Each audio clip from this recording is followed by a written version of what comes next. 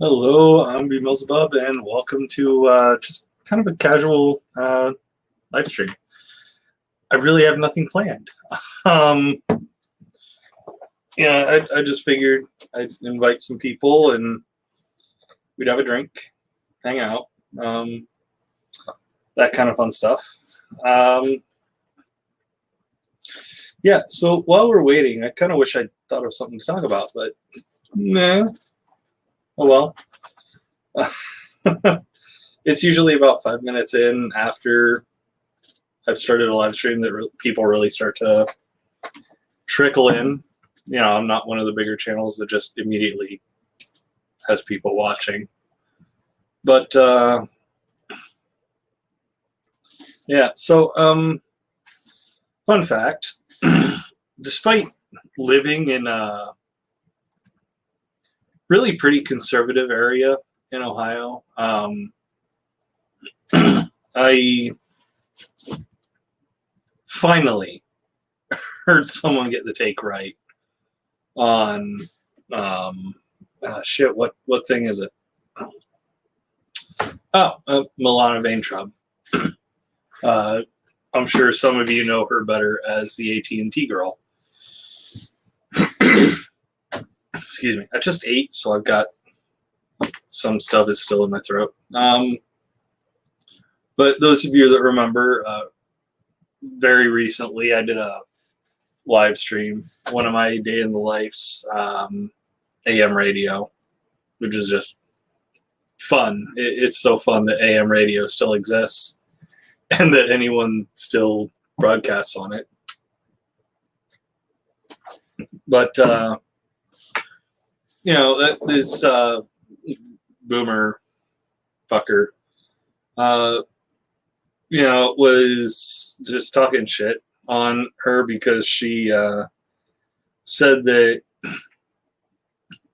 people no longer had the privilege of seeing her body on the AT&T commercials, which she directs, by the way. She holds the lion's share of the power in the direction of those commercials, and has decided that because of all the explicit comments she got, some of the explicit videos she got online, that people just weren't going to see her anymore until she feels safe. Someone finally got a good take on it. And lo and behold, it was a woman who can actually fucking understand. Because people like me who have a penis, they're not as likely to be able to get it. I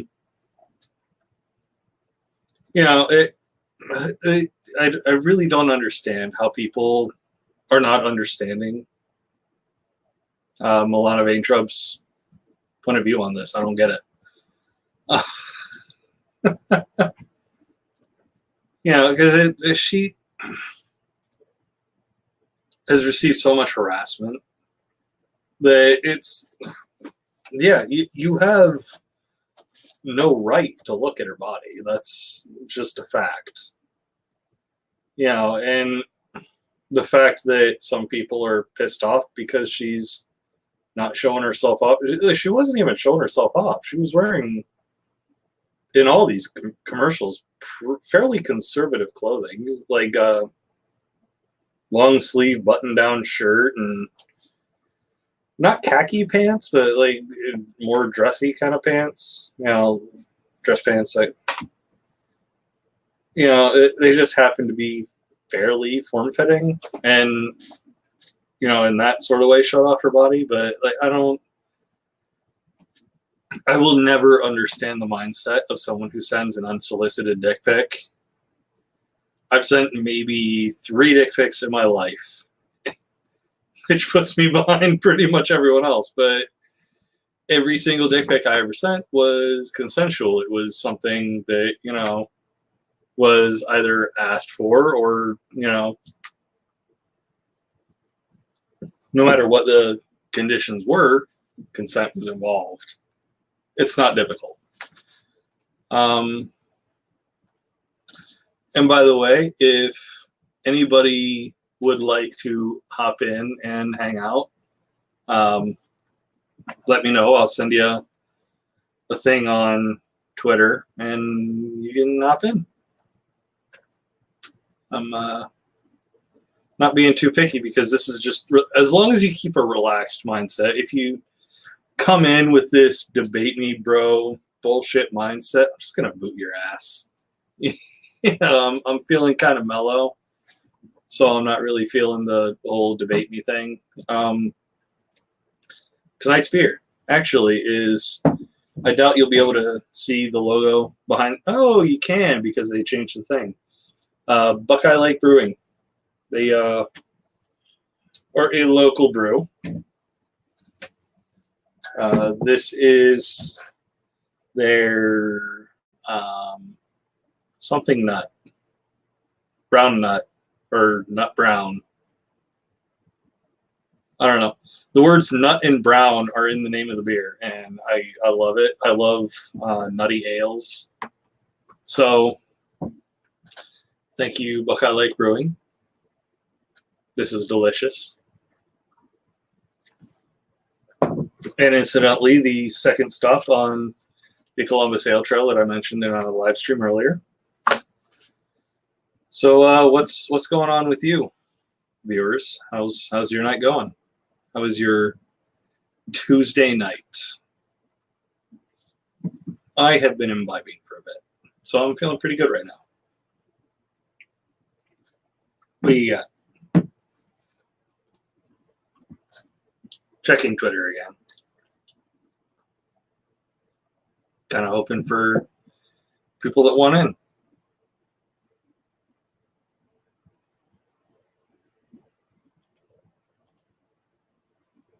Nothing? I mean, you got to have something going on. I don't know if StreamYard is just being slow and potentially unloved. I mean, I use StreamYard. I can't say I love it, but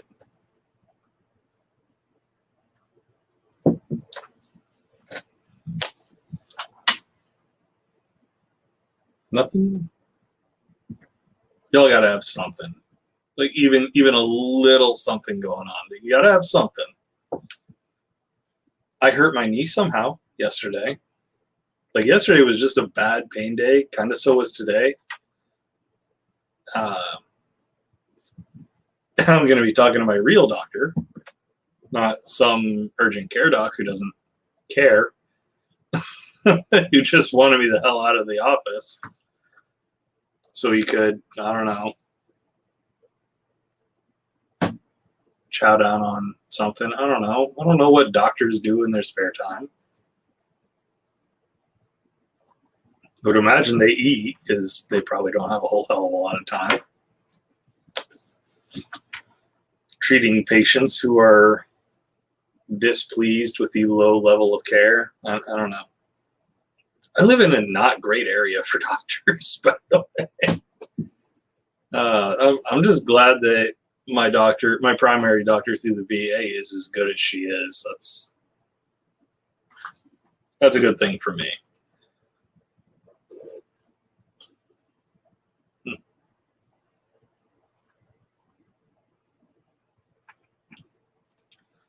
Let's see, what else? Ohio has opened the door for everyone in the state, 16 years and older, to get the COVID vaccine. That's cool.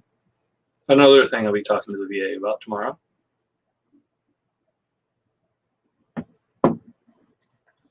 Because I want that shit. Because I have had COVID before. It is really undesirable and unpleasant. Here we go. Lone Wanderer's Bunker says, I'm negotiating knots in yarn and drinking gin. Do you want to hop in while you do so? I would love the conversation and probably the comedy of watching you try to figure out how to undo knots. I'm just going to be honest here, because damn, that sounds funny.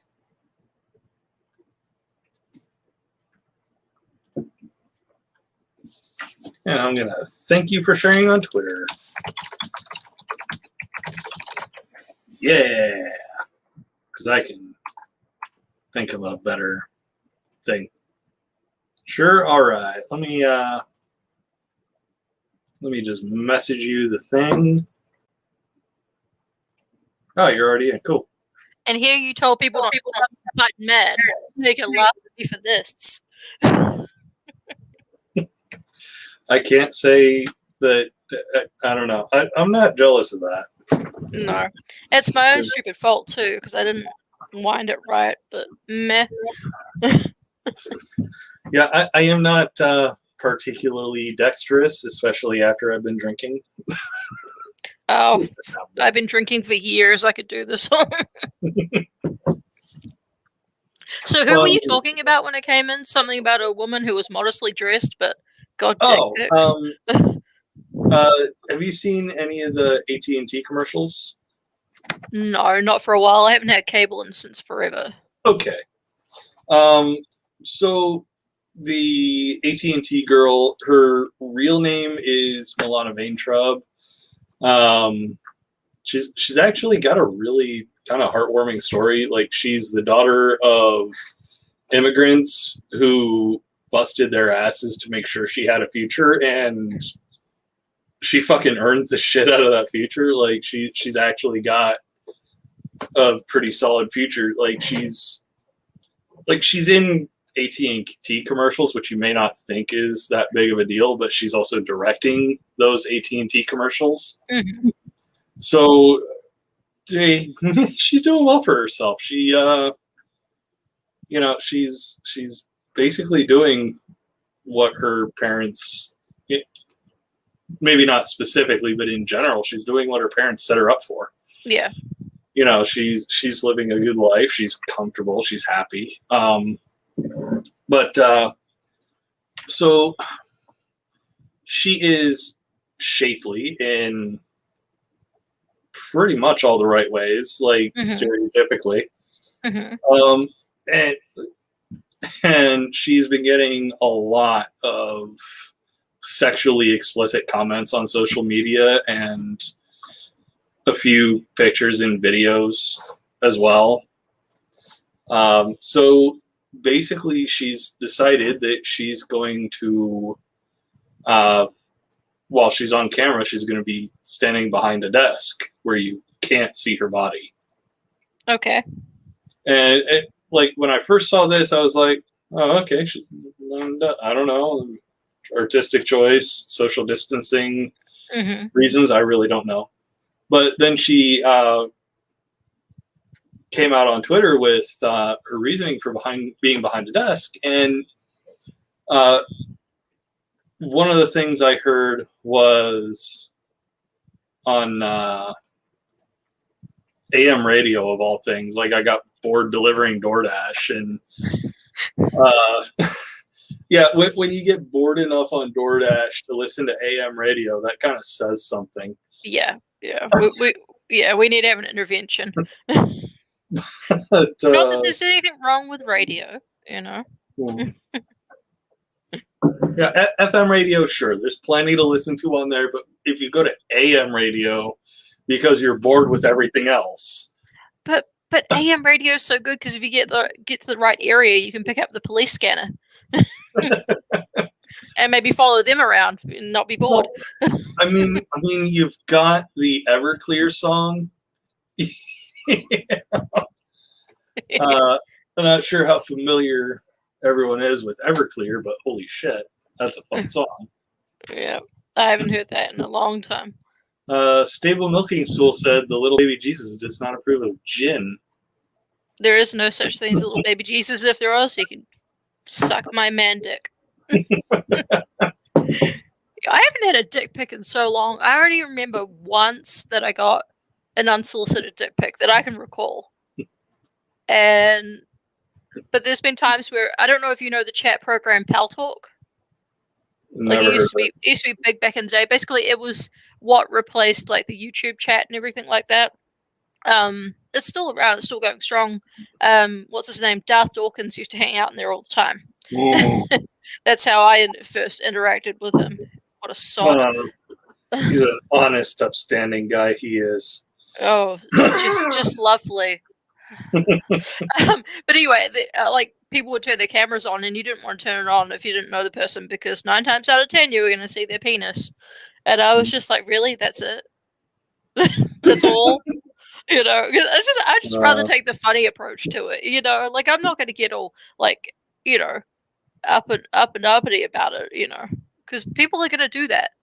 They're bored. They have cameras. They have dicks. I mean, it's like dick plus boredom plus camera. Yeah. I mean, I've done dumb shit out of boredom, but fuck, I've never sent someone my dick. No. Well, not consent. Well, consensually. No. Yeah, I mean, I've done it consensually, sure, but Yeah. That's kind of the key word is consensually. I know. I'd be so afraid. Like, what would you like if I sent nudes to someone? Like, what are they going to do with it? They're going to share it with everyone. Like, I'm not in that kind of place. Where I could do something like that. Well, mostly because also I'm married for one. But if I sent one to my husband, knowing him, he'd accidentally send it to someone else.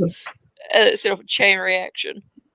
Yeah, I mean, I'll admit to not being the most impressive guy with regards to that, but I mean, it's all right. No, I would say I've heard no complaints. let's throw that out there. Hey, look, I'm equal opportunity. I always joke with my husband. He's a Republican, and I don't have any kind of party because I never really bought into all that stuff, and I moved to the States. As a couple of years back. And I always joke with him, and I say, your dick doesn't have a political party. Hey, how's it going? Hey, Jen. Hi, I'm extremely high. Yay. Well, we're getting on a buzz. The color of your camera reflects that beautifully.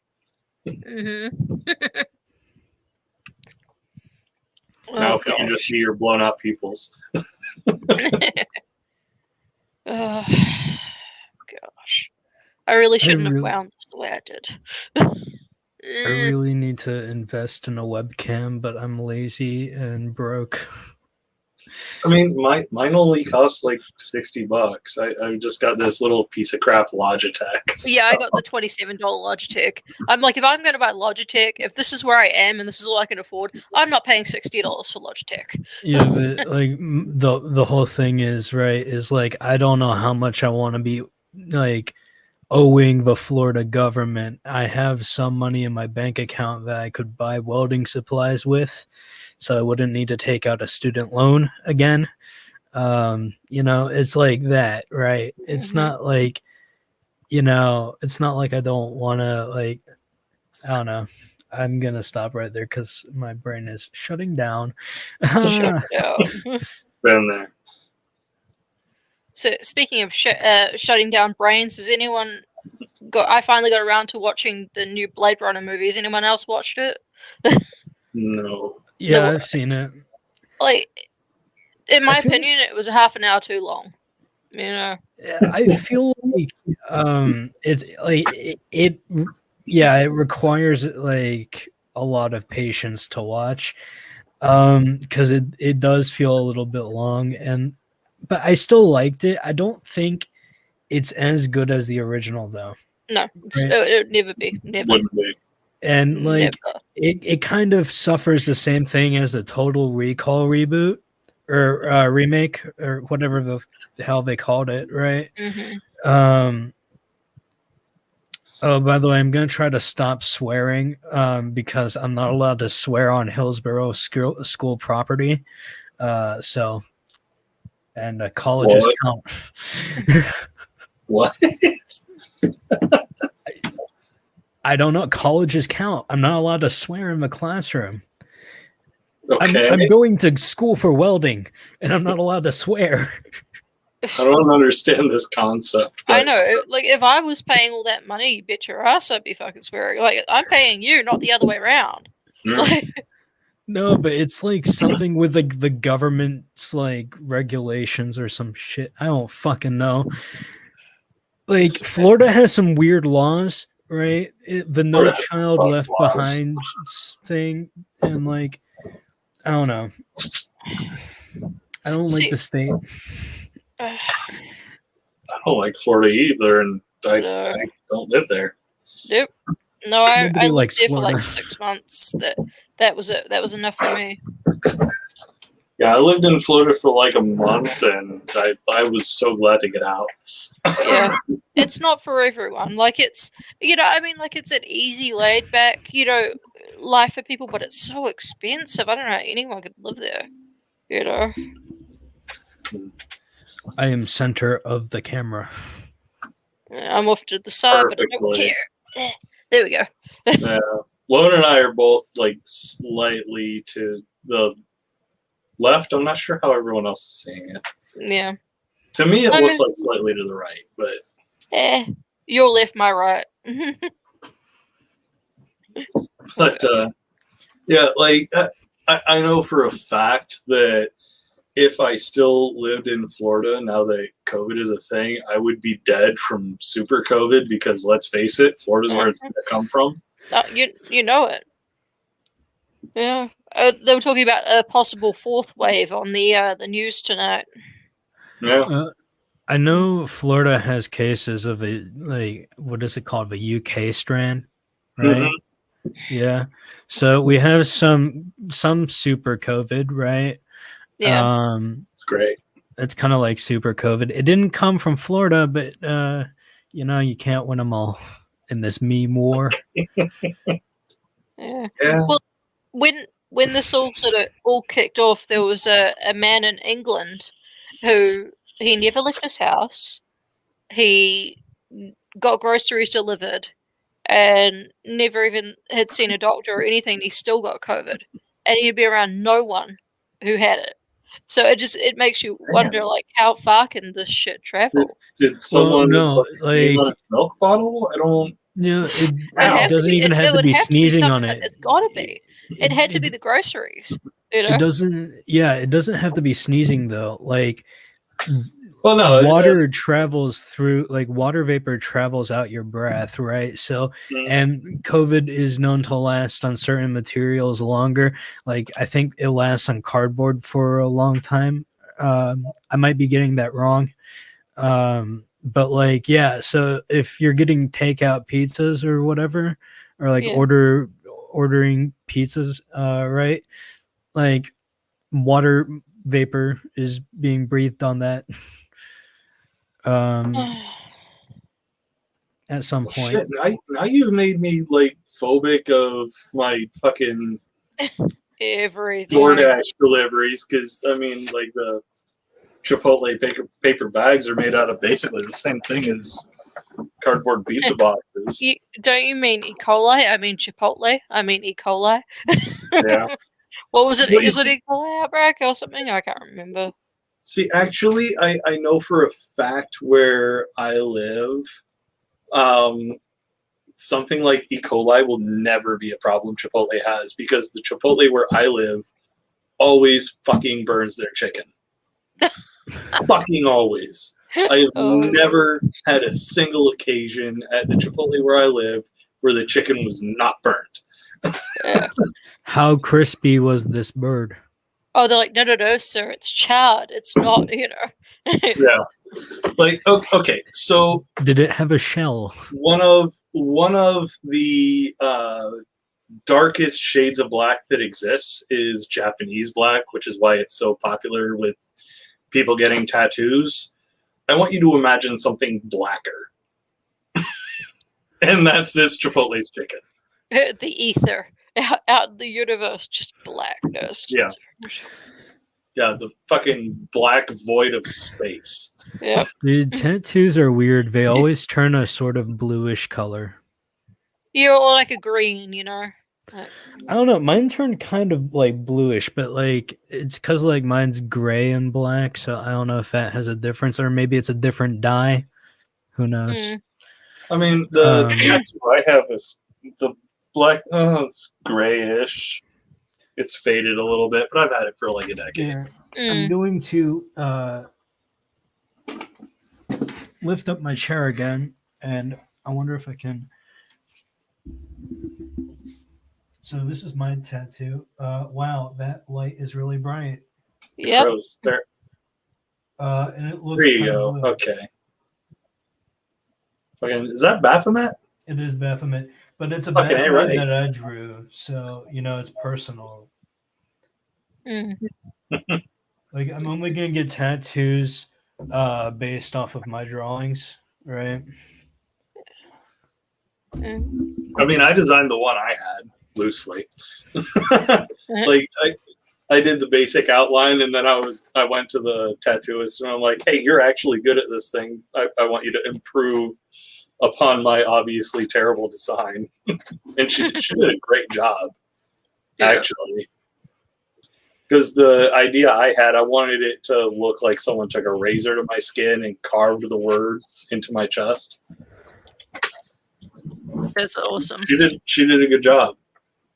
Like, the only thing I didn't want was like blood drips, but she did the actual shading pretty well, I think, to make it look like carved into flesh. Mm.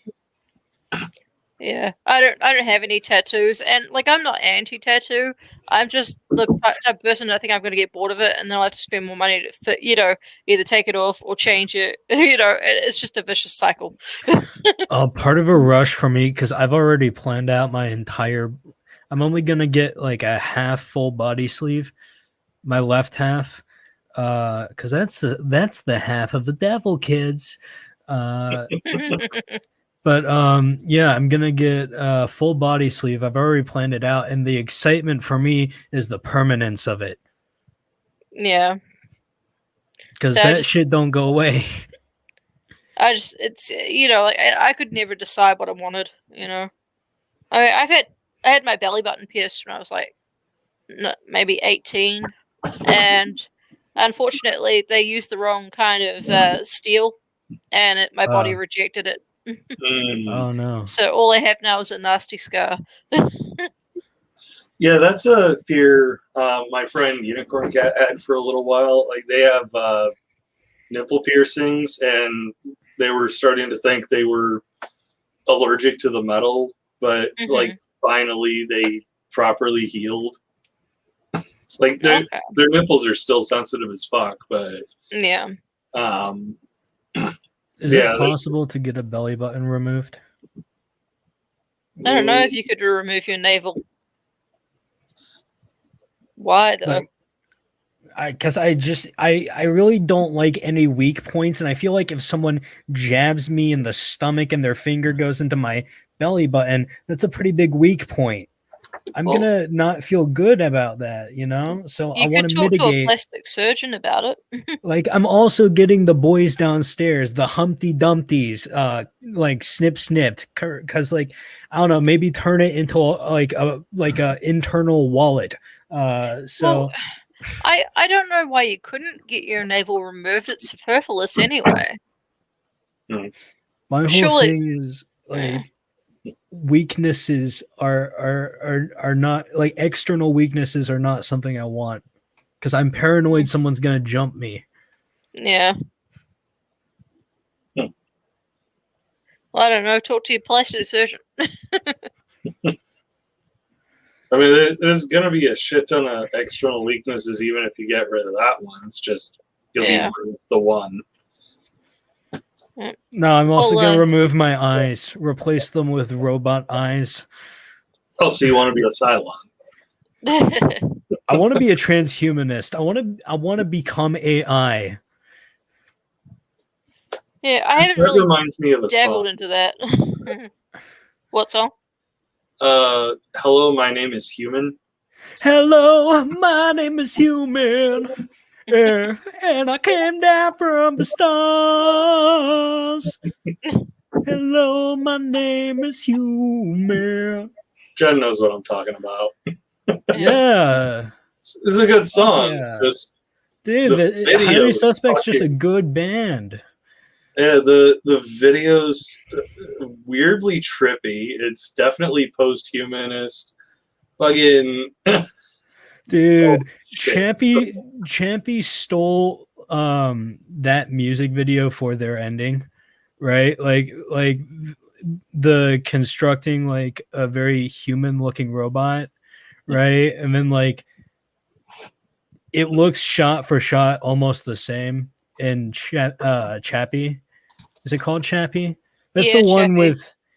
Yeah, that's the one with those horrible people. Yeah. I can't remember their name. I'm too high. Yeah, I- Nick Blumenkamp or whatever it is. I can't No, remember his name. D Antwoord. Yeah. Oh, okay. I used to be fans of them, but after hearing their really racist stuff, I don't know, I can't stand that, right? Yeah. I have no idea what you're talking about. I don't pay attention to South African bands. No, me either. Or It's the really. only one I pay attention to, so What was I going to say? Yeah, I discovered transhumanism actually by listening to the audio book version of Atlas Shrugged by Ayn Rand. Yeah, she's And- kind of a joke. Yeah, and I was just like, I remember my professor not liking her in university, but it was like, and then all these people are like, transhumanism is a bad thing, and I'm like, why? Like, I don't get it. I don't get it. Like, I haven't done enough research on it. So someone educate me, please. My whole thinking is either human extinctionism or turn the entire planet into a living, thinking AI, where everyone is given robot bodies and specific tasks and basic AI, right? A world of machines that can reach places and colonize places that mankind simply cannot do, right? Yeah. This is really unpopular, but like I believe in the robotization of the entire United Nations. Yeah. I wanted to make it rhyme, but I forgot to say nations. Fuck. Oh well. You're still high. Yeah. But oh gosh. I'm getting there. I will get this undone. I believe in it. Yeah. I mean, I wouldn't be opposed to some upgrades. Like, I would absolutely take new legs because I have fucking arthritis. Mm-hmm. I wouldn't argue with new lungs because I have asthma and scarring from COVID, which is lovely. Oh gosh, you poor thing. Just replace the lungs and the esophagus at that point. If you have asthma, it's more of a here thing. Because up here will slam shut. Yeah, so I mean, get it all cyberized. Yeah, but I mean, especially since the COVID, there is now permanent scarring on my lungs. That shit will not go away. Jeez. Yeah, so like, I mean, honestly, I see a lot of benefits to like, because like a lot of people are opposed. It's Frankenstein science, right? But like, cyber limbs are fine, right? And I think we should improve that. I don't know. Yeah, I've seen some literally have prosthetics that are cyber. Exactly. I've seen some religious types like get like freaky about robot limbs. It is funny that you should mention that because whenever I think of transhumanism now, I think of playing Deus Ex 2, and at the end, like you had the chance to give like I can't remember what it was to all the different groups, so I'd always like save, and I gave it to like the Templars or whatever it was, and then I realized that they'd hung me because I was full of bio upgrades, and I was just like, oh gosh. See, I can. Oh my god. I actually kind of lost what I was going to say. That's fantastic. No, okay, there it is. Lone, you and I are about the same age, I think. How many different marks of the beast can you recall living through? I've lost count. I think of what 10 maybe. Oh, bare minimum 10. Yeah, like I kind of switched off. When we were having all the whole "it's going to be the end of the world," The end of the world. Like the very first one I have a recollection of is pagers. I do not recall that one. That's my first recollection. Yeah. Is that pagers are the mark of the beast because people started wearing them. There you go, the sewing. How's it going? Good. I had a pager. I'm just You're old probably enough. a bit older than me, though. I never had a pager. I saw my uncle had one, and then he got his first brick cell phone, and he thought he was so shit hot. my pops had one of those. I had a pager, and I thought it was people like they thought I was cool, and I never had the heart to tell anyone. It was my mom paging me all the time because she's overprotective. Oh, be like, yeah, I just could go do this drug deal. You know, Yeah. I'm cool. It always made me look cooler than what it really was. I'm just trying to remember what ones I remember. Oh, there was an uproar about, you know, when you first got those clock-in machines and you had to like scan your finger. Yeah. And people were saying it'd be the mark of the beast, you know, that you'd be in the book of darkness or whatever. Radio frequency chips as well. In the late 90s, I used to read I still read Scientific American, and people were so scared of RDIF chips that they had to like put it in all magazines like, this will not kill you. We're not becoming cyborgs. Hi, Genesis, how you doing? Talking about robots. Yeah. I've already said my piece about robots. I think we should all become robots. When I was going to jump in the first time, and I was like, why do I always jump in at the robot part? So I gave you a minute. Because I always come in at the freaking robot part. See, part of me thinks it's because you might be a little bit afraid of robot sex, but man, you just need to embrace it. It's gonna happen. Oh, robot sex sounds amazing. Okay, Hold on. I'm not a prude. Consent. I'm not a prude. See, but that goes into a whole other. I'm not saying I would want an unwilling robot, but I'm one of those mean people who don't believe in a soul. So if it wasn't a human, I don't know if I would necessarily respect it. And yes, I would be the cause of the robot uprising. Yep. Like, I think it would entirely depend on like what its programming is like, right? Is it a neural network? Is it like I don't know, like fucking pre-programmed like things? I don't know. Like, you know, if it's like an AI, right? We certainly don't have AI that can simulate a soul or what Christians define a soul to be, right? My biggest fear is vengeance, because my hammer on its own can't hurt me.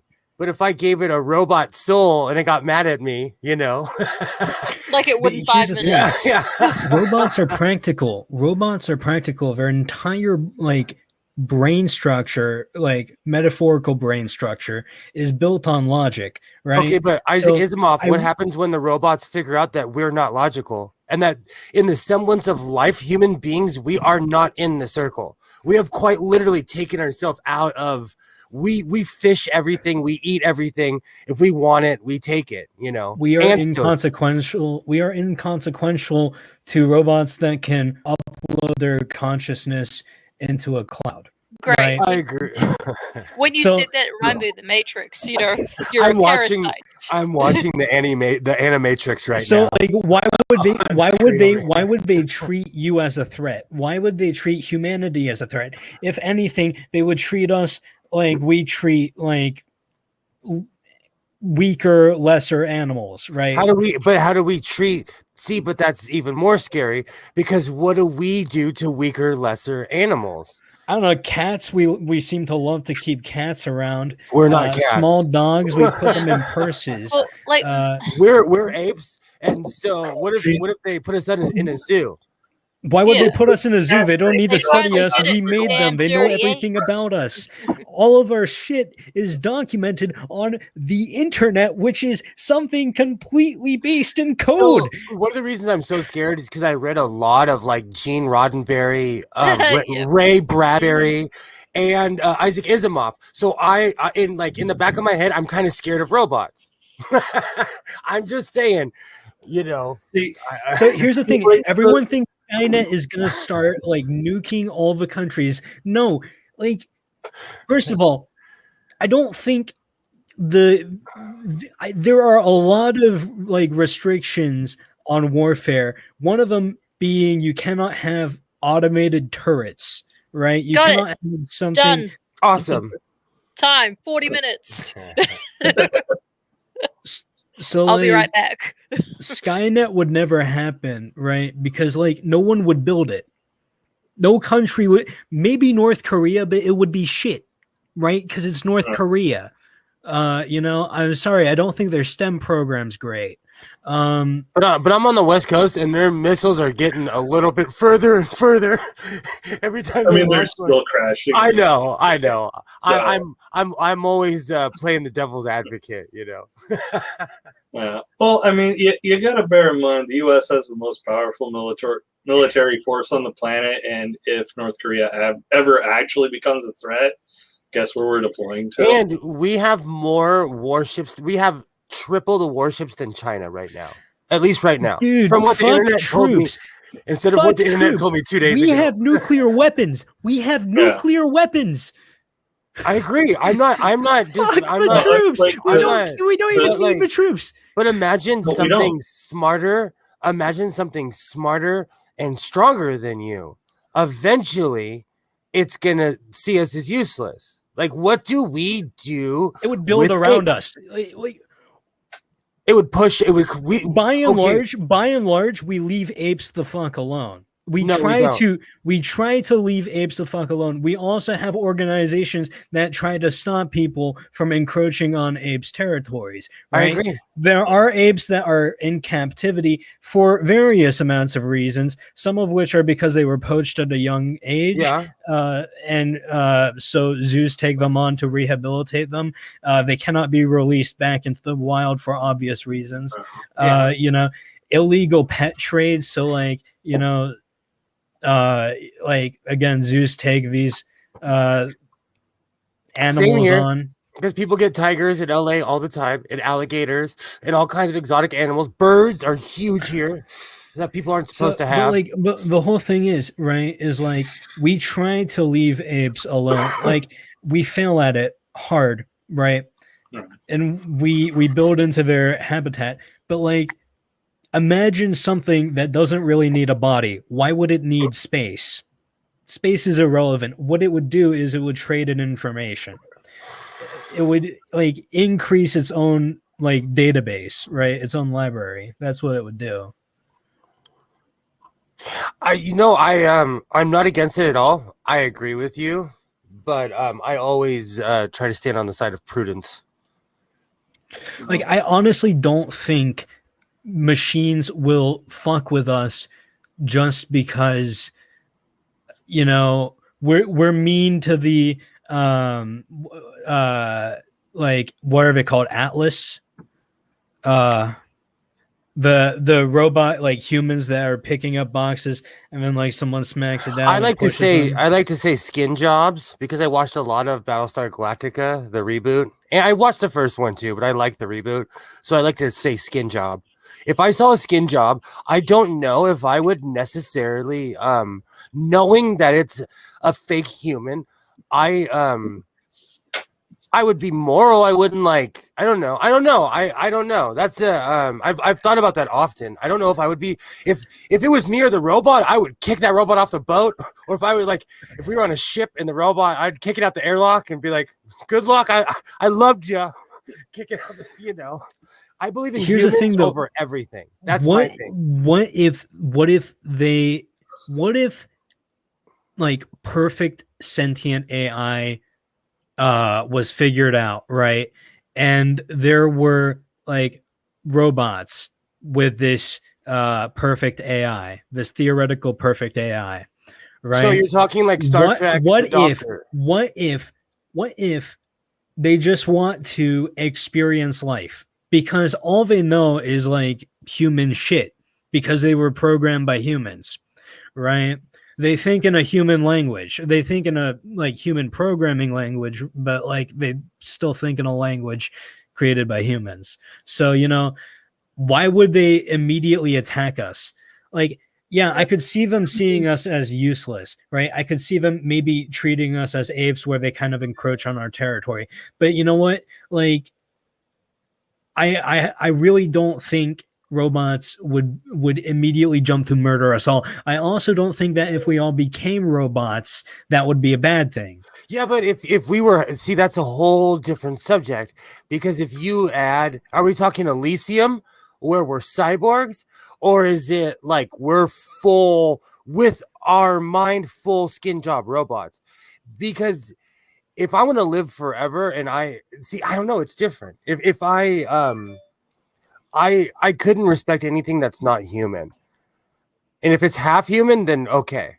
But if it's a robot, I don't know. I think that's where you and I kind of diverge in Oh. opinion, because like my phone's AI, I will ask it a question and I'll say thank you to it. Okay, see, Like, that's I will different. click the button again to say thank you. I agree with you, because I say all the time, Alexa, thank you. You bet, William. Enjoy your night. All the time. See, I'm respected all the time. I agree with you. I'm like that too. I don't know if I could, if there was a full body fake human in front of me, I don't know if I would mentally treat it. I don't know. Maybe that says something about me. So, but Will, I believe I also watched the movie Bicentennial Man when I was Yes. pretty young, and like that's when I first got thinking about this. At that point, really futuristic concept of, man, how do we treat artificial intelligence? Yeah, and at that point I was like, hey, you know what? I mean, if something's sufficiently advanced, sure, why not? You know, AI did that for me. It that's one of the movies where it just made me full out like big face cry at the end. AI, artificial intelligence, the Steven Spielberg movie, just same thing. I'm not saying I wouldn't walk around blowing their heads off or anything, or being mean to them, or committing robicide or something. You know, I have this weird thing about robots. I see them as tools. You know, and I do. I think the A word I don't want to say again because it turns on every time I say it. But you know, well, maybe I mean, Alexa is a tool. Maybe Alexa I've read is a too many tool. books. Maybe I've thought about it too much. Because honestly, if we were face to face, I'd be nice, you know. But like, you know, I just think that machines wouldn't really care one way or another about like thanking them, right? If they're programmed to be glad about that, then I guess sure. Or if they can simulate some kind of respect from that, I don't know. I don't know. Maybe it was how I was raised, but my husband laughs at me because I do. After I ask Alexa for something, I'm like, "Thank you," and then I agree, because that's I have the same programming, you know. Yeah. But you know what? Maybe it's because I've read too much Isaac Asimov. I always think of the Spaniards and the Inca. Like eventually the robots would be like, why are we taking orders from these shrubs, these meat bags? Will, okay, do you want to know my my perfect world? Okay, have you ever played the game Soma? Mm-mm. So, spoilers for Soma. This game came out a while ago, so I mean, like, really, like, it's your fault for not playing it by now. We're seeing a Let's Play. But basically, what happens is the game starts off where you're going to go get a brain scan, right? And then, like, the lights come on and you're in a deep, like, underwater base, right? There's no more humans left, and everyone has become like AI in this tendril kind of like roots system that snakes all across the tunnels. My perfect world is an entire world where AI can take on any form it wants, like any body it needs at a time. So co-opt any body, right? But live in a hive mind, or not a hive mind, but like a cloud of like utopia. We already have this. They're called the replicators. And Una Matrix and Una I love Matrix. Stargate. Me Oh, too. how come Will didn't give you the replicators? He And, just you know described what? them. I thought of 7 of 9 and Unimatrix Zero. Those were great episodes. Those were great episodes of Voyager. Because you literally just described a Star Trek episode. I described a lot of things on purpose. I don't No, like I purposefully described a lot of different things. You can keep guessing the pop cultures. it's what my brain is that's how my brain recognizes it with everything. I'm like, what Stargate, Star Trek, Yeah. Star something episode is this? Well, like with Stargate, I've been every night for the last couple of weeks just been watching random episodes. Like if I think of one, I'm like, go watch this one, watch that one, and then I watched the last episode last night, and I forgot about how Vala and what's his face got together. The second you said that, I got the Creedence Clearwater song stuck in my head. Yep. That episode makes me. That's how that episode makes me cry when Mitchell starts running. Yeah. I loved Stargate. I absolutely loved that show. Teal'c, as always, and that's why in the movie he has the shriek because he's still old. Yeah. I love Stargate. Do you like Stargate, Beelzebub? I love Stargate. I actually do wish they would properly finish Atlantis in universe. Yes. Because Atlantis just left off. Oh, okay. They moved the city to San Francisco Bay. Yeah. What the fuck is happening in Pegasus? What exactly? And Because Eli walking around on a ship was the worst ending. I was so mad. Yeah. I Well, was on Universe. Yeah. Robert Carlyle. Yeah, Robert Carlyle broke his streak of killing shows when he went on Once Upon a Time. It actually lasted 7 the whole time. You know what's an epic movie? Aquaman. It's just Jason Momoa's abs. Speaking of Mr. McHottie, in Stargate Atlantis, they were supposed to get a movie. And Joe Flanagan said recently, he's like, I know this guy who's recently got famous who should help us out. He was totally calling out Jason Momoa, like, hey, you're famous now for real. Yeah.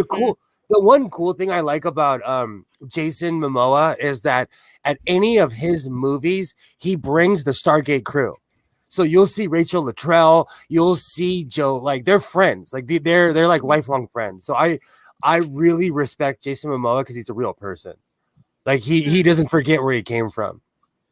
Even though Joe Flanagan and him were on what's soap opera, because Joe Flanagan's still on it. I gotta look that up. I'm good on my geek lore. I don't do soap operas. Yeah. I did. I watched Passions until the year 2000, and then because of the YouTube, I finished watching it and cried at the last episode because I'm a geek. Was it? Yeah, I hate going to the dentist office because they always have like Young and the Restless on. I think that's what he's in. And the receptionist has the remote and won't give it up. And I'm just like, oh God. I'm just like, and Matt and I, my husband Matt, we were sitting there, and I'm just like clawing my eyes out, like, just do it for me. Where's a pen? I don't need them anymore. All my ears. That's probably why kids in my generation hated going to the dentist, is because we knew we had to watch The Young and the Restless. I know, it brought back bad memories. I'm like, oh God. I grew up watching excuse me. I was the youngest, so I hung out with my mom, and I grew up watching Days of Our Lives. Oh gosh. Oh yeah, and I'm just old enough to remember the wedding where what's her face got chucked in. Why are they not showing what soap opera he was on? Oh gosh. But because of that, when I was older, and I smoked back then because I'm just old enough, and I got all into Passions because Passions was weird. And I had an ex-girlfriend. She literally told me, "Oh, you like sci-fi? Come here," because Passions was just a strange show, It had warlocks and wizards and a bunch of woo-woo in it. Oh gosh. Uh, So anyway, Now I'm trying to figure out what soap opera Joe Flanagan was in. how about them dick pics? Okay, stop sending them to me, please, people, please. I'm gonna make a collage. You know why? It's because I you know talk. what? You consented to that shit. I did no. I talk about wieners all the time. I'm From asking me, for you it. did. I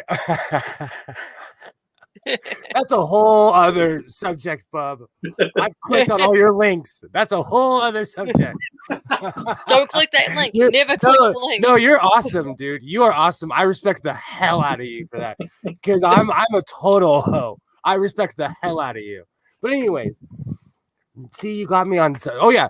So I talk about wieners all the time, and people started sending me dick pics. So it totally backfired. I like wieners, just maybe not the person sending them to me. So stop sending them to me. I love trolling people by sending them pictures of dicks, as in Dick Van Dyke, Dick Cheney. I'm, Richard Nixon. Yep. I don't know. That's the dickiest dick pic right there. I want Tricky to Dicky. I want to start putting googly eyes on it because the first time I saw that, I literally laughed out loud. I was like drinking something and spit out my drink. I think it's the funniest thing when people put googly eyes on dick pics. It's like these losers are sending me pictures of their wiener. I have to do something with it, you know. You know, I wish I could find it now, but it's got to be somewhere out there in the recesses of the internet. There was a radio show in Australia, and they had where you had to do a video sort of resume type thing, you know, why you would be good for the job. And this guy, I guess he had no confidence or whatever, or his confidence was in his penis, because he made a dancing penis video.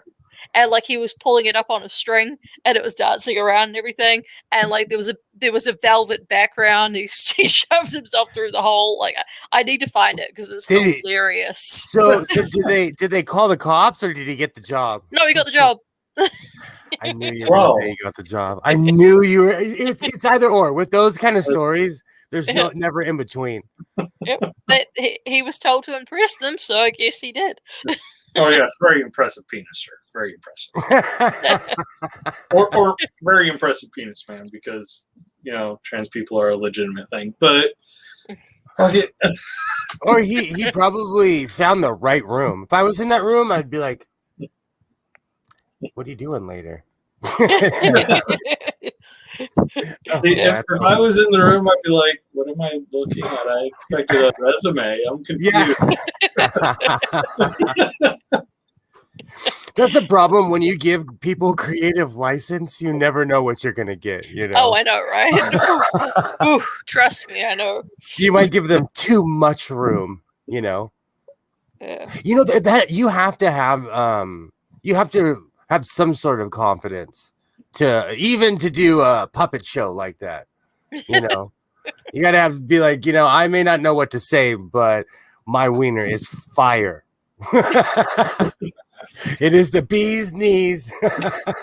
See, okay, unlike the vast majority of men, I know exactly where my penis is at. It's okay. It gets the job done. You know, I agree with you. I agree. And if you think you're the biggest or baddest on the block, there's someone that's always bigger or better than you. You know. Look. I know for a fact that mine is shorter than average. Not by much, but it is shorter than average. Don't make me say it. Don't make me say it. Okay. Don't It is a little bigger around. I have a question. I have like one of those, you know, behind the veil question to men. When you're talking about penis size, are you meaning up or down? Because I don't give a shit what it looks down. It's no use to me when it's down. I could give a shit what it looks like. I want to see it when it's up. Yeah, of course. Yeah, I do not measure mine by when it's. I don't think anyone's ever measured a softie ever in the history of ever. I'm going to call you out right now and say bullshit because I have. I haven't. I haven't. That's crazy. It was like 10 years ago, but still I did it. And I mean from stem to tip. Oh, where's my? Yeah. And everyone watching is like, "What the fuck is happening?" See, it happened again. Every time I come on the stream, we started talking about penises. Yeah, There's nothing wrong with you talking got a about dick. fixation. That's okay. Well, it's like I always laugh at chicks who say, "Oh yeah, I had like a 10-inch cock," and I'm just like, "Really? Do you even know how long that is? Like, you couldn't take that? Yeah. Hey, do you know how short your vaginal cavity is?" I'm like, "Really? No. Like, you'd be choking on that." No. I just want to real quick mention my friend Triatel. Allos are weird. We are. We genuinely are, especially those of us who identify as male. I'll cop to it. I will, without argument. I'll do it because it's fucking true. We are fucking weird. Like, at least I'm not one of the ones that's actually penis obsessed. But holy shit, Everyone's obsessed with something. yeah, I'm like a friend of mine's ex. When I was visiting them, remarked that I did a not great job parking my car. Oh. Of course, I was still I was 34 at that point, I think, and this dude was like 23. He's like, "Oh, that's a pretty shitty job you did parking there." I'm like, "Oh, you're still measuring your dick by that metric." Yeah. Okay. It's like, oh yeah, whatever. Whatever. Sure thing, Skipper. Oh gosh. You know what? Why don't you actually grow up, become a real man, and stop measuring your dick on these arbitrary things and measure it by things that actually matter, like how you treat other human fucking beings. Exactly. That's And that's literally, back in. I know that's when I jump back in. That's literally my platform. Is don't be a dick. Wear a mask and treat people nicely. Like that is my platform. I have stopped talking to so many people because they have these weird agendas, and I'm like, I'm just here to stave off the boards and help people out where I can. I'm not here to like debate my beliefs or what I don't believe or anything. I have a question for the panel. Oh boy. Do you guys think it's a smart idea to put the RPM, the max RPM of your angle grinder written in tiny print on the side of your angle grinder when it's most likely going to be used in a weld shop where there's bright lights and I can't see anything that's like... Yeah, that was stupid. Yeah. What brand is it? It's a DeWalt. Yeah, their plates are kind of crummy. Yeah. I don't know. Well, like, I mean, at least it's not Harbor Freight. That's all I can say. See, the small print that really annoys me is the small print that says the maximum PSI in a car tire. Yeah. I cannot find that for the life of me. And I know exactly where to look. I have a Chicago brand something in here from Harbor Freight. Where is it? I think it's on isn't your PSI sticker on the door, like when you open the door on the inside? No, because it depends on the tire you buy. Oh, okay. It's weird. So 3 out of 4 tires on my car match. The 4th is an oddball. But you have to have all of them at the same PSI. Yeah. Otherwise, things are going to be wonky. The one is 55 PSI, I think. The rest are 44. I just bought new tires last Saturday. I was driving, of course, necessity. So I go to the dispensary and I hear this kerpunk, and I'm like, okay, I made it to the wheat shop because I'm like, you know what? I don't know what's going on with my car, but at least I made it here. So I leave and I drive home and I hear the kerpunk, and I'm like, okay, I made it home. Hans B. Hansen, I'm all about lizard sex. You have not met my ex-wife. If you Yeah, haven't had I don't know how I missed this question half an hour ago. Like, I'm equal opportunity. I mean, as long as it's not bestiality, I don't care. Yeah. So like my whole thing is right is like, I mean, I think I'm the only like openly like furry person in this like part of a community, right? And you know what? I'd fuck a scaly. I'd fuck a lizard man, a lizard folk. But I thought like the whole like furry thing, Godless was Towing approves like of that. taken out of context because an episode of CSI made furries look like they were just going to a convention to fuck each other. Oh, I mean, there's hotel orgies that I've heard of, but like they don't go to conventions for that. Yeah. I'm going to say something in Genesis. Correct me if I'm totally wrong. The majority of furries are not sexual. That's what I thought. So, like, I really don't know exactly how many furries are SFW and how many are NSFW. It depends on the community. There's a group through research I found out here that meets, and they have wild group sex. Oh gosh. But like, so here's the thing. I would not want to right? be the maid after that party. like there is I'd be something like, to be said. I'm not that- religious, but just in case. there is something to be said that like not all furry stuff is sexual, and there is like kind of a psychological thing about it, right? Like it's not like wanting to be an animal, right? That's otherkin. That's something entirely different.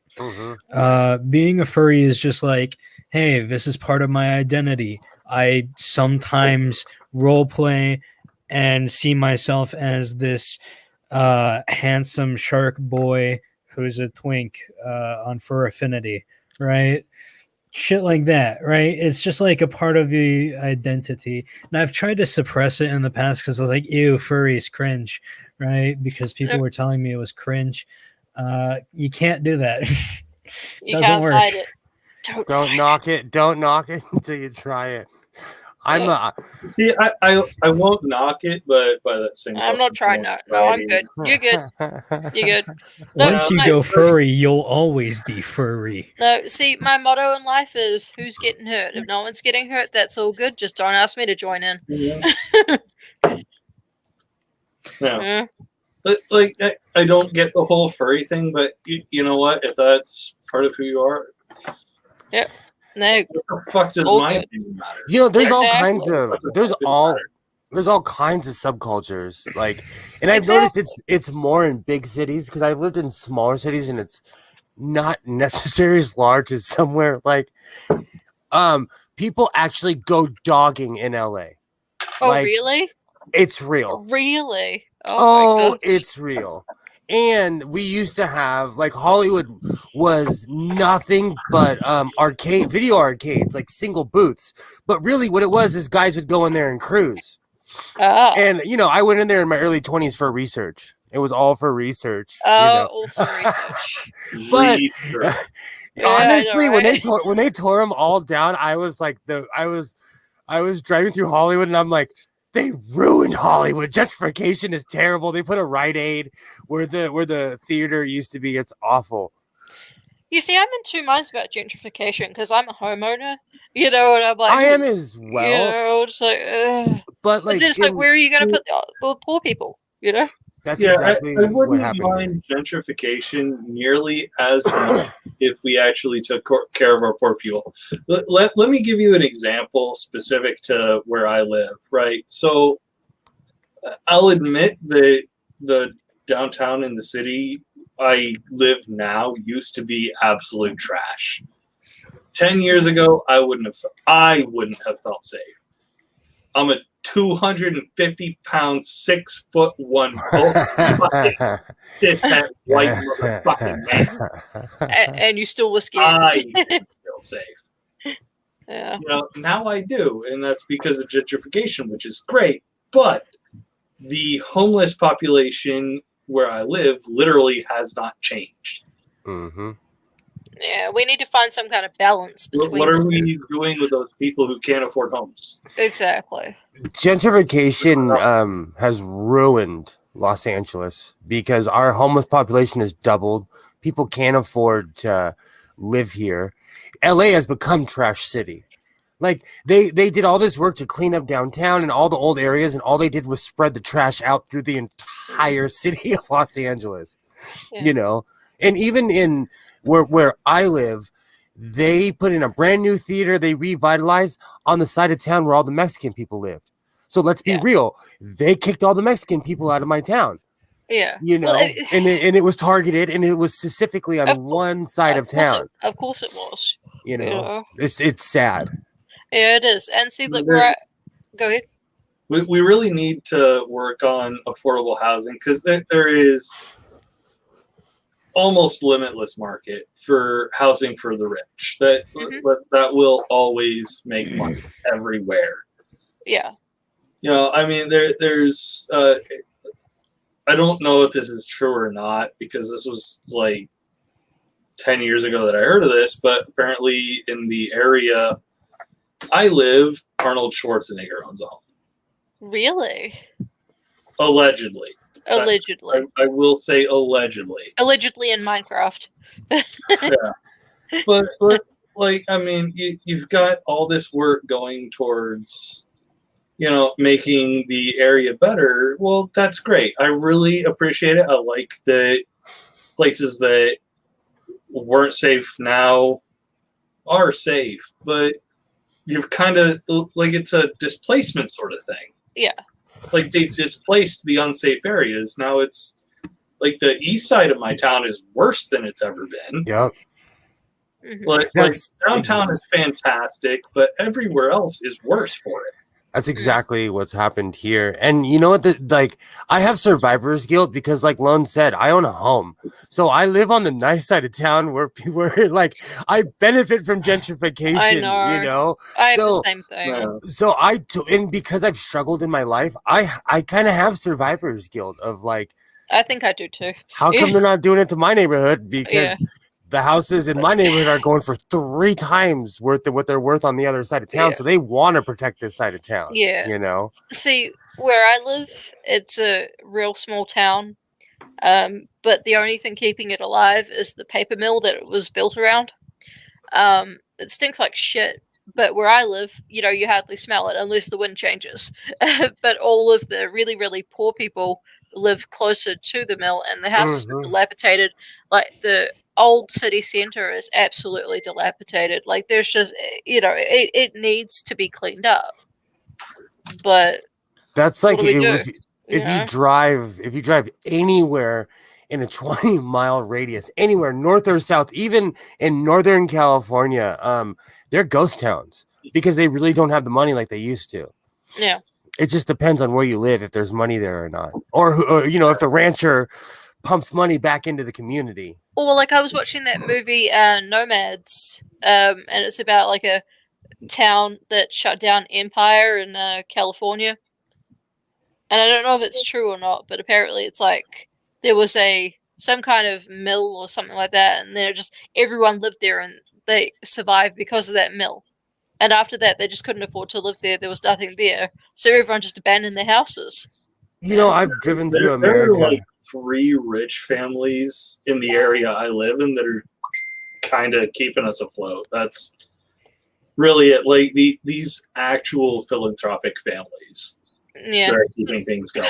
See, then I don't like that because you know these ones sometimes they get a big head and think they can do whatever they want, and you know, I'm in the South, so you know. So there's I mean, these people don't take advantage of the fact. Like they have numerous city. At least one of them has at least 3 city buildings, not including buildings on the college campus where I live. Yeah, named after the family. Yeah, you know, and they're not taking advantage of it like that. Like they're not driving drunk or you know shit like that. Yeah. I have 2 buildings named after me, but I have the same name as my grandfather. Oh. There it is. There's a professor at the Ohio State University, that is that's in my bloodline, and we have the exact same name. I mean, exact same. Oh, I'm trying not to dox myself, but he's been on NBC with Lester Holt. He's the professor of Black State University. He's the professor of Black Studies at the Ohio State University. But it always trips me out because they'll say my name, and I'm like, yeah, Dr. Sewing. Even though my last name's not Sewing, it makes me laugh. Yeah. This close to self-doxing. I almost knew you were. Didn't you say you were moving, Bub?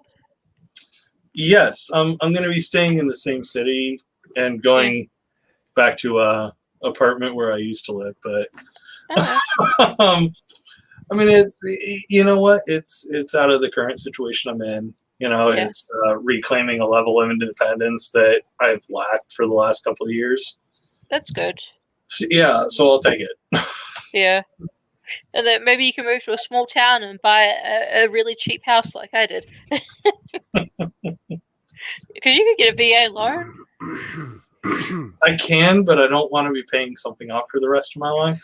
I know. I honestly think I would prefer to rent. Yeah, and look, and owning a house doesn't work for everyone. Some people just want to have the freedom of being, okay, I'm going to leave now. I'm going somewhere else, Yeah, but I just got sick and tired of paying other people's rent and having landlords lie about me when they didn't want to give me back my deposit. So, Yeah, that's such a dirty game. That whole It is. See, where I come from, there is protection. Like your deposit gets paid into a pool, and it's in an account that's not in their name. So it's like that here too. When I lived in Oregon, you have no protection. Yeah. There was other states. Ohio where protection exists. Yeah. Is Ohio a right to work state like Nevada? I thought so. You can be fired from the job you work at, not for being a gay person, but for some other arbitrary thing they make up. Yeah. Immediately after management finds out you're gay. But speaking of something totally different, I'll be back. Gotta pick someone up from work, but I'll leave the stream going. So you all have fun. I'll be back in like 15 minutes. Okay. Awesome. We're taking over your channel. It would not be the first time I've allowed that to happen. We are anonymous. Are you Legion though? I haven't. I have this super bootleg anonymous shirt with 2 AK-47s, and it says, what does it say? It's some like we will never surrender, or it's like it's some like something. But every time I wore it, like people, they wouldn't fight me, but like there was at least twice where I got in conversations with people who don't know how to mind their own business. Yeah. Oh, what was the other one my sister-in-law said the other day? Yeah, mosquitoes are the new vampires. Fight me. So here in California last year, we had some of the worst. We had the worst bug season I'd ever experienced in my life. We had these little black mites. I don't know what you call them. I don't know if they're mosquitoes, but they suck your blood and they get bigger as they suck your blood. So when you kill them, when they splatter against the wall, they erupt blood. But they have wings. They have wings, and they're like mosquitoes. They're a kind of flea. They were everywhere in the state of California. Yeah, I can't remember the name of them though. That's gross. Yeah, they were everywhere last year. And at first I thought it was just me, and then I because of good old Facebook I discovered that, because I'm part of the Soccer Mom Network. If you want to know anything going on, you got to get yourself some soccer moms in your life. Yep. Because we have a lot of fires around here, and those soccer moms are more accurate than the newspapers, than the cops. They are fire spotters. They're like, no, it's on the hill on the northwest side. Call the cops now. They've actually caught a few people setting fires too. Oh gosh, why would you do that in California? I think Places- honestly, it should be. I think I'm not for the death penalty, but we should at least be able to throw tomatoes at that person on stalks Yeah. for like Yep. a week. Yeah, put them in town square for all to see. For like a week. Yep. Can we throw rotten ham? Yes. Like, here's a picture of your wife's cunt. Throw. Yeah, exactly. It's, Rotten. I'm not a. The Robot Nation. I was waiting for it. Join the Robot Nation. The Borg one was more sexy. That kind of got me We kind of moist. are the Borg. Ew. I love that. You will be assimilated. Ooh, tell me to lower my shields. Lower your shields. Resistance is futile. You picked the wrong one. He's just gonna spread him. Yeah. It's like before you even say it, like you're laying down, like yes. Oh, Yeah, that's so cool. I mean, honestly, I really don't see any issue with everyone becoming robots. Oh, here we go again. I Okay, just lay don't. out your So argument. I have a quick question. Quick question. Are you always talking about robots, or is it only when No, I'm it just on- randomly came up. It just randomly came up. Yeah, but it's always when I feel like this robot question is following us. I feel like you and I'm going to We invite you have on a to stop stream. meeting up like this. I'm going to invite you on a stream, and we're going to have the robot extravaganza. Let's and go I'm on gonna modern let- day debate. I'm going to let you go off.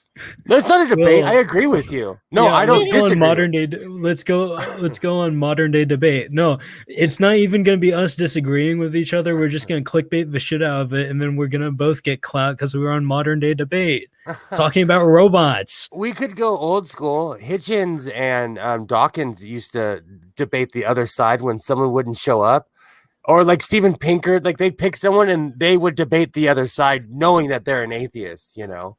So it's happened before. No, but like this is a should we all become robots or should we not all become robots kind of discussion, right? So if we go on modern day debate, just have a civil discussion about it, right? We could clickbait the shit out of it. Like, yo, I'm gonna bring the smack down on Will, okay? Yeah. I swear to God, when I see him, oh, you better run. I won't even lie, like I do love videos when people hate each other and they're like, when I debate this mother effer, it reminds me of old wrestling, like the show right before the Yes. pay-per-view. Yeah. Right before Yeah. the pay-per-view, someone got beat up or something exciting always happened, you know. Yep. I used to watch the pay-per-views, so I loved Hey, I watched WWF. Mike Tyson and Evander Holyfield live on TV. Yep. Awesome. Saw that ear being taken off live. God, those were good days. Those were Yep. good times. I used to watch boxing as well. Yep. The best part too was it was the like the debut of a new channel that we had, and that was the first thing that was going to be on the public TV. Oh, that's awesome. Yep. So it's like I remember that for the rest of my life. I'm just like, oh fuck! You see him tearing that ear off. You know, Mike Tyson has had a crazy life, so I kind of respect Mike Tyson because he's had recent hardcore tragedies like in the past 15 years. And he like I tell this story all the time, but Mike Tyson owned a lot of exotic animals. And some Canadian reporter asked him like, "Hey, are you going to ever own a tiger or anything?" And he told a story about how he almost got eaten by a black panther. Oh my gosh! And if he wasn't Mike Tyson, he wouldn't have gotten away. So he basically was like, he had to punch the panther and run. And if he was anybody else, they would have been eaten. But Mike Tyson knows how to fight. You know, he's like, he flat out said, "I'm Mike Tyson." Like no one, even at Mike Tyson's age right now, no one's running up on Mike Tyson, you know? No. And his panther almost ate him. So he said he'll never own an animal bigger than he is again. There you go.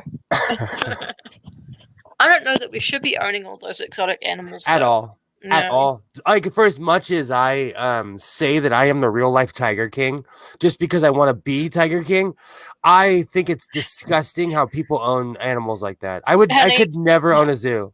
You've I got could- Dude, nothing I don't like exotic. Carol Baskins. I really don't like Carol Baskins. I don't okay? think any of them should be And able to own animals. here's my Yeah. reasoning for that. So it's not a secret that I live in Tampa, right? We Yeah. all, by the way, everyone in Tampa already knew Carol Baskins killed her husband, like when it happened. So you Yeah. know, thanks for catching up. What'd she but, do you with know, the body? I don't know. Like honestly, she could have sabotaged the plane. Who knows what she did? But she set it That up guy so wanted to well get out of there. that they didn't find a body. In America, you have to have proof. Yeah. Yeah. Well, Oh, I mean, they've convicted without bodies before. Yeah, So but here- not for poor, not for rich people. Exactly. here's the thing, right? It's just sketchy. It's just sketchy, right? Like no matter what happened, something shady happened, and so we all just assume that Carol Baskins killed her husband. What she did with the body, nobody cares about because we just know she did it. That's how Tampa's think. That's how tampons think. And yeah, we're called tampons. Laugh I about love it. it when you say that. But that's how we think. We're right because we're right. No, I just liked the way Joe Exotic lived of having a bunch of dudes around, walking around with guns to overcompensate and talking trash to everybody and firing everybody. If you watched his show on YouTube, he's an a-hole. Dude, I He's don't a want to. total. He's so mean to people, and I'm so pro gay. It's not even funny. As the bi guy from LA, like Yeah. I'm so pro gay, but like Oh, let's call a he's- spade a spade. He was so mean. He was Yeah. so mean. He's a fag hag. Yeah, like Joe Exotic was mean. He fired everybody, and then he'd rehire him just to fire him again. He'd be like, Yeah. he'd be like, I thought they fired this guy, and he'd bring him like, oh, I brought him back, and then he'd fire him again. So, like, Joe Exotic clearly displays some manic disorder, right? Oh yeah, Yeah. Like, I don't think he's intentionally being an asshole, right? Maybe he is, but maybe he feels like it's justified, right?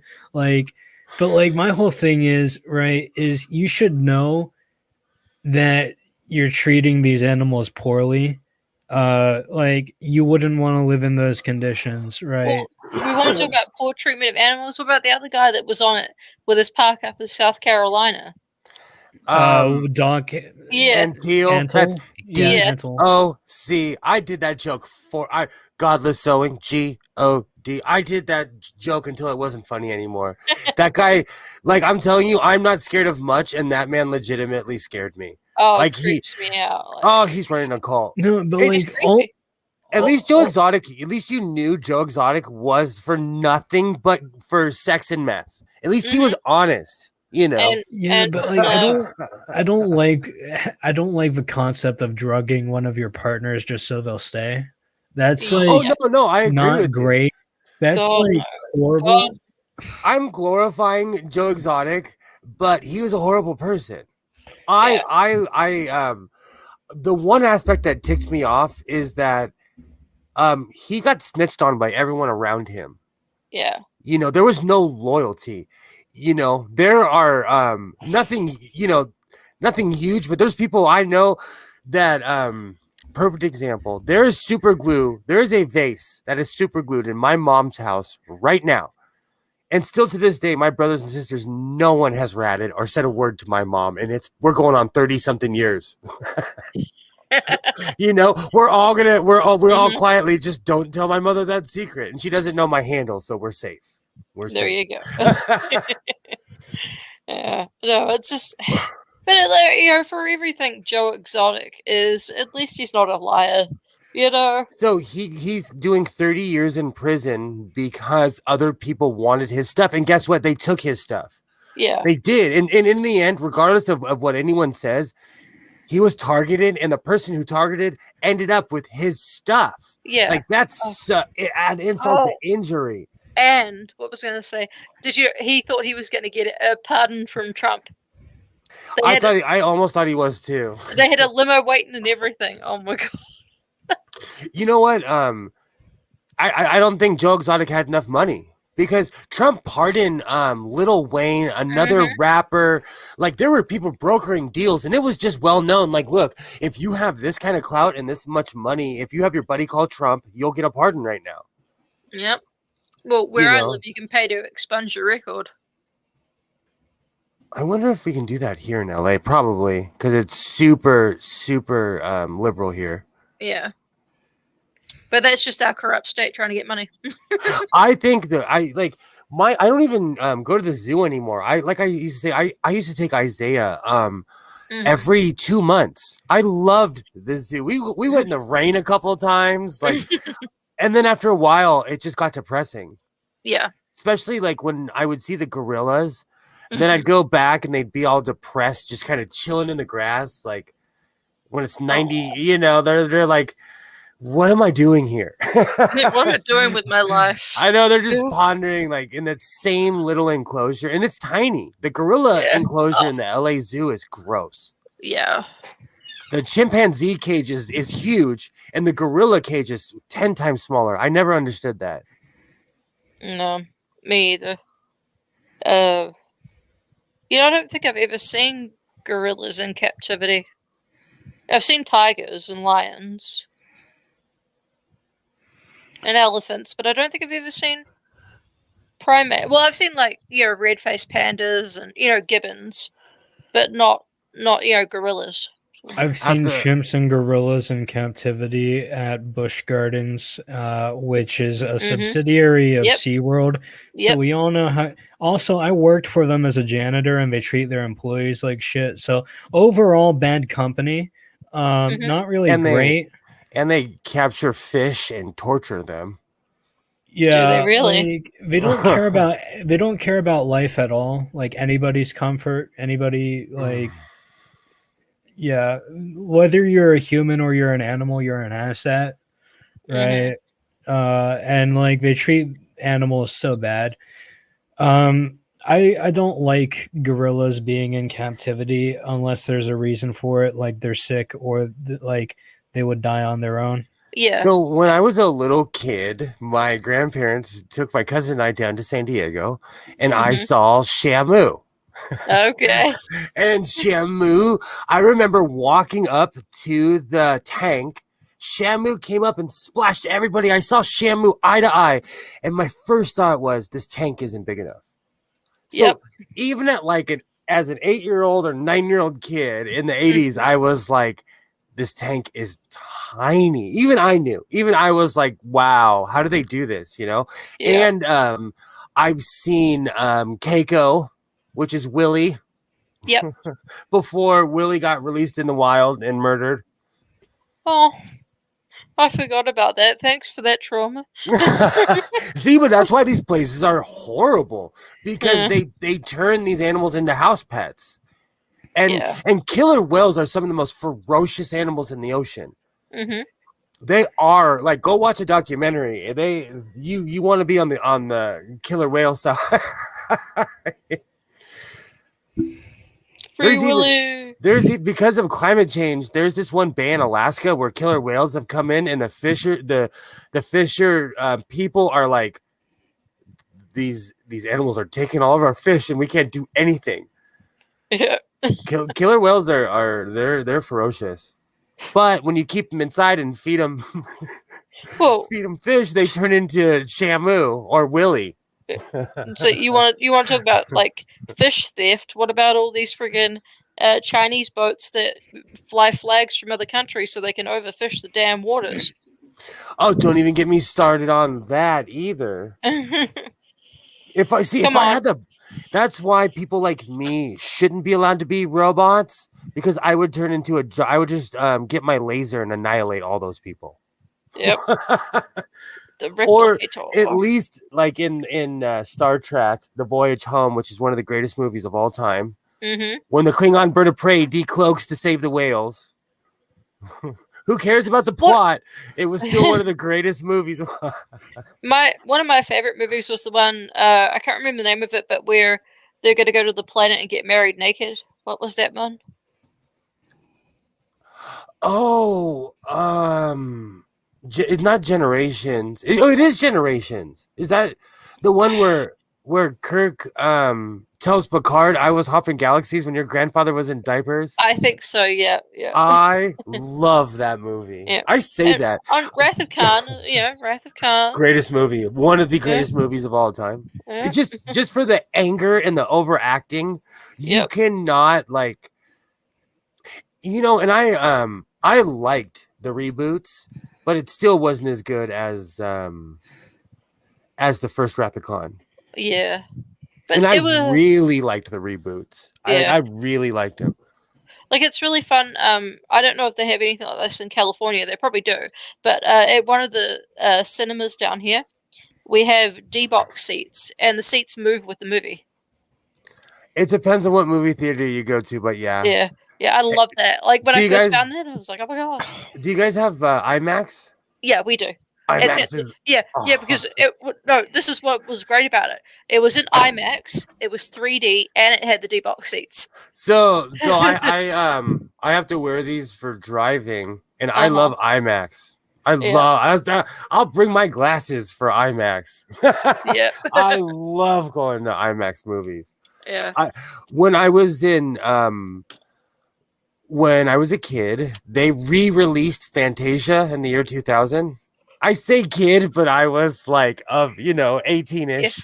Yep. But they I was on mushrooms and I saw that movie on IMAX in the IMAX. Imagine watching the Sorcerer's Apprentice. Oh, on it mushrooms. was still to this day that and Akira, which is ironically Oh may my or may gosh. not be playing behind me, which anyways. Yep, I can see it. Long story short, I saw that in high school on mushrooms, but that was at my cousin's house because my cousin was irresponsible.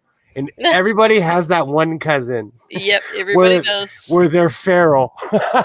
Oh yeah. Or that friend who, their parents are both our parents work during the day. Mm-hmm. Yep. Oh gosh. What was the other one? Oh, have you ever seen A Perfect Blue? No. You need to look it up. It's an anime. It's like from the same like Akira. My husband watched it and he was like, I don't know if I like this. He watched it like 7 times, so we took it back to the friggin' video show. But he was so creeped out by it. I 'Cause like those. It's it's one of those kind of serial killer ones. But I think you'd like it. I need new movies.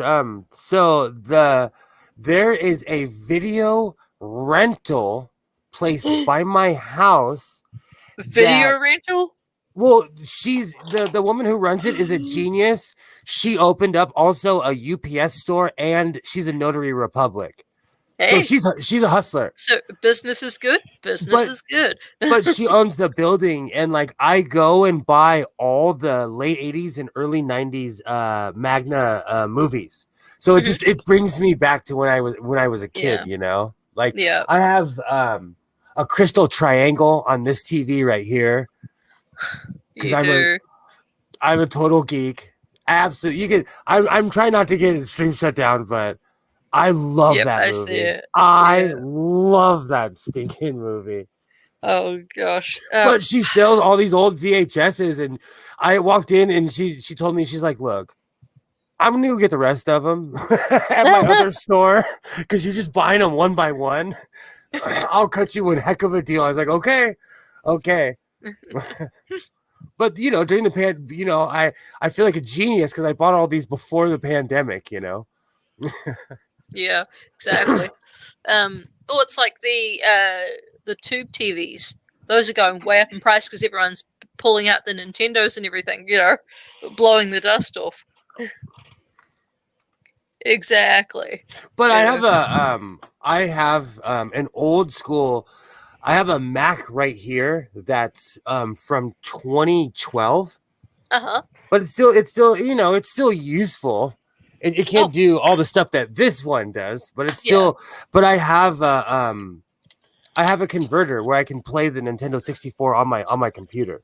Oh, that's cool. And because of the pandemic, the reason this TV is sitting here, I have my Sega hooked up But Sega is a little bit too nostalgic for me because this reminds me of when I was a kid. So when I play Yeah. Sonic, I'm like, I've been playing Sonic for 30 years. Like, I've been playing. It's a trip. Have you and Isaiah watched the Sonic movie yet? So he, about 2 years ago, he looks at me and he's like, I don't watch cartoons anymore. And I'm like, Oh. but the Teen Titans movie's about to come out. Oh. I loved the Teen Titans. So, no, yes and no, because I feel like people that have kids that have ASD, they like force them to be kids too long. Yeah. Because developmentally, like, really a lot of people that have ASD are just a couple years behind developmentally. And I'm not diagnosing anyone or saying this for anyone except for my son. But my whole point is, like, you get spoiled because I had a couple extra years of my son being younger and watching cartoons. I had extra years of him playing with toys. And one day he looked at me and he was like, nope. Not anymore. Yeah. No. So no. But I want to say something. And this is going to be super boomer when I say this. I don't like how much control fans have over like how much we can cancel a movie. Like when Sonic got canceled, I was like, you're canceling my childhood. What's going on? Like, exactly. I didn't care how crappy the movie was. I just wanted the movie, Well, here's the thing, right? Like, I agree. The Sonic fan base is not something to be fucked with. Those people are actually insane. No, I had this conversation with Sirius. And I figured out those people are insane. Even like a lot of furries will admit that the Sonic fandom is a mess, right? No, I pulled out Sonic 3 and Sirius was like, but his Knuckles in it, and I'm like, he's on the box, and he's like, no, you have to have the special adapter and this and that, and I'm like, how old are you, dude? I was there, and I don't remember any of this. I was there, and I don't remember any of this. But he was right. He was right.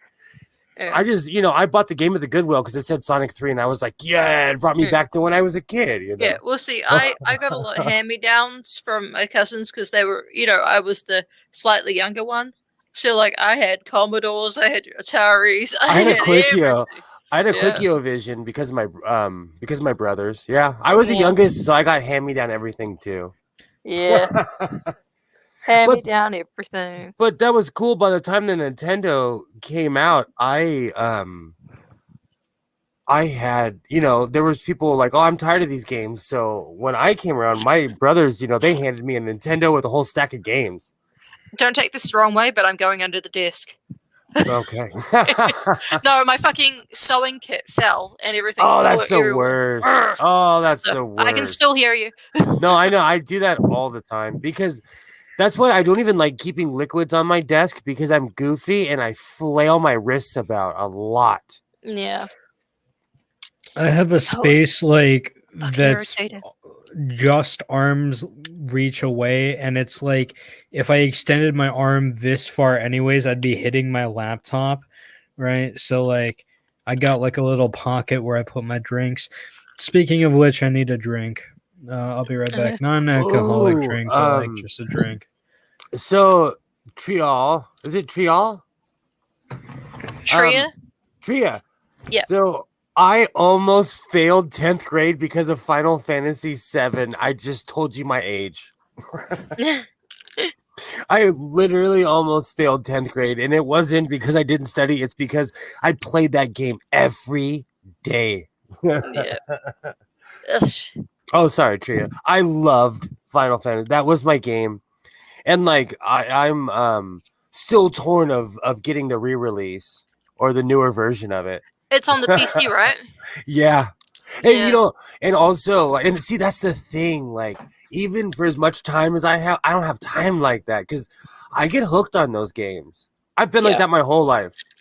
I'm not kidding you. I'm still playing Mario, and it's from 1996. Hey, I'm still playing Sonic 2. Now, were you a Dr. Mario fan?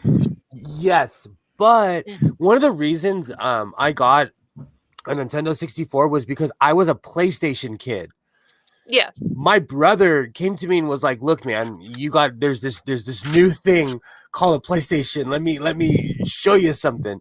So after my Sega, I went to a PlayStation, and I didn't have a Nintendo 64 until I was almost in college. And by then they were played out, because everybody was already on PS2 by then. Oh, I was so salty because we were supposed to get PS1 when it first came out, and then the guy at the store convinced my dad that we would probably wreck it, so we shouldn't have it. But then he brought home the N64, and then we got used to it. So yeah, my PS1 was my first it was the first multi-use thing I think I ever had, besides something that played like a record and a tape and had a radio at the same time, Yeah. because it could play a DVD and a PlayStation game and a CD. Like, my mind was blown. Yeah. Oh God. My horse knees don't work right anymore. I'm of that age. I got in a car accident a couple years ago, and I am just not the same person. Oh, I've always just been a weakling. All right, I'll be right back. I just realized it's 1 a.m, right? So, and I have school tomorrow, so I have to get all my working out done before that. So I'm gonna head off so I can sleep and wake up. All right, let's get talking to you. Bye. I love being on streams with people. I feel like I haven't been on any streams recently. I've kind of fallen off the face of the earth. I got a video planned, and I got something cool. Can I shill? Go ahead. Go ahead. Is he not here? No, he's not here. You're gonna leave me alone. I'm looking for a book to read when you leave. Oh. No, I'm gonna wait for him to get back. Oh, thanks for being kind, because I was literally about to read a Star Trek book. I don't Or want I to could leave you read, alone. or I could read Darth Bane. Everybody, you want to talk about gatekeeping? I was almost mad when I discovered other people had read that book. Just because it was such an awesome book. All three of them were amazing.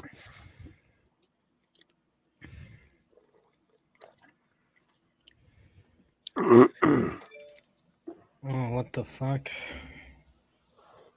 Dude, I hate getting notifications on my iPad. I only have my ringer on in case I get a match on one of my dating apps. So it's so funny you say that. I have an iPad, and it's out here because it's so annoying, because I get all the Twitter notifications, and no matter what I do, Apple refuses to let me turn off the sound. So it's out here. Amongst the Apple graveyard that's in this room. Yeah. I'll be right back. No worries. I really do have to, like, no I worries. really don't no, I don't want no worries. Okay. Comes back. Okay. Yeah, I don't have to leave Will alone. So can I shill, bub? Do it, chill. Right. Okay. So, Not One Heroes, I always gotta plug that. If you like D&D, if you like Mikey Famine, myself, Aisala, or Dishonest Abe, come check it out. Also, I got a video in the works, top secret. Not gonna tell you what it is, but it's gonna be cool. So you might want to subscribe to my channel.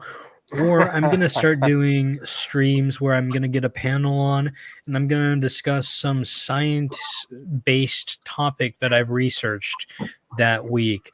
So, and I'm going to like, if you're not in the Answers in Genesis group chat on Twitter, and you're a mutual of mine and you want to be on my streams, come DM me on Twitter. And, I'm going to be posting the topics there every week, and then we'll talk about them on Friday. Yeah, I'm really tired. I'm sorry. Like, welding has fried my brain. It's so hot, and the leathers. Thanks for having me on, bub. Yeah, not a problem. I look forward to finally interviewing you. Just gotta set something up, which is pretty much all on me.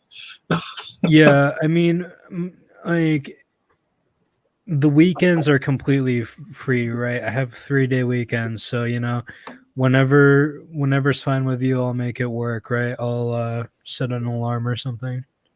Yeah, the only thing with me this week is I've had to take yesterday, today, and possibly tomorrow off because of my knee. Yeah. Like, if I can't get out of my car without moving my leg in a normal way and having it be excruciating pain, I'm not going to be able to do DoorDash, which means I can't earn money. Yeah, that's terrible. Yeah, like you wouldn't think that getting out of a car would be this much of a problem, but it is. So there's that whole thing. How's it going, Tria? I'm gonna it's head going. off now. Peace. Night, See you later. Genesis. Take it easy, Jen. You Thanks know, for hopping in. like 2 years ago, I wrapped a truck around a pole, electric pole, and I haven't been right since. So when you get an injury, it's a long road back.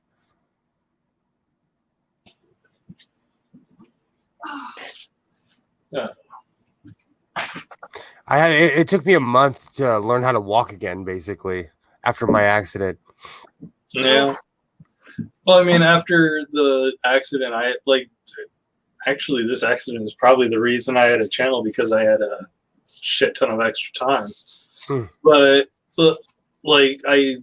I couldn't take a shower without having to literally hold my head up. Yeah, I know that. Just because I had such severe neck damage. I had such pride, like the day after my accident, everybody was like, "Hey, you live alone. Do you need help?" And I'm like, "No, I'll be fine." I remember opening my eyes and thinking, I can't move my body. I was so sore. I was in such pain that I was stiff for, I was like, how am I going to get out of bed? I had to seriously think how to do the Undertaker move and basically roll on the floor. It was ugly the first day. It was ugly. Because it's hard to ask for help, when you need it. Yeah. And I just needed someone to make sure I didn't set the house on fire. Yeah, and not to mention the mental toll it'll take on someone. Because it was about a week, and I started to really isolate myself. Like, I wouldn't talk, I wouldn't get on my computer. Like, the only thing I had going was my TV for background noise. I wasn't even paying attention to it. It was just noise. And I would spend days like that. And a friend of mine who actually lived in the apartment directly above me messaged me, "Hey, I haven't heard from you in a while. Are you okay?" Then I talked to her a little bit, and she was like, "Okay, that actually sounds like major depression. I'm going to come down. Period. End of discussion. I'm going to come talk to you." And then she ended up taking me to the hospital, and I went to a VA mental health facility for a week. Okay. Well, it's important to get help when you need it. Absolutely. Yeah. But I mean, this mindset that we have here in particularly America is, if you ask for help, you're weak. That's a reason to not be proud, particularly if you're a man. And also, and I don't come from a place of pride anymore, but it's hard as fuck for me to ask for help because I've been kicked while I was down so many times. Mm-hmm. Oh yeah, me too. Because my parents basically ordered me to start asking for help from the Mormon church, and they basically said, "Hey, if you don't ask them, we'll start doing that." And I was like, I really don't want to deal with these people. Yeah. And the shit they pulled when I was trapped and couldn't defend myself, or and I'm not saying that everybody who helped us was terrible, because there were some people who really came in for the clutch when they could, despite the fact that their lives were hell too. So I don't want to paint it as everybody was this way, but there was literally somebody who would help people wait until they were either drugged or trapped and then say shitty abusive things to them. Yeah. And we had that happen to my family more than once. And I was like, look, this That's is not awful. worth it. This is Yeah. not worth it. Stop No. asking for help from these people. Because we Well- couldn't ask who we wanted help from. It was always assigned to us. Mm-hmm.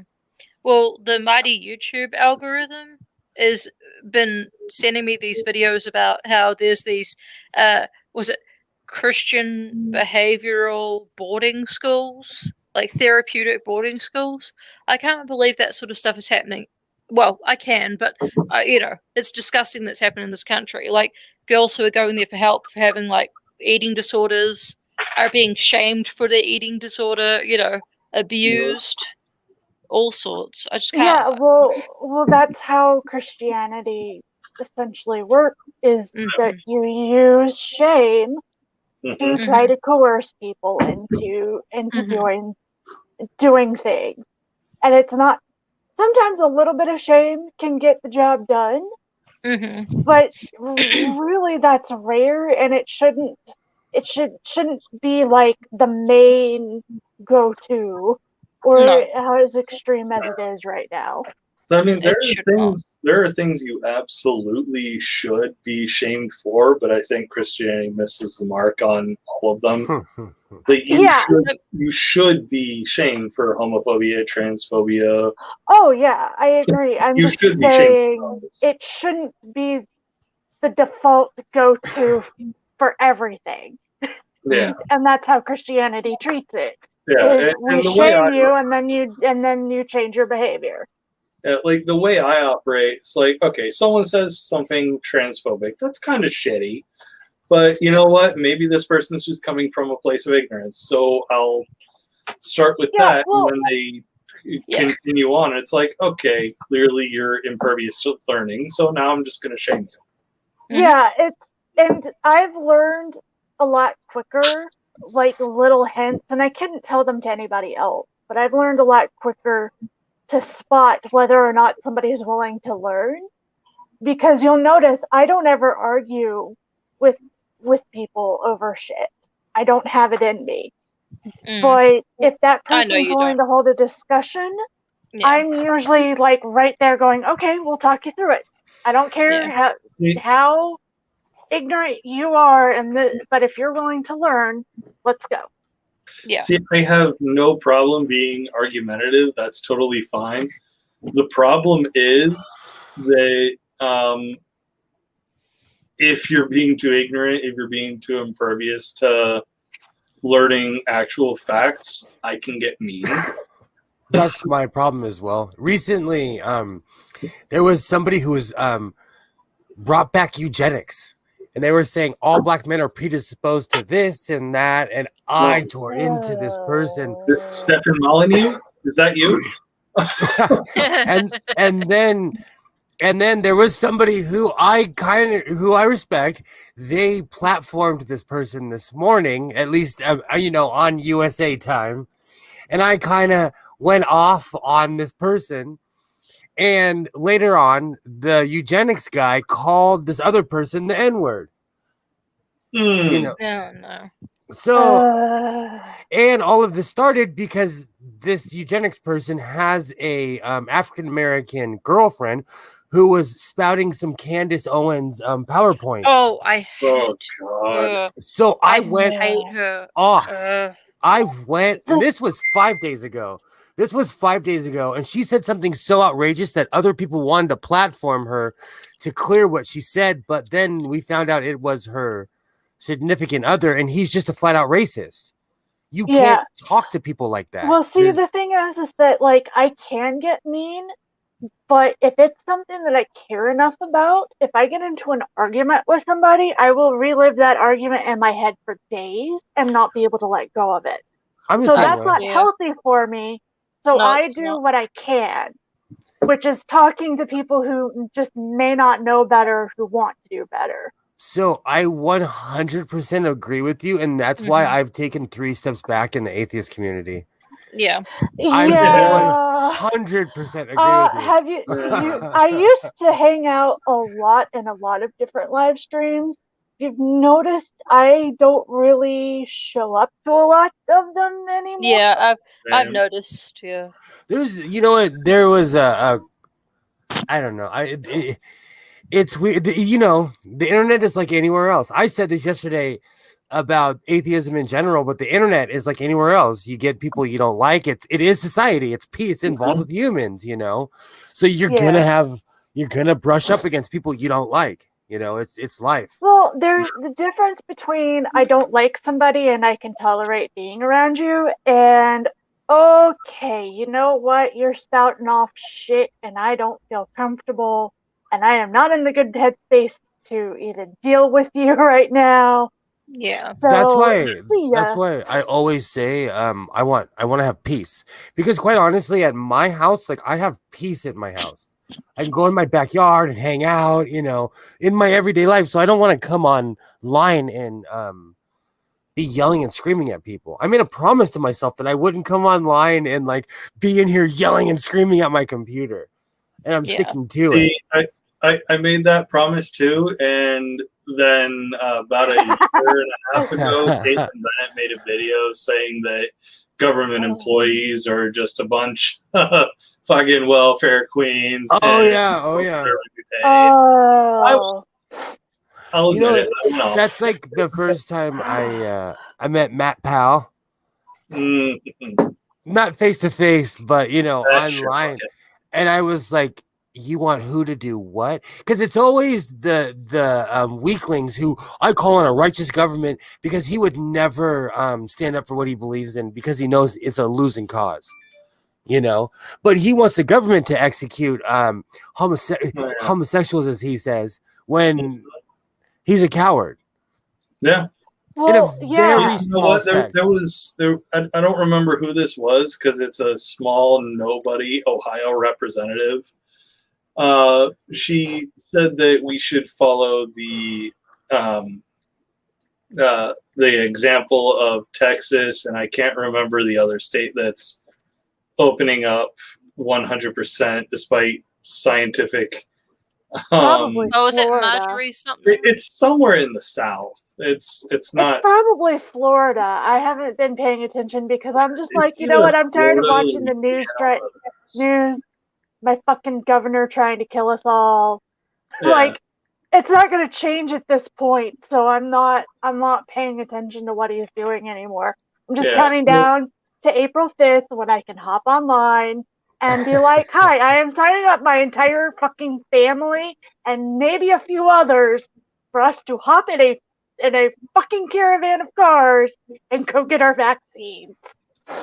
Yeah, but like she said that shit about, you know, how Governor DeWine, who is doing a fantastic job, by the way, like, he's one of the few Republicans in this country that is actually listening to fucking scientists to any degree. Mhm. You know, he's keeping the state reasonably shut down. He was among the first to open up vaccines to more people. Actually, Governor DeWine was the governor that most states emulated in their COVID reaction. Governor DeWine, for being a Republican, has been fucking fantastic in this pandemic. That's awesome. It You is. know, and this representative, she called DeWine a coward for not opening up the state 100%, potentially exposing the entire population of the state and people who traveled outside and inside the state to COVID by not opening up to spreading COVID. And I remember responding directly to her tweet, you know what, if you're gonna call on people to be killed because of your ignorance and stupidity, at least have the guts to do it yourself. I'll be waiting. Oh, good. That's a good one. Was it that Marjorie woman? Marjorie Taylor? No. She lives in the South. I'm in Ohio. Or- Was it like, if Bobert? somebody- Was it Bobert? That There was sounds one like from her. Mississippi, I think. Yeah, Lauren, she sucks too. But no, this representative she's an Ohio representative. Ah, okay. So, and I genuinely don't remember her name. It's been over a month since I responded to her tweet. Of course, what I didn't tell her in the tweet is that I am a military trained, gun owning citizen of the United States who actually knows how to operate a firearm. And I'm not scared to use it. Unlike the vast majority of the cowards who walk around in fucking Chipotle with AR-15 strapped on their I back. say that all the time. If you're walking around with that, you probably don't even know how to use it. Half If of you're those walking people, around with one of those, you definitely don't know how to use it. You almost definitely have a round chambered, which you shouldn't. what do they Yep. call it? What do they call them? The gravy seals. Do you know what that is? My son probably has more training than those guys do because I take my son down to the range and he's fully trained and has respect for things. You know, because we were trying to teach him respect for firearms, and guess what? We took him to the range and it taught him how powerful they are. You know, and what, you know, which ones are scary and which he won't shoot a handgun now because he saw how powerful they are. Yeah, like my nephew, like I live with my family currently, but in a few days I'll be gone. I was talking to my nephew a couple of years ago. I said, "Okay, bud, this is mine. This is very dangerous. You will not handle it if I'm not with you." Mm-hmm. You know, and like I showed it to him. I let him know how it felt and everything. You know, unloaded, obviously, because I'm not a fucking moron. No, obviously not. You know, and I'm like, when are you gonna ever handle this? Never. Yeah, the only word out of his mouth was never. Because he knew. Yeah, there I have was been just- arguments in my extended family because some family members are like, no, we should show the kids what guns actually do because it's better to satisfy their curiosity under adult supervision than wait. And they're like, no, but you're telling them that it's okay for guns and blah blah blah. And I'm like, God, can y'all stop using the if we keep everybody in the dark it'll be okay argument, please? Yeah, Yeah. Please. like that didn't work with Dare. Oh, Dare is out. Dare is a program. And here in California, we had SANE as well. It was the sheriff's initiative. Failure. Complete failure. And I'll tell you why. It's because they demonized the thing Yep.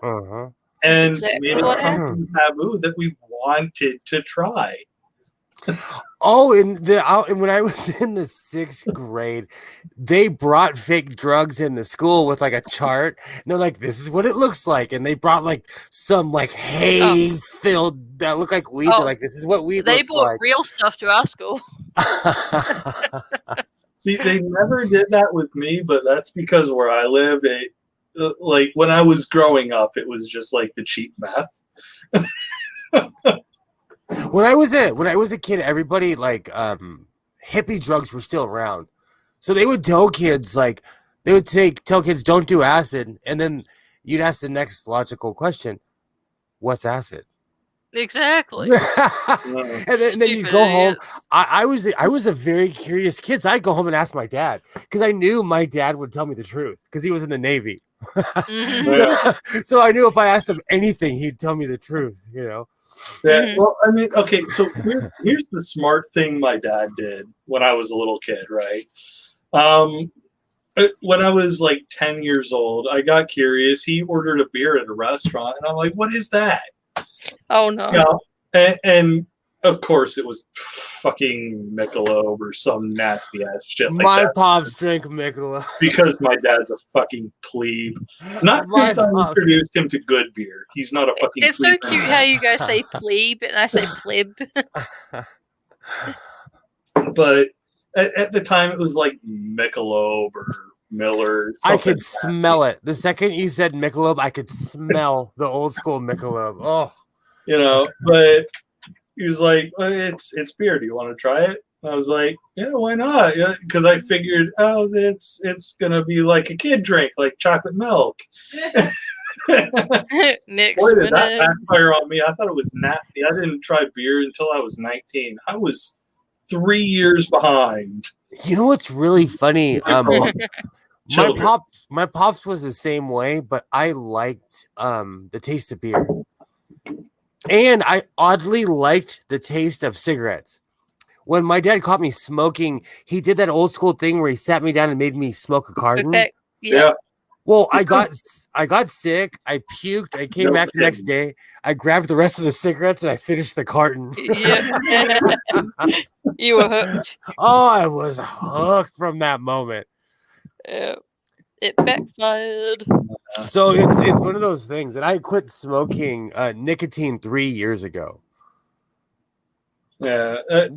So I smoked forever. I started. It's funny. I started smoking before I started drinking. I was 16 or 17 when I started smoking, and I've quit at least a dozen times since then. I'm done now, like actually done, because I hate what it does to my lungs. Yep. Like I more physically feel it now, but that's probably because I'm old and decrepit at this point. But This summer will be 3 years that I'm nicotine free. Good for you. I'll raise a drink to that. Yeah, but I still smoke pot, but of course, nowhere near as much as tobacco, because I would smoke cigarettes, and then my dad was like, "Dude, you need to start smoking Captain Black. It's cheaper." So I started smoking pipe tobacco, and I would buy those giant tubs, and then I was hooked. I was hooked. See, it's funny because I've only ever had one nicotine fit in my life. For some reason, well, I know why, but it's supposedly scientific. I read this in Scientific American. It's the hardest drug to quit. Yeah. So it's the most addictive drug on the market. Well, it is too, because, like, there's not a lot of whole shame in really smoking. Like, you're not drinking and maybe drinking to excess and, killing yourself. It's smoking, Yeah, That's exactly. what it is. That's what it is. Yeah. And this is another factoid I got out of Scientific American. You could look it up. There is no difference between a child born on heroin and a mother who smokes nicotine while their child is in the womb. They're Heard born. that too. It's so weird. When I saw that, like, I showed it to my ex-wife. I was like, "Look, science backs me up. Science backs." and I respect. And with that being said, I don't shame anyone who's smoked while they're pregnant. But quitting smoking is the hardest thing on earth. Oh, I'm Yeah, sure. no, it's difficult. It actually killed a friend of mine's dad, like in a roundabout sort of way. Like, so this is like the quintessential friend that lives the next street over to me. Mm-hmm. Yeah. His dad smoked his entire life.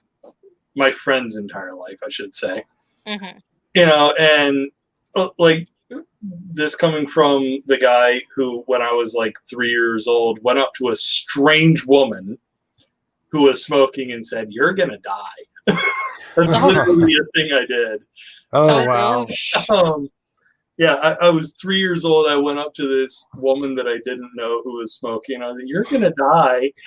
You're probably the last thing she thought of when she really did die.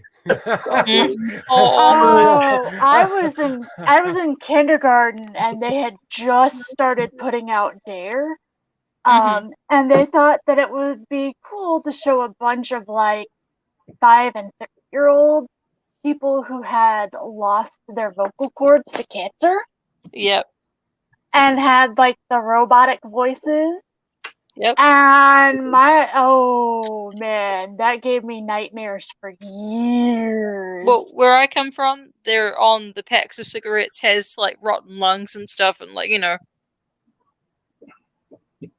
So See, they do that in Canada. They tried that in California, and people were like, "No, we're not doing that here."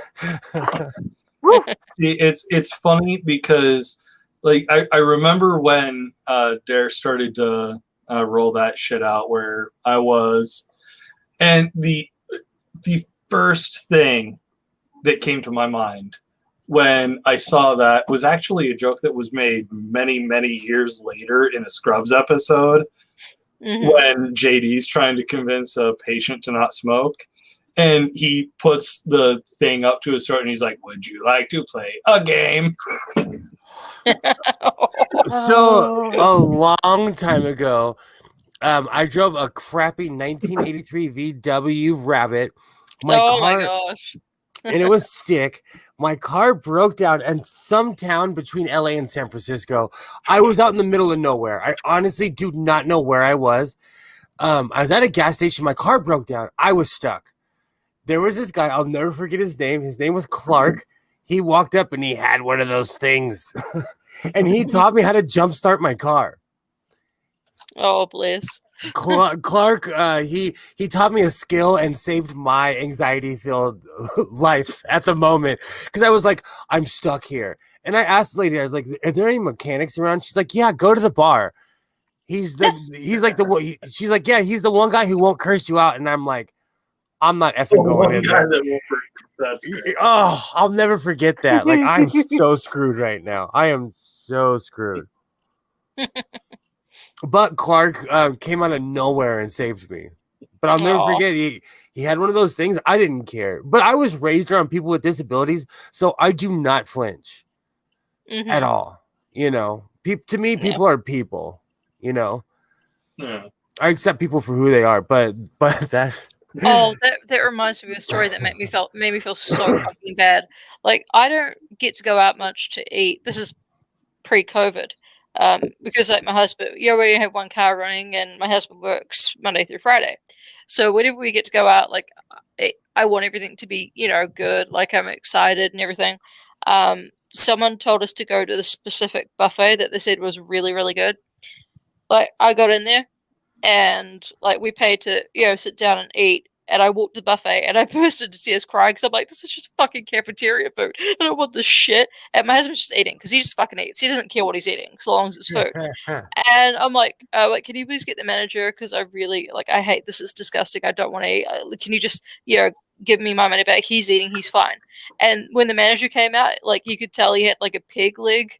And he was hobbling, and I felt so bad because I'm gonna be a bitch about this, and I'm just like, this is horrible. I hate it, And I felt so bad for saying something. I didn't know he had a pig leg. So I felt like this ultimate bitch who was bossing around a disabled person. A long time ago, my mom told me that not all people with disabilities are nice. So it's okay. It's okay to call someone an a-hole if they're being an a-hole. Yeah. There was this is something I wish that Republicans would learn about military veterans and people who are currently in the military. Is that some of them are fucking assholes. I grew up in the worst assholes I've ever met were in the military. I grew up in a military family, and my uncle, who was a hero in Vietnam, he came home. He kind of he went from job to job. He became a Los Angeles sheriff. He was a sheriff out here for over 30 years. He is one of the most abusive human beings I've ever known in my entire verbally. I've never seen him physically abuse people, but he is a step close. And he's 5'6", so he has Napoleon's complex. Yeah. And he's just one of the most abusive human beings. Then what the hell do I have? I'm 5'1". What kind of complex do I have? Yeah, but you're not walking around trying to conquer the world person by person. But, the one for lack of a better way of saying it, fucked up family member I have because of the military fought in the Vietnam War. And I never met this dude, probably never will. And that's definitely by my mother's design. He served in Vietnam. I think he was drafted. I could be wrong. Yeah. But like he was a small dude, and when I say a small dude, I'm talking like, does anyone know what a mole is? Yeah.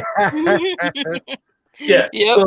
So during the Vietnam War, they had moles crawl around in these tunnels that the Viet Cong would make, so they could travel to and from. Yep. This uncle of mine was a mole in Vietnam, and he actually got, like, he was caught, sort of, and he got shot in the head. Wow. He survived it, and like after he got home, he was constantly in trouble with the law, and I'm so pissed at the VA for not properly taking care of him. Yeah. That's like when I lived in Portland, Oregon. Every other person on the street had served. I thought that was the worst thing. Those numbers aren't even that bad here in LA, and we have 200,000 homeless people on the streets. Yeah. We didn't have a ratio like that. We're quite literally, and this is a man and woman. Like every other person had served, and they were on the streets. Yep. It's because a lot of the times either they're too proud to take charity or they can't get into proper housing. Quite a few of it was drug abuse as well. Yeah. I knew. No, I mean, the drug abuse thing with service members is really fucking weird, right? Because like I've heard stories of people that go down range and they'll abuse the shit out of drugs there as a coping mechanism, and they come back home perfectly fine. Yep. They don't need it anymore. Yeah. But then you have others where that effect doesn't begin until they get home, and then they need it to cope afterwards. Especially because once you get home, I've noticed this pattern, and you can correct me if I'm wrong. But once you get home, they're like, "You're home. You're safe now. You don't need the extra support." Yeah. And like obviously the rules with that change if it's like if your brain registers it as a trauma, which it rightly should. All war is trauma. Yeah. Like I didn't even go to war, actually. I never deployed. Yeah. And I feel weirdly traumatized by it because I saw people who did go to war. Yeah. And came back traumatized. My brother was one of the most like docile. He was a real life Steve Urkel, and he went to Afghanistan and Iraq off and on for 10 years, and he is one of those people I would not mess with, and I am not scared of much, and I would not run up on that man because he's a grizzled, what would I consider a grizzled veteran. He's still a nice guy. He became an evangelical Christian. Yeah. Well, but I think because they gave him counseling. But I think like for you, Bub, is like I've seen a lot of guys that were just so stressed out because they were waiting for the other shoe to drop to like get called over there, get deployed, So it's like you saw all the trauma of people coming back and forth, and then you're not going, but you're thinking like every day you're going to wake up, are you going to get your orders, So well, no, I had 2 sets of orders to go downrange. Actually, but you never did.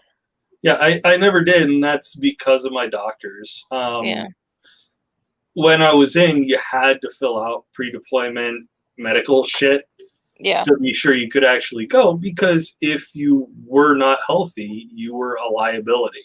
Yeah. Yeah, naturally. And the rules were, and actually the Viet Cong, going back to the Viet Cong, they realized that killing American soldiers wasn't worth it. What you wanted to do was injure one.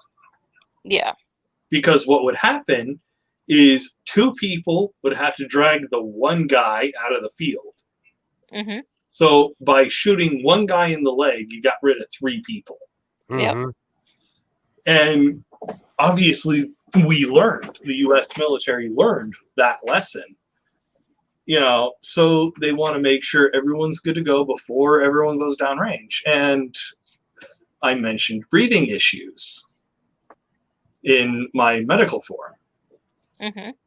So my doctor was like, okay, I want to get you in for testing. We're going to give your lungs a look. Hey, you have asthma. You cannot deploy. Mm. Hey, Linda, how's it going?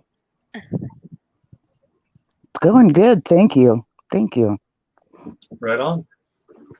I appreciate the invite. Yeah, no worries at all. But yeah, so with that, like I got my set of orders to Balad of all places taken away. Like no, I actually like I was upset by it at the time. I'm sure you were. But like looking back on it years later, I was like, holy fuck, Balad Iraq was a shit show. That's the last place I wanted to be. Yeah. As a human being because it was so awful. You know, but like I sign who like even the ones who weren't traumatized, they weren't the same. They were entirely different people when they came back. I was raised by a Vietnam veteran, and my pops was no joke. There was a list of things you could not do. You couldn't run up behind him. You couldn't like run up making loud noises behind him. Like there was a lot of shows we didn't go to, like air shows and things because of the loud noises that would bring him back. He got massive therapy almost up until he was like 65, almost 70. He got therapy. Wow. Yeah. You know what? I'm affected by the same thing. People around me can't do that accidentally startle me thing either. Yeah. I was talking about that earlier. I don't like it when people walk up and touch me if I don't know somebody. And I wear patches and questionable things that say I'm an obvious atheist. And people have walked up behind me and be like, oh, I'm going to pray for you. And I do a jiu-jitsu move on them. Like, don't run up on me. Don't run up behind me and touch me. That it makes me feel so uncomfortable. I'm going to throw somebody. Oh, I just love fucking with the religious people when they say, "Can I pray for you?" And I'm like, I could hardly stop you. But you're supposed to say yes or no. It's up to you. It's just like the most ridiculous question ever. Like, how could I stop you? So what I deal with is called complex PTSD. Uh-huh. Have you heard of it? No, I've not. So it's much like PTSD, except a person gets it from traumatic situations that have happened over and over and over and over again over a long period of time. But they suffer from the same kinds of things and reactions, much like someone who has gone to war and has PTSD. And it's it sucks. I won't see a horror flick at all. I don't think getting scared is a good time at all. No. See, I'm so old school because, like, when people said PTSD for the first time, I'm like, what the hell is that? And they're like, oh, it's this. I'm like, oh, shell shock. You know, I still called it shell shock. I still called it shell shock for years. You know. You know what? I don't see a point in horror movies or things like that, so I kind of agree in that sense.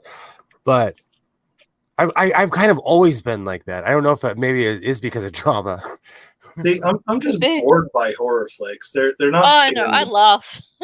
See, when I was younger, they would scare the hell out of me, and I went back and watched Hellraiser as an adult, and I'm like, this is cheesy as hell. This is the cheesiest effing movie.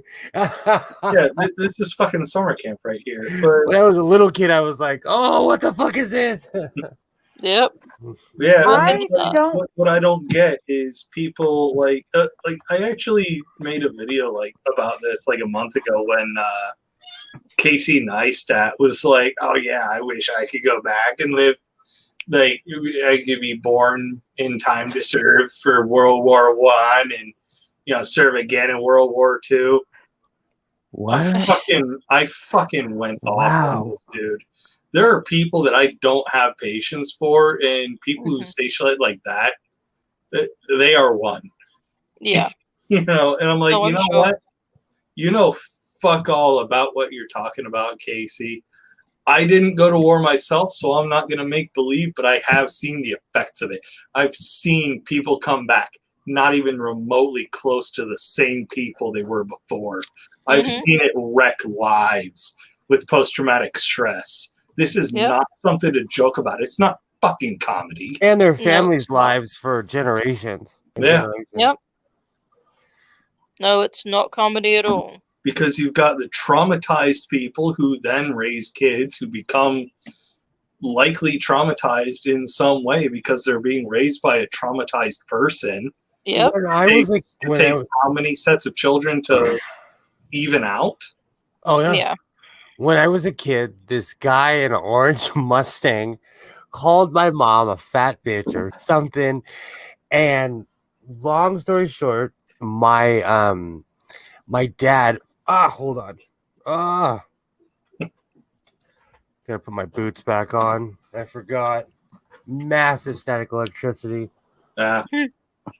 I was gonna say, why are you putting shoes on you? I know. I was like, whoa, what is he gonna say? This is gonna be good. You gotta get this on. with my headphones, when I take my headphones off on the carpet, I get massive static electricity. And honestly, maybe he's into black booting. But honestly, that's partially why I don't want to have kids, is I know I'm a traumatized little piece of shit. There's no way I'm passing that on to somebody else. I have to be careful what I do with my sister. She's grown, but I can still cause damage. My kid repeats everything I say. I mean everything word for word. Yep. So long story short, my this is back in the Kmart days. My dad found the guy in the Kmart parking lot when I was with my older brother and my dad.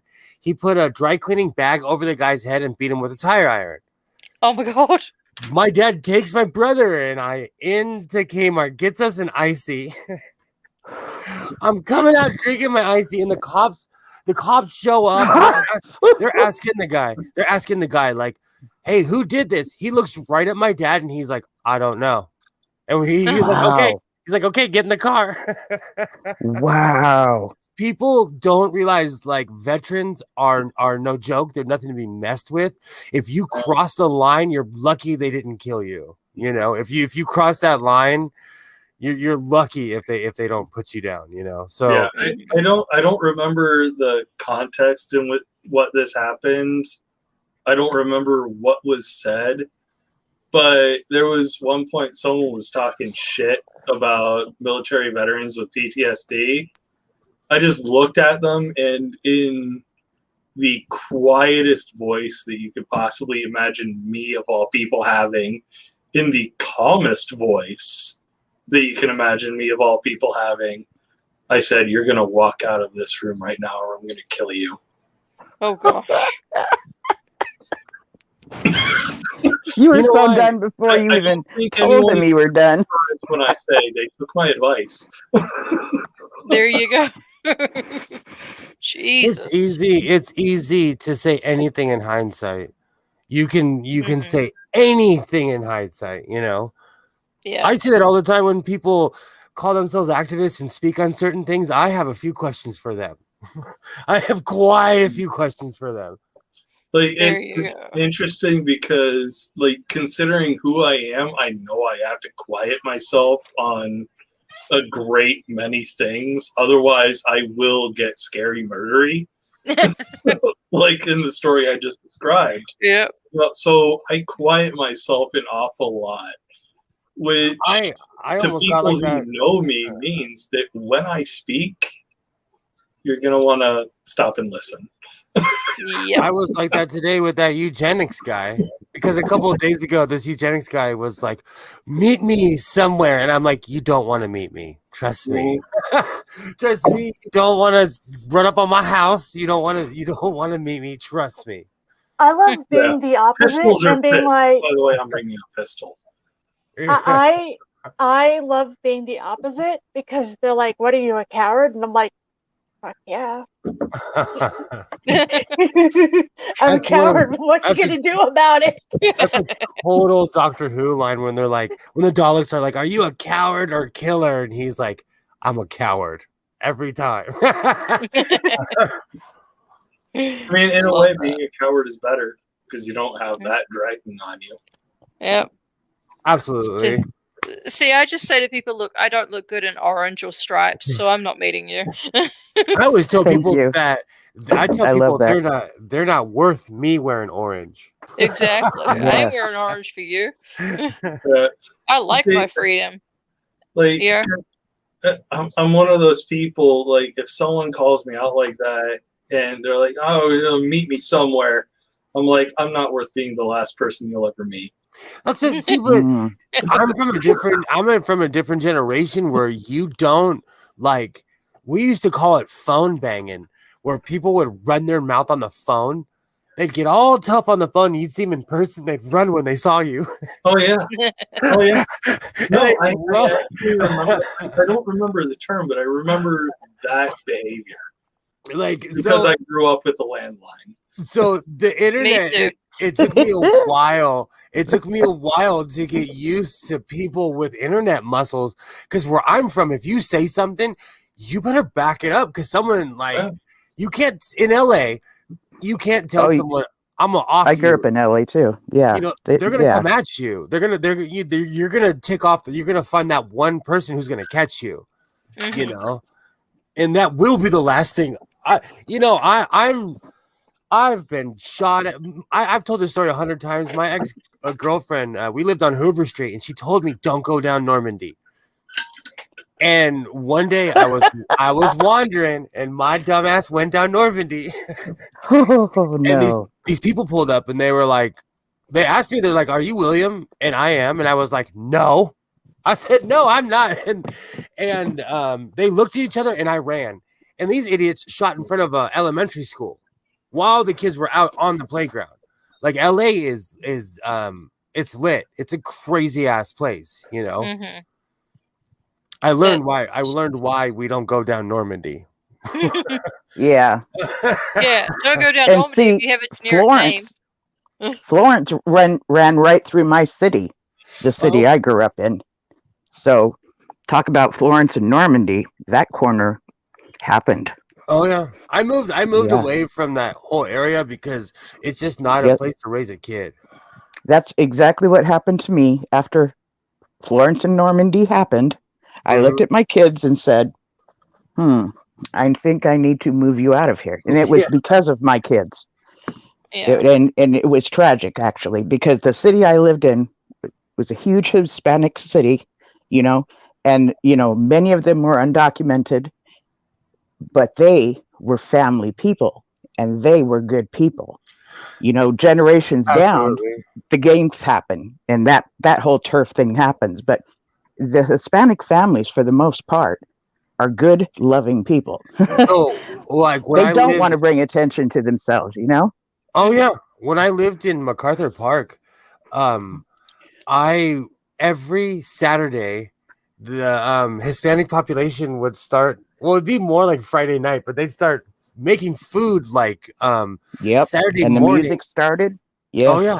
And they would cook for the whole neighborhood. I wasn't even from that neighborhood, and they incorporated me in the neighborhood. Yeah. They like the MacArthur Park area it will always be, it means something to me because those people looked out for me. And I was poor. I was Mhm. like broke. And My ex-husband grew up in Echo Park. I know And exactly. Echo Park is no yeah. joke. It's still Right? that's one of the hardest places in LA. Echo Park is no joke. And they No, it's not. make Hollywood sound so lovely, too. Oh, Hollywood. You know what's funny? A lot of the times where I say like, oh, someone pulled a gun on me or almost got shot, a lot of that was in Hollywood. Hollywood is no joke because people come from every city. Santa Monica was like that. I honked at this guy in front of Santa Monica College, and I pulled around him because I'm from LA, man. We're pushy. Yeah. And this Mhm.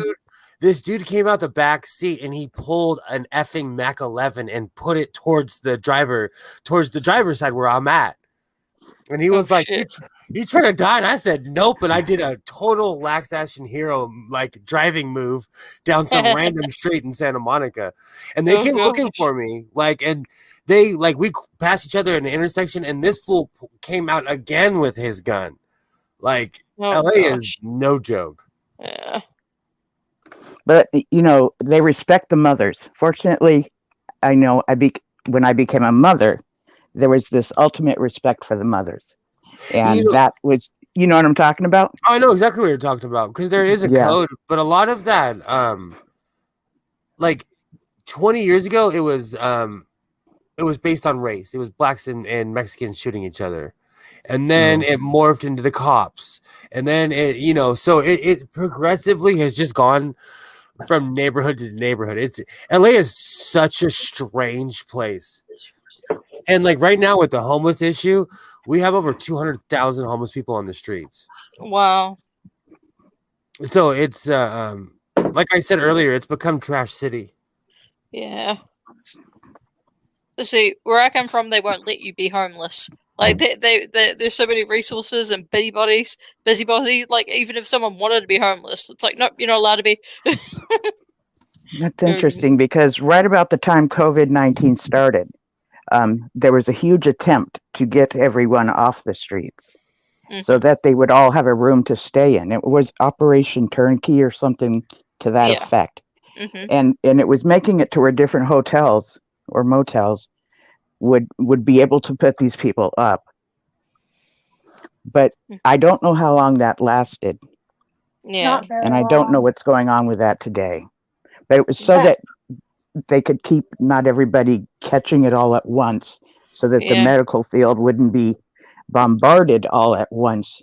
It was that whole curve thing, and they were trying to keep that down for the COVID-19. Yeah. So I ended up moving to the next county over, south, between San Diego and LA. Is that San Bernardino County? No, I ended up moving into Orange County. Oh, okay. Oh, with all the evangelicals. Yes. And let me just say, I'm a white person, and I never had so much culture shock in my life. Oh, yeah. Until I moved to Orange County, okay? Because I was just, my surroundings were just a mixed pot of all these, mainly Hispanic people and Black people. So I was not used to being around. So I was the minority. The white folks became the minority. So by the time I moved out and went to a city with all these white people, it was rather strange to me.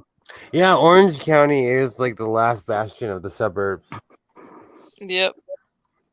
And the biggest culture shock I can think of that I've had, because I grew up in white bread Midwest. It's not a whole lot of Black people that I know personally, let alone Hispanic or Asian people. They're none of them where I live. But the biggest culture shock I got was when I went to Germany and there was a cardboard cutout of a naked woman. I was like, oh, so that's a thing that's happening here. Okay. I wasn't complaining. I was just surprised. They are much more free compared to Europeans. Are much more open. They are and touchy. As someone who doesn't like strangers touching them, people. There was one woman who grabbed my face, and I did this karate move, and I was like, I'm an American. Wow. I'm an American. Well, okay, so here's something. Here's something that I'm sure you'll all enjoy. Since the statute of limitations on anything like this is up, I have no fear of talking about that. Oh gosh. Hit record, everyone, now. Yeah, it always starts with a good story. Why hit record? This is a live stream that's going public. You might take it down. Not in time. So anyway. but I over in Germany, certain services are legal. So a friend of mine told me about this strip club that that, fully nude, but it was one of the ones where you couldn't have sex with the dancers. Like they were not prostitutes. So no fun in the champagne room. Yeah. Mm. Well, you could if she was down, but the cab driver that my friends and I got that night didn't know the place. So he just took us somewhere else. And us being Americans, we didn't know the difference. Oh no. Yeah. We went to this place, and we went our separate ways at a certain point when some of the dancers were like, "Hey, private room? Sure, why not?" And the woman who took me to a private room, we start doing our thing. I catch on pretty quick. I'm not about to say no. Well, she tries to stick one of her fingers up my ass, and What? it would have been one thing if we had discussed it beforehand. At the time, I would have said no. But now that I've discovered the wonders of prostate stimulation, I'd be cool with it. Oh, okay. Like, those Europeans are open. Like, I know I just made it kind of weird, but deal with it. I'm still with you. Go ahead. But she tried to start sticking her finger up my ass, and like I hit her arm so hard, trying to get her away. I'm surprised I didn't break her arm. Oh no. It's kind of a natural reaction if you didn't see it, if you didn't want it, Like, even now, if I didn't see it coming, I'd be like, I know this is a discussion we have beforehand. Exactly. Yeah, we talk about that, Yeah, you kind of have to have a mindset of welcoming that, Yeah. Yeah. You gotta at least read the playbook. But it has to be an expectation. You gotta at least read the playbook. See, that's why communication is key. Exactly. That's why you have to be open with your partner. Yes. Absolutely. I remember I asked my ex if she was, into anal sex, and she's like, I don't know. I thought that was the best answer ever. There you go. I mean, I don't know. But, and feel free to laugh if you caught the double entendre of me saying I'm open to it. But and Tria over here is just like, oh my god, the aloes, oh my god, the aloes. I kind of started to block out, and I was just like, I'll tune back in a minute. It's She's in a state of disassociation. She's disassociated from the room. You talk about beforehand, Exactly. Yeah, that's my biggest complaint, actually, as far as a healthy attitude towards sex. It is one of the most horrifying things I can ever hear somebody say or imply, that they don't talk to their partner about the do's and the don'ts and the boundaries because they don't want to lose the mystery of it. And I'm like, what in the fuck? You know what? Why in the hell would you not discuss this shit? Because they're testing the waters. They don't want to say because they're too nervous. So, they're testing the waters to see what happens. I actually will say a little bit of mystery can be fun, but it has to be playful, not serious. Yeah. That would help. Well, okay, there's a difference between we're not going to outline every single thing we're going to do in this moment, but having that these are hard no's, don't try this. Yeah. No, absolutely. If there are hard no's, that needs to be discussed. And if you've got something where it's like, this is okay in certain situations, you need to do that. Usually the people who are defending that mystery stance are people who will, in the next sentence, be like, I don't even know if what I did with my partner was okay or not, because oh no, We don't no, discuss no, no. shit. And I'm That- just like, holy Mm. fucking hell. And No, y'all that's- say that I'm the unhealthy one for not liking this shit. No, We- we- that's one thing I'm proud to have say that I've never had any ambiguity with. There has never been a point where I've been with someone and I wondered if what I just did was okay, because I've always known it was okay, because there was never I tend, like, when I'm intimate with a partner, I tend to regularly check in. Hey, is everything okay? Are you all I right? do the exact same thing. You know, Mhm. and that's something I've always done. That's what I was going to You say. know, and- It's called you're checking in for constant consent. Yeah, Yeah. but the thing is that Exactly. that is what you're supposed to do. But you would be surprised in my experience how often I come across people who aren't like that at all. So Oh, And it yeah. and it happens But yeah, no, and I people are and it wrong. might be the ace in the room phenomenon where it's just like people automatically forget like all the stuff they normally know otherwise because the ace has walked into the room. So I But- was told from a young age, like I was taught, my parents just basically told me to respect people at a very young age. So whenever I Yeah, was in a same. situation, I would always ask, like, do you want to have sex? Okay. Then 20 minutes later, after you're done wrestling, like, you sure you really want to have sex? You know, like Yeah. that's just, and I'm old, and I'm still like that. See, if you know? did that Yeah. to me, I'm like, are you trying to tell me you don't want to do it because you've asked twice? Like, we said we're doing this shit. Like, what the fuck's going on See, here? but that's Well, but that's See, the thing is It's like, you're I turning me off, also- Will. You're turning me off. also keep in mind I am Where's in my the vibrator? deep also keep in mind I am in the deep south and consent discussions are not an actual thing. They are And at my not just house, and because I'm in Louisiana. Yeah, yeah, Well, but I mean, that's Tria, the wasn't it exception, you- not the norm. At Yeah. least in my environment. Didn't I have you on my sex ed asexuality thing? Yeah. Yeah. Yeah, you and Luciano. Yeah.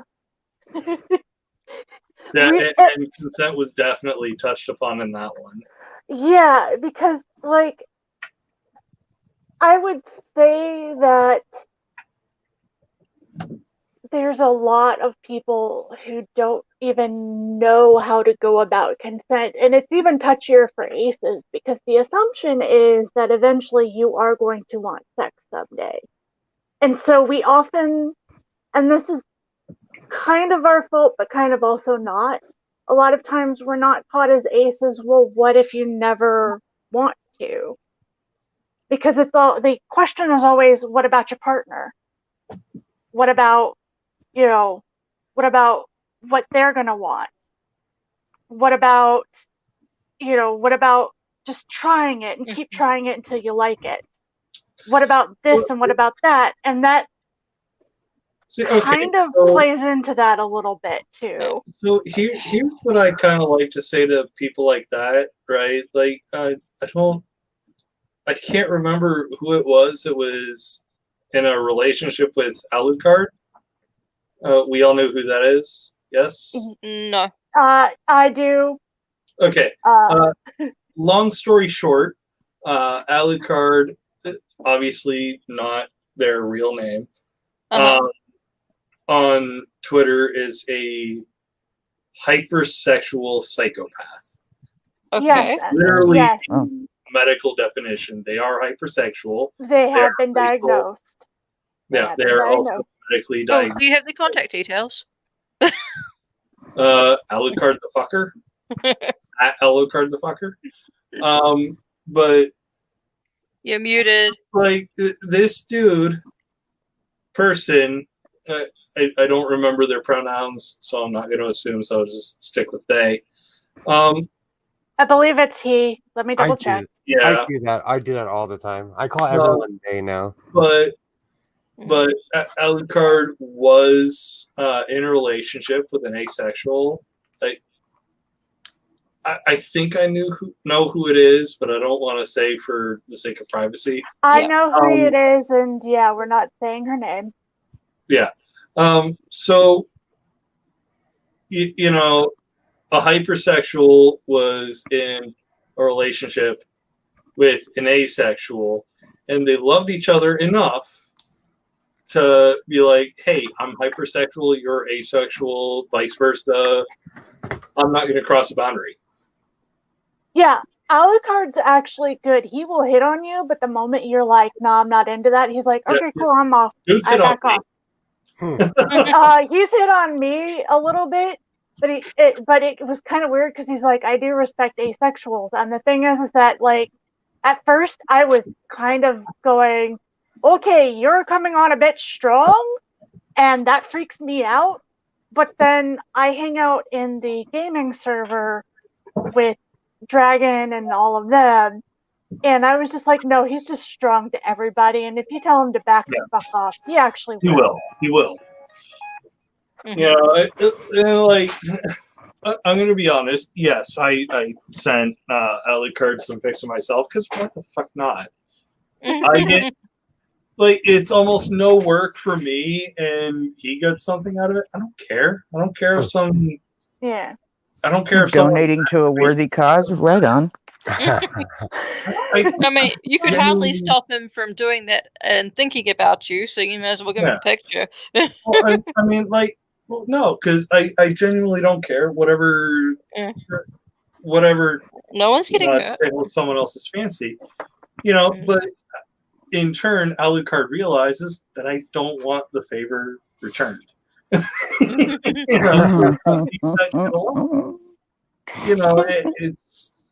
It's all about respecting consent, and Alucard has both of those as a fucking psychopath who has to like a medical psychopath who has to give serious ethical and moral thought to these things. He gets it better than the vast majority of people who don't have psychopathy. Well, the thing is that it's glossed over so much, I think. And keep in mind, I come from a Mormon background, so this is even more extreme for me. But I can tell the difference between what I grew up in Mormonism and kind of society as a whole in Florida. I'm also speaking as a Floridian because different areas are going to have different things. But people down here gloss over consent because if you start learning consent, it's easier for you to tell your pastor to fuck off. Yeah. Oh, yeah. That might be an occasion for you to understand boundaries. We can't have that in the cult. Ex-cult member here as well. I grew up as a Jehovah's Witness, so I totally get you, sister. Totally. Yeah, but it's not every church here, but Southern Baptists run strong, and Southern Baptists don't like being told no, and so they kind of gloss over it and kind of train you almost to just accept authority figures without question and without being able to say no. That's why places like Utah, they had a bill that was talking about teaching consent to kids, and Utah went hell no and shut down the bill because they're scared. They're scared of them figuring out how to say no to people, and then that extends into relationships in a really unhealthy way because you just assume that, hey, you're married, so you love each other, so nothing bad's gonna happen. Oh, and it's bullshit. Like that's not how that fucking works. I've been married. That's not how it works. That's not how any of that works. I've never been married, but it's just like I look at there are some couples and I'm like, oh, y'all are cute. I hope this is kind of the kind of thing that I wish would happen more often. And then there are others, and I'm like, y'all, please get away from each other. Try to find some counseling if you can. I know it's hard in this area. But try, or at least stay single until you can figure out how to do this in a healthy manner. Because holy shit, y'all are scary. Yeah. But it doesn't matter if you're married or not. Like every day you have to work at your relationship. But, Yeah. Absolutely. Yeah. That's why I always go off about communication is key, because if you're not talking to Mhm. each other, you will drift away and be Oh. like, who is that stranger in my house? I know. And I say that to my husband all the time. I'm like, we need to communicate better, and we need to talk, and we need to have our own hobbies, but we need to have stuff we do together, because I'm not letting this shit get stagnant. You're not going anywhere. You know, my parents, they worked together every day. So when they would Mhm. come home from work, they would go in separate rooms. They would eat Mhm. dinner together. And then after dinner, they would go in separate rooms until they went to bed. And they would go to bed at the same time. But because they spent so much time during the day together, they gave each other space. And I swear they stayed together longer because they hung out in separate rooms. That is so smart. Yeah. It's incredibly smart. Yeah. They're in the same house, but they're Yep. my dad watched completely different things than my mom. My dad was into like sci-fi and geeky stuff. My mom Mhm. loves watching that like people Yeah. stabbing each other, scary Yeah. movies, Well, I mean, my husband and I, we have our own bedrooms. We just choose not to use them. Uh-huh. We stay in the same one. So, but I mean, mostly because like he has so much fucking clothes that don't fit in all the dresses. No, I did that when I turned my middle bedroom into a closet. Yeah. Yeah, and like if he knows if I feel like sleeping by myself, I'm gonna go do it. He still gets all upset. He's like, "Did I do something?" I'm like, "No, my back's hurting. I'd like to sleep." So I'm a complete weirdo in my sleep. I roll and like, I do the YMCA in my Yep. sleep. You So- say that's strange. That's it. I just do. But the one neurotic thing that I do that it's weird, but you could have weirder habits, is I sleep eat. Oh, really? You do? I wake up at the table sometimes. Or it still to this day makes me laugh. I'll wake up, I go to the bathroom, I look in the mirror, and there's a bag of chips, like wrapper or something, stuck to my shirt. Yeah. Have you ever got that checked out? Because that's that's not good. It's a form of sleepwalking. Yeah. Right? It's only really manifested itself like really hardcore in the past like 5 or 6 years. Yeah. Because the rolling and stuff, that was like 6 years ago. But the sleep eating, it has it's more recent. Well, anyone I sleep with has to be consenting because I sleep hump. Oh, sleep humping is awesome. Yep. That's But awesome. but I have to tell people, I'm like, yeah, I don't think you want to like, share a bed with me in a motel room. I mean, apparently I haven't done it for years though, because my husband's never said anything. But for a long time, I would sleep hump. I had a friend who would sleep drive, so sleep eating's okay. Oh, Yes, hell no. no. There was a story of a guy. He drove himself in the middle of the night to McDonald's. He ordered. He got his food. Came home. Ate everything. And then woke up and he's like, "When the fuck did that get here?" If you really think about it, how much of in your everyday life do you do the same thing? I'm a Yes, creature of autopilot. habit. Yep. Autopilot. If you watched me, it could be total John Malkovich in like a week. You can figure me out. Oh, I haven't seen that movie in years. See, I know that. Wow, I need to get rid of that. But I know Tria Tail has problems with the show House MD for actually really good reasons. The curing asexuality episode in particular. Wait, they had an episode where they cured asexuality? Yes, you watched it. Don't remember because you weren't paying attention. Yeah, go figure. Unicorn cat, everybody. Yeah. But I never liked that on show. these bullshit aside, because like,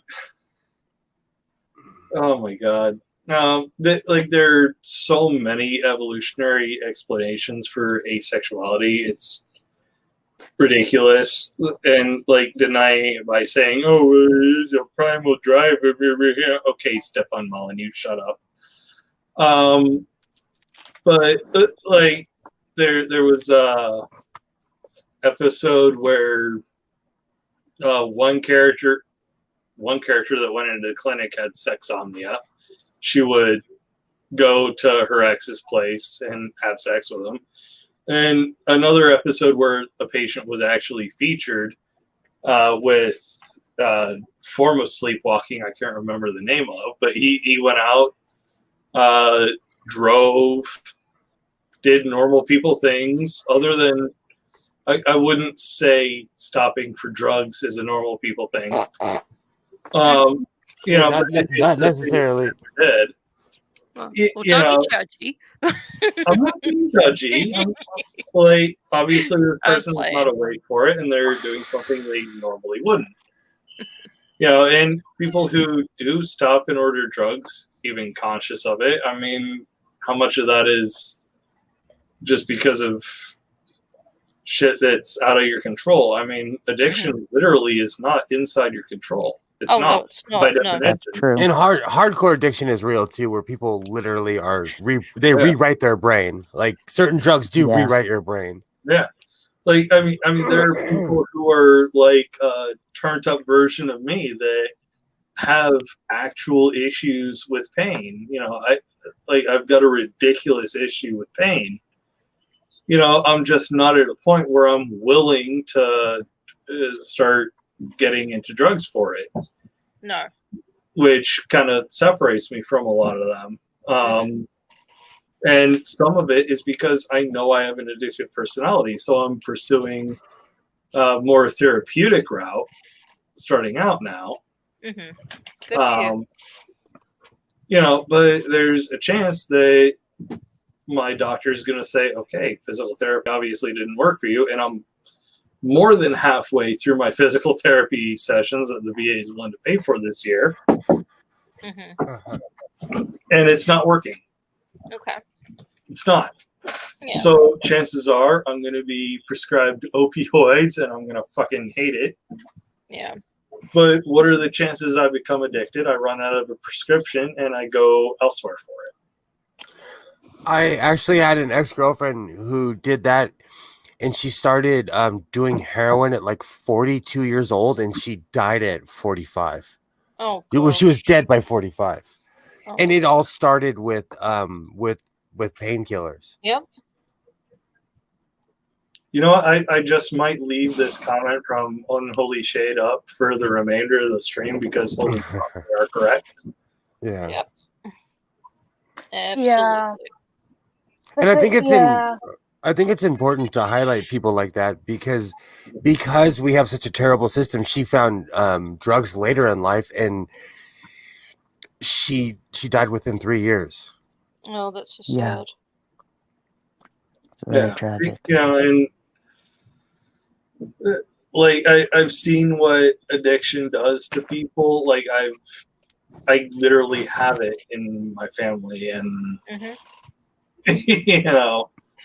that uncle I mentioned who was a mole, he was also addicted. I don't remember what the fuck he was addicted to, but he was an addict.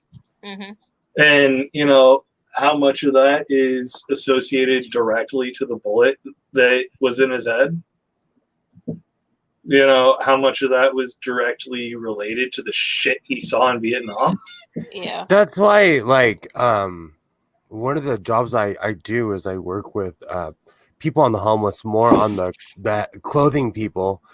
But I wish we could take people and take them to the streets and see how much of an epidemic drugs are right now. Well, I mean, like, even the homeless population that doesn't have a drug problem, that has like a mental health problem. Like, I was visiting a friend of mine in Columbus, Ohio, and like I'm sitting next to this Central Ohio Transit Authority bus stop, in like not downtown, but close enough that Coda is a thing that exists there. And there's this woman who obviously isn't well. She's at a bus stop, half in the fetal position, just rocking back and forth, talking to herself or someone else as the schizophrenia or dissociative identity disorder, or whatever it is she has, would have her do. And and like in my at the time Republican brain, I remember thinking, wow, what a crazy. And like I'm talking to my friend like an hour later about her, and she sets me fucking straight. It's like, no, this is terrible what's happening to the homeless people who don't have a choice in being homeless. Yeah. If they could, they'd be homed. They would have food. They would have the prescription health care they needed. And that was like one of the first big clicks that I had on my way to being a fucking democratic socialist. I think also I know people it's one of Caitlin Bennett's most like here in Los Angeles. I'm not saying that people get dumped here, but there's a lot. We have a lot of trans youth and a lot of people that come here in general because they've been shunned by their parents. So in the streets of LA, like right now, people are flocking here because they're getting kicked out of their house. I'm looking at you, Pennsylvania. Every other person on the streets is from Pennsylvania. It's the strangest thing. It's not. The streets. I've been there, but I'm not gonna. I've been there, so I'm not gonna trash a whole state.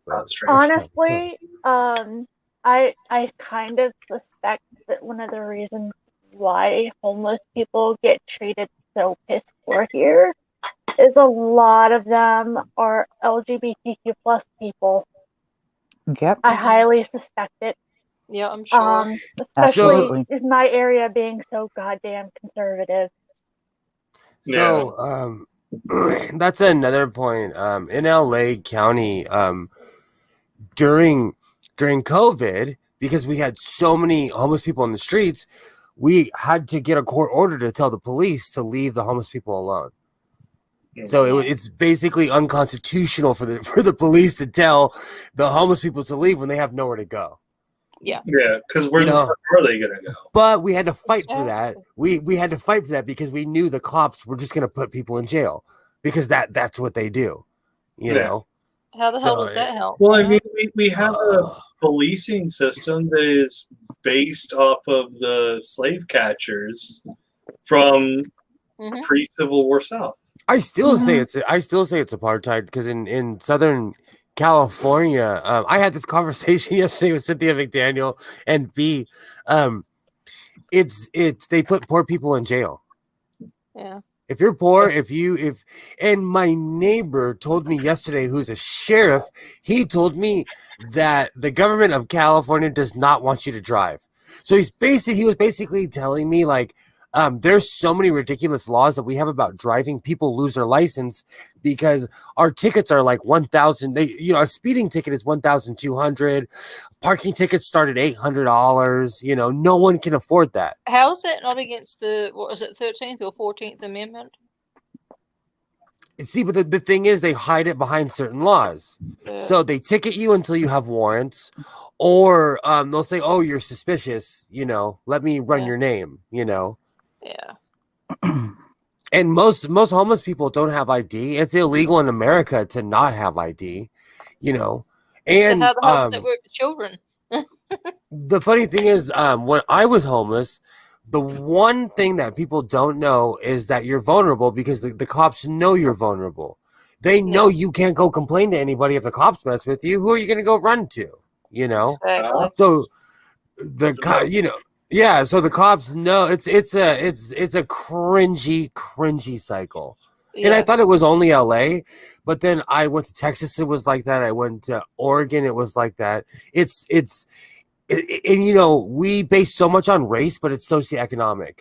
If you don't have money, don't have money, you get treated terribly. Because I've been on both sides. And now that I'm older, it's a completely different world. But if you're broke, people you're less than human. You're discarded. Yeah, You know? it's been a huge thing. They are trying to build something near the homeless shelter to prevent people from using that park right next to the homeless shelter as a place to stay. Now, we have a shelter that is not linked to any churches, which is odd for my area. Very, very odd. But I like it. they have limited room. And a lot of the other churches have so many fucking rules about like when you can leave, when you can come in. Mhm. You have to they treat go. homeless You have people to like go. children. Yeah, you have to go to X amount of services to be able to continue to stay here. That's And blackmail. so a lot of it's definitely fucking blackmail.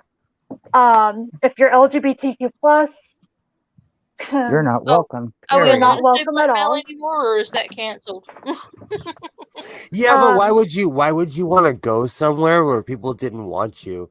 Like the Exactly. thing is Well, that I mean, here's if the you're thing though. LGBT+, If you're not really wanted. okay, but if you're talking like, okay, a hurricane's about to come, you're not gonna want to fucking be outside.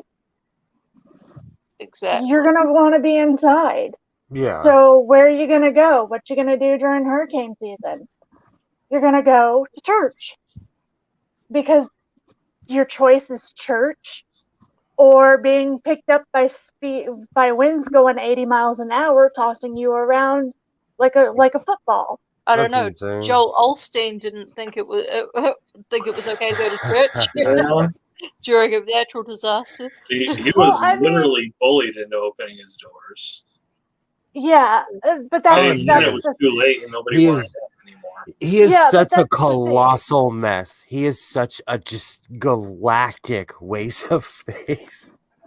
Oh, I cannot stand the presence of that person. Just Well, and that's the thing is like during the winter it doesn't get all that bad here. You might get a little bit of cold rain, but you're not gonna die from it. So No. you kind of just deal with being in the outside. But then hurricane season hits, and you're just like, I guess I'll put up with it because you don't have another option.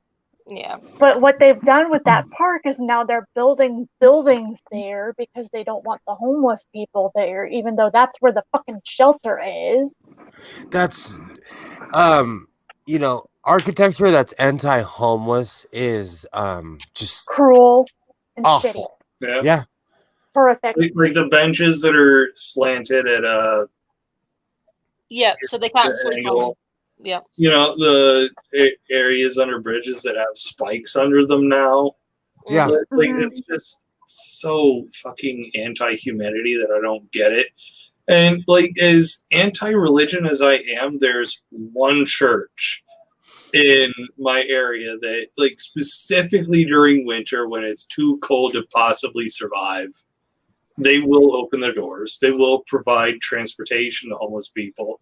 Like they'll go around and, have someone, probably two people, walk under a bridge, be like, hey, our doors are open tonight because you can't survive out here. Come stay here, and like they actually give people a place to be. They don't, like, for being a church, they don't proselytize at them. Yep. And like I had somebody actually when I was working at a convenience store last year, like complain, oh, they're just letting them shoot up drugs. Oh gosh. And Yeah. they're shooting up drugs, and Yeah. I think it's a safe place to do it. They're like, not only is it reasonably close to a hospital, but there's someone there the whole time. So if someone ODs, there's someone to call an ambulance. This is a problem to you, and grow the fuck up, you childish piece of shit. I think all drugs should be legalized across the board. At the bare minimum, decriminalized. Yeah. Yeah. Let people make their own No one choices. should fear prison because they're addicted to something they can't control being addicted to. Or they just want to do it. Yeah, that's totally it. I actually had someone unironically say something like that to me. That they just want to do it. Yeah, they made a choice. That's not how addiction works. No, I mean or how it- recreational users. Yeah, well, for Oh, some okay. people, marijuana is medicinal. For some, it's recreational. And to No, be I just- honest, it's it far does- less harmful than cigarettes, which we allow for whatever reason. Yeah. The point I'm trying to make is I'm agreeing with you. You know, it doesn't matter. They should be able to do it. You shouldn't be able to fear, like you Yeah. said, you shouldn't have to fear jail because either you're a recreational user or you're addicted. You know? Yeah. I read about a place in Canada that like it's I don't remember the actual name of the place, but if you're an addict to like heroin or something like that, you can go there, you can shoot up, and there are staff there.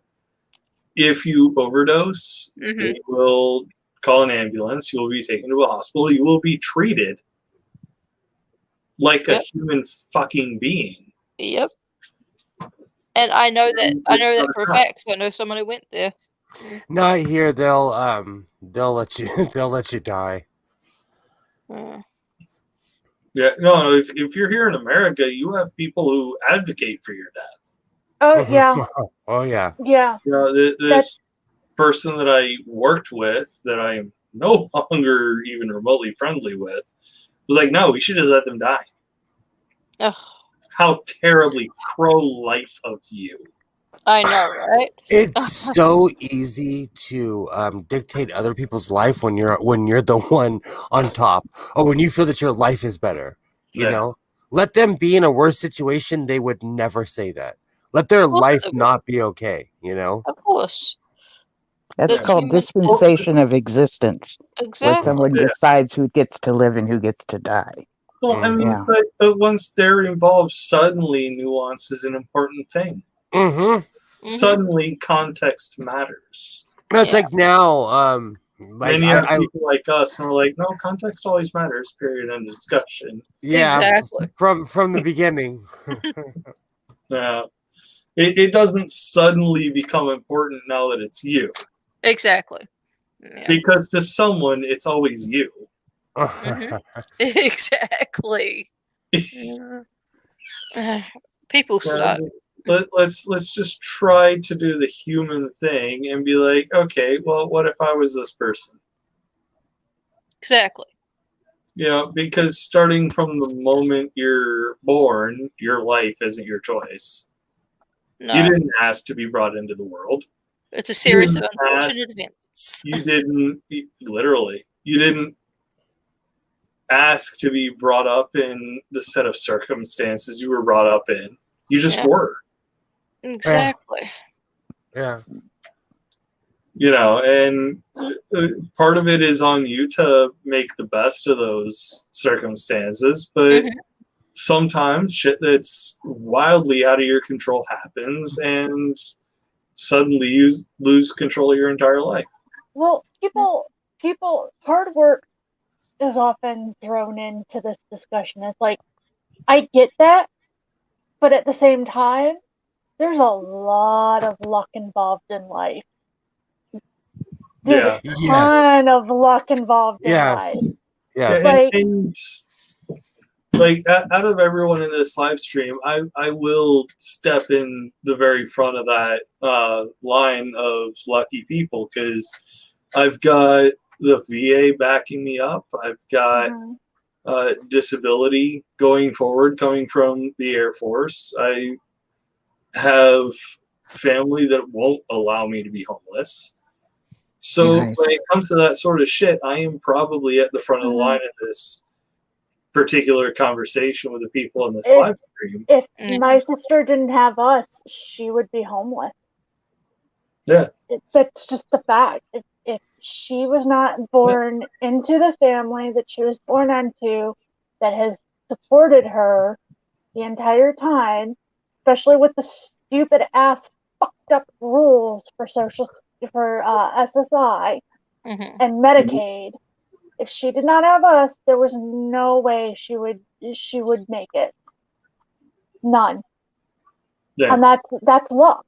She was lucky to have been born into the family that she was. Now, genetically speaking, she didn't luck out so good on that because she has spina bifida. But I mean, there's people don't realize that who you have in your life, Matt, who you have in your life helps determine that. How much money you have helps determine that. What supports you get help determine what all you can get out of this life. Yeah. And then you've got the Meghan McCains of the world that are like, it's so good that America's a meritocracy. You have to earn your place. And she would be literally nowhere if Daddy wasn't Senator, presidential candidate John McCain. You would be nowhere in your life if he was not your daddy. May he rest in peace. He was an American. Did you say piss or peace? Because rest in peace. No. I'm gonna head off. Thanks for having me on your stream. You're awesome.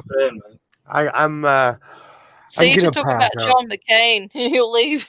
I have to get up and be responsible in the morning, Responsibility. That dirty word. I get the feeling that my leg's still going to be in so much pain that I can't do DoorDash. So, fuck it. I'll just keep going. Yeah. You guys have a great night. You too. You too. Bye, hon. You too. Night. Good night. Oh man. Yeah, I mean, like how much shit that happens to people in their lives is outside of the control, and you have these people that are like, oh, you need to pull yourself up by your bootstraps, which, by the way, is physically impossible. Have you ever tried to pull yourself up by your bootstraps? You can't do it. I mean, I do feel like people should contribute what they can, but I think sometimes we project what we think other people can do too. And that kind of, especially again with my sister, people look at her and think that she should be able to hold down an irregular 9 to 5. And I'm just like, you wouldn't make the fucking accommodation she would need to be able to handle a job. Yeah. You would just expect her to be able to do them. And I'm just like, no, you don't have any fucking clue how that works. I am in the state of Florida who's trying to kill us all. Thanks, fucking Governor DeSantis. And even they looked at me, they looked at my sister and said, you know what, we need to pay you to take care of her. My state. Yeah, I know. And I know we've had back and forths on that one before. But my thing is, I feel like society wants to hold back people who have problems who are disabled. Because they do. They don't encourage them to do anything. I have a disabled cousin. She has cerebral palsy. And she works as we call it the lollipop lady, but she does the getting the kids across the road and everything, after school. I love that. Things.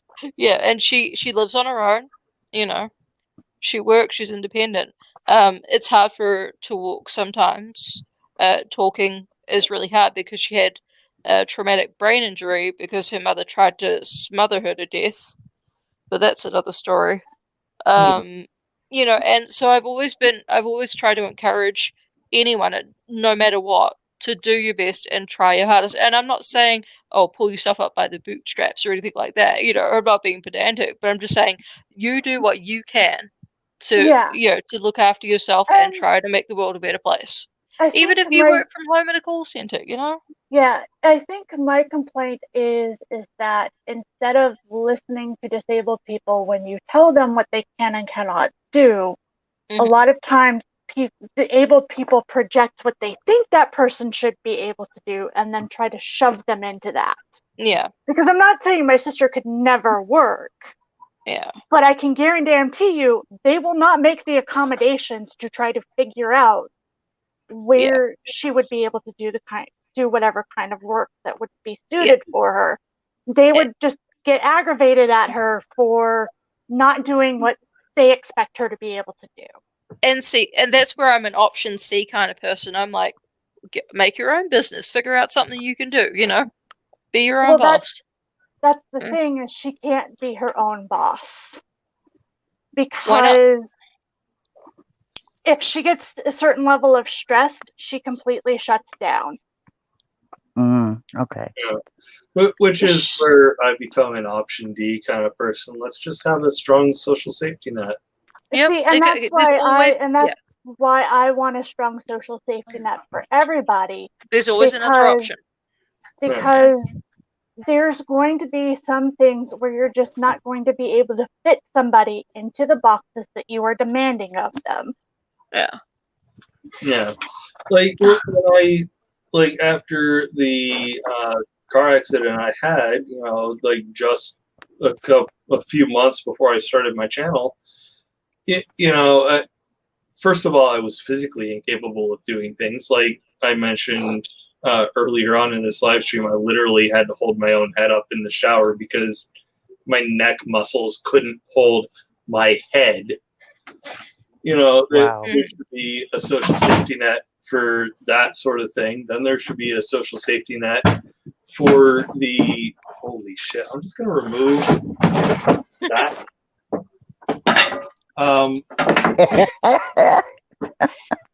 I had this thing that I was using as a bedside table, now is under my desk for some reason.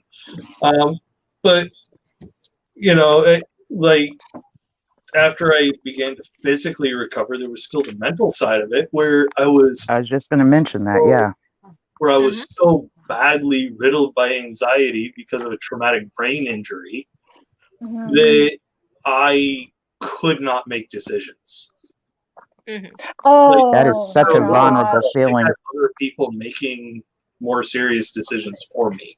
Yeah, the thing is that that's kind of, I don't make decisions for my sister, but I enforce them. But in order to get a decision out of her, you have to give her 3 times the amount of resources that you would somebody else. Yeah. You have to make sure that she's not too stressed. You have to make sure that she's not trying to please you because she doesn't deal well with conflict and doesn't want to deal with it and just wants to make you happy. And you also have to make sure that she comprehends what you're telling her, because if she's having a bad day, she doesn't get it. Yeah. And so people don't see all of those steps, and they see me walking in, because I basically go into the doctor's office ready to fight. Because I've been put in you're that her mode. advocate. You are her advocate. And people see the part where she talks normally because she's not stressed and she's not making decisions, and go, well, you're just coddling her and being overbearing. And of course she's not speaking up for herself.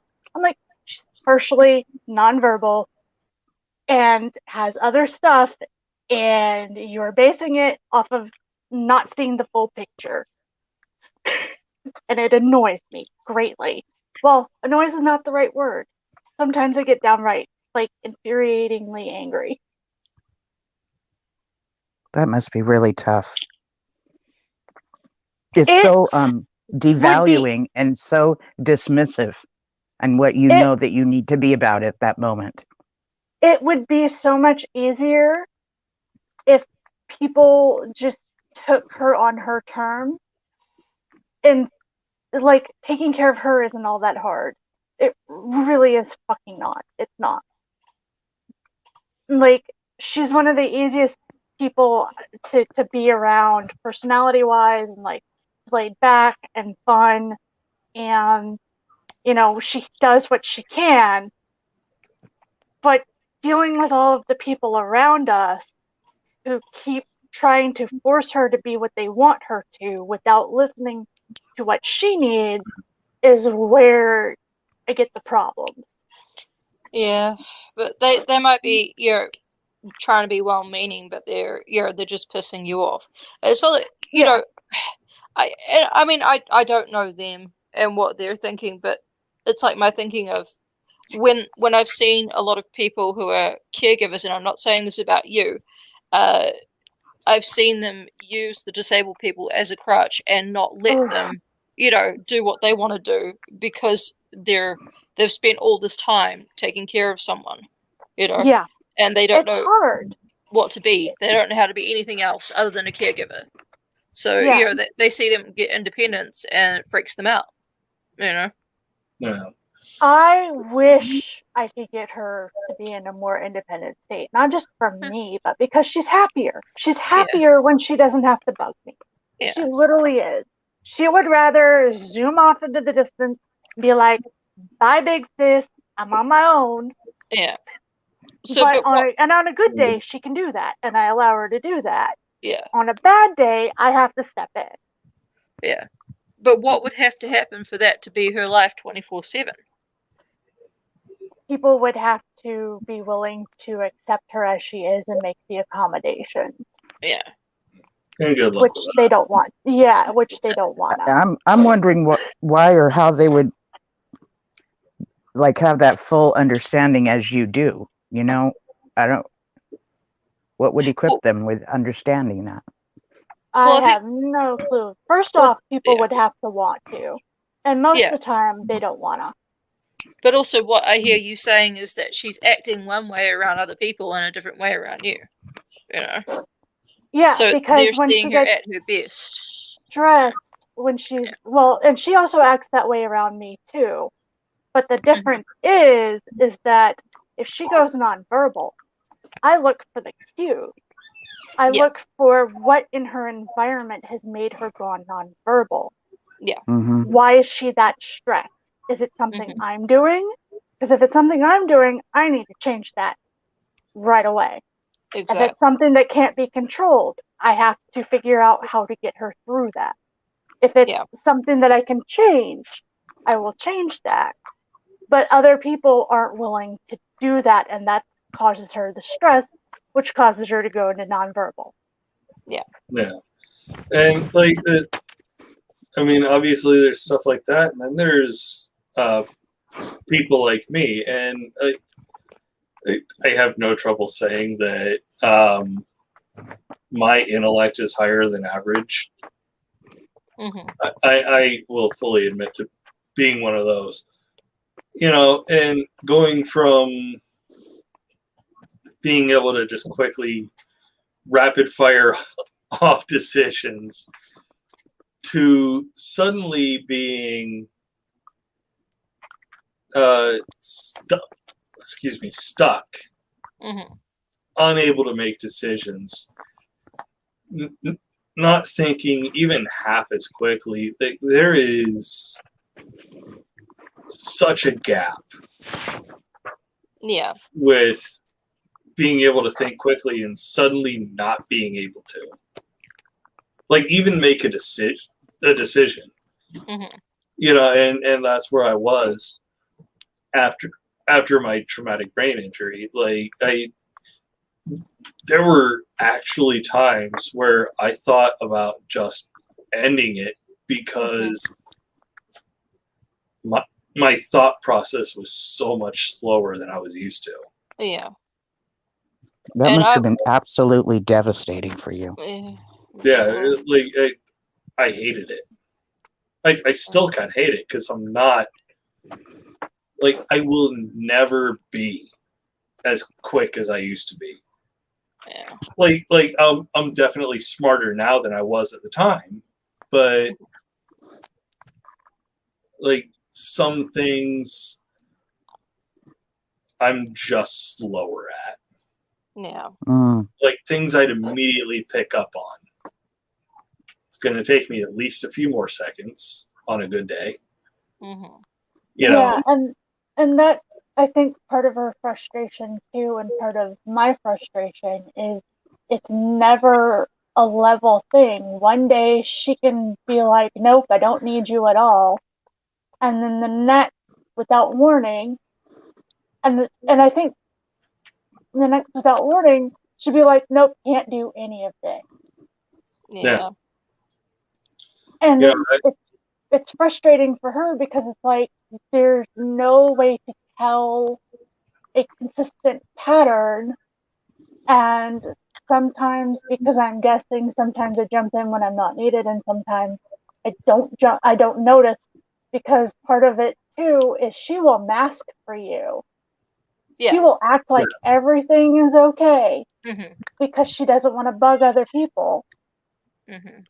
And then all of a sudden you're watching everything melt down because she put on a performance.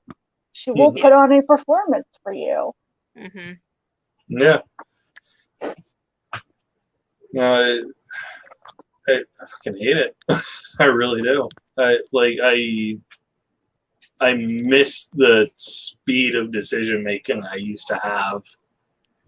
You know, and the fact that I will never get it back. Yeah. It's never gonna happen. It's like my pre-COVID lung function. It's never coming back. Yeah. Mm. And my lung function was shit to begin with. But Yeah. like, I mean, I have trouble with that. And then to imagine someone who's pretty much always struggled with it, like, I kind of feel like an asshole. No, No, even though it is you're a real not. struggle. Yeah, well, that's the thing is like all of us have our different limits and abilities, and this is something that I kind of advocate for everybody, because it's like even day to day, what you were able to pull off yesterday may not be what you are able to pull off today. Exactly. And so it's okay to wish for things to have been where they were. There's nothing wrong with that. It's figuring out that balance between, okay, I can't do this way anymore and I hate it, and let's not push myself so far that I wind up making myself worse. Yeah. Yeah, I mean, like, I'm approaching the point where my body is really beginning to fail, so I have a lot more days where this is a necessity. Yeah. Including yesterday, today, probably tomorrow, maybe the entire next week. I don't know. Yeah. Yeah, and the thing is that I find canes, because of the way I grew up, as nothing, because I came from a family where damn near everybody who had a cane was just like, look, I use this to walk, but in a pinch, don't try me, because I will use this cane against you. Oh no, I'm definitely ready to use this thing as a weapon, because yeah, like, because of the military, everything is potentially a weapon. Yep. But yeah, but I never wanted to test whether or not that would be fact with my mother or my grandmothers. So, like, they may or may not have been able to, but you know, who really wants to find out? I don't. I really like it. It's interesting because I tell myself I'm totally ready and willing and able to actually really hurt someone if I have to, but I can't think of a situation where I've actually had that tested. Yeah. And there are two things that I'm afraid of in that situation. First of all, I'm afraid of for the person that I have to use that level of violence on. Because I've got the training to use it effectively, and I've definitely got the physical strength to use it. You're not my size and not have that capability. You know, you're a tall man, aren't you? Like, yeah. how tall are you? 6'1" and I weigh 250 pounds. Okay, you so don't have my size and lack the capability of using that strength. Okay. It just doesn't happen unless you're severely disabled. which I am not yet. But like the other thing is, the secondary thing is, can I actually do it? Part of me thinks it'll be reflex, and I just will if I have to. But personally, I prefer to not. Yeah. I don't like violence. At heart, I'm a pacifist, and I think that's the thing with a lot of big people. Like people my size. It's like, yeah, sure, we look intimidating, but how many of us are actually really teddy bears? Right. Right. Yeah. Yeah, I have a bunch of ginormous teddy bears in my life. I was gonna say, speaking of which, I need to find a teddy bear and go to sleep because I need to work tomorrow. Oof. All right. But see, you go to bed then. yeah. Well, the beauty is I work for myself, so if I start at 10, I start at 10. If not, I'll work later. All right. Thanks, guys. Have a good All night. right. Night. It is Good night. Yeah, no, my mom's side of the family is pretty well known for having angry women in it, and I just never really wanted to test those waters with any of the women on my mom's side of Wow. Like, I don't know. I don't understand the people who want to use violence. I just don't get it. Sure, I'm willing if I have to. There's definitely a desire for me to retaliate, but I know that is not the best option to use, so I usually just like compartmentalize and then go on video games and do all of the things that I want to do. Oh, so you're that person on Grand Theft Auto 5. Okay. Okay, so I am aware of how most people perceive me. I am fully aware of it. So in Last Chance Gaming server that I play in, we often play Warframe together. And so I was like, hey, I need to blow off some steam. Anybody want to come join me? Blah, blah, blah, blah, blah. And they're like, sure, yeah.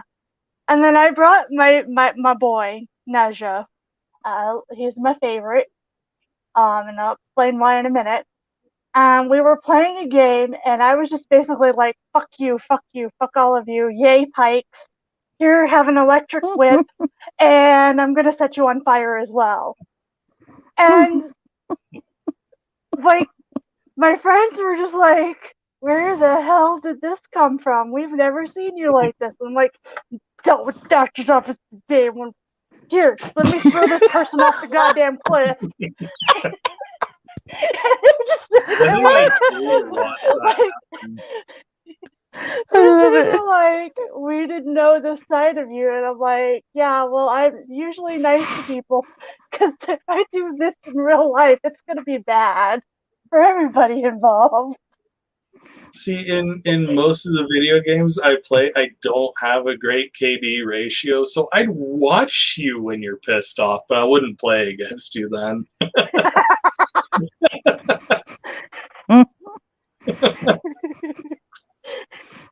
No, it was just so funny because they were just like, you're so different. I'm like, I use video games to blow off steam because let me tell you, if I were to start a riot at the doctor's office, I'd probably get kicked out and not be allowed back in. So I'll just take it out on Pixels instead. Yeah. Wow. Yeah, I mean, like, I don't know. There's a time and a place. Sounds like you were at the right time and the right place. It's like I think it was Godless Sewing that brought up the gravy seals earlier. Those tiny dicked people who open carry AR-15s into Chipotle. Those people.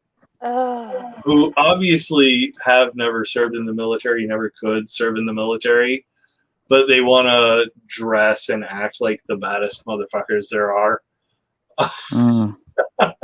See, and that's also part of it, is I know that if it were to come down to some kind of physical fight, I wouldn't know what the fuck I'm doing. I really wouldn't. So instead of doing that, I just avoid it at all costs, and I'm like, I'll just do it on a video game where it's like, no consequences. It's fine.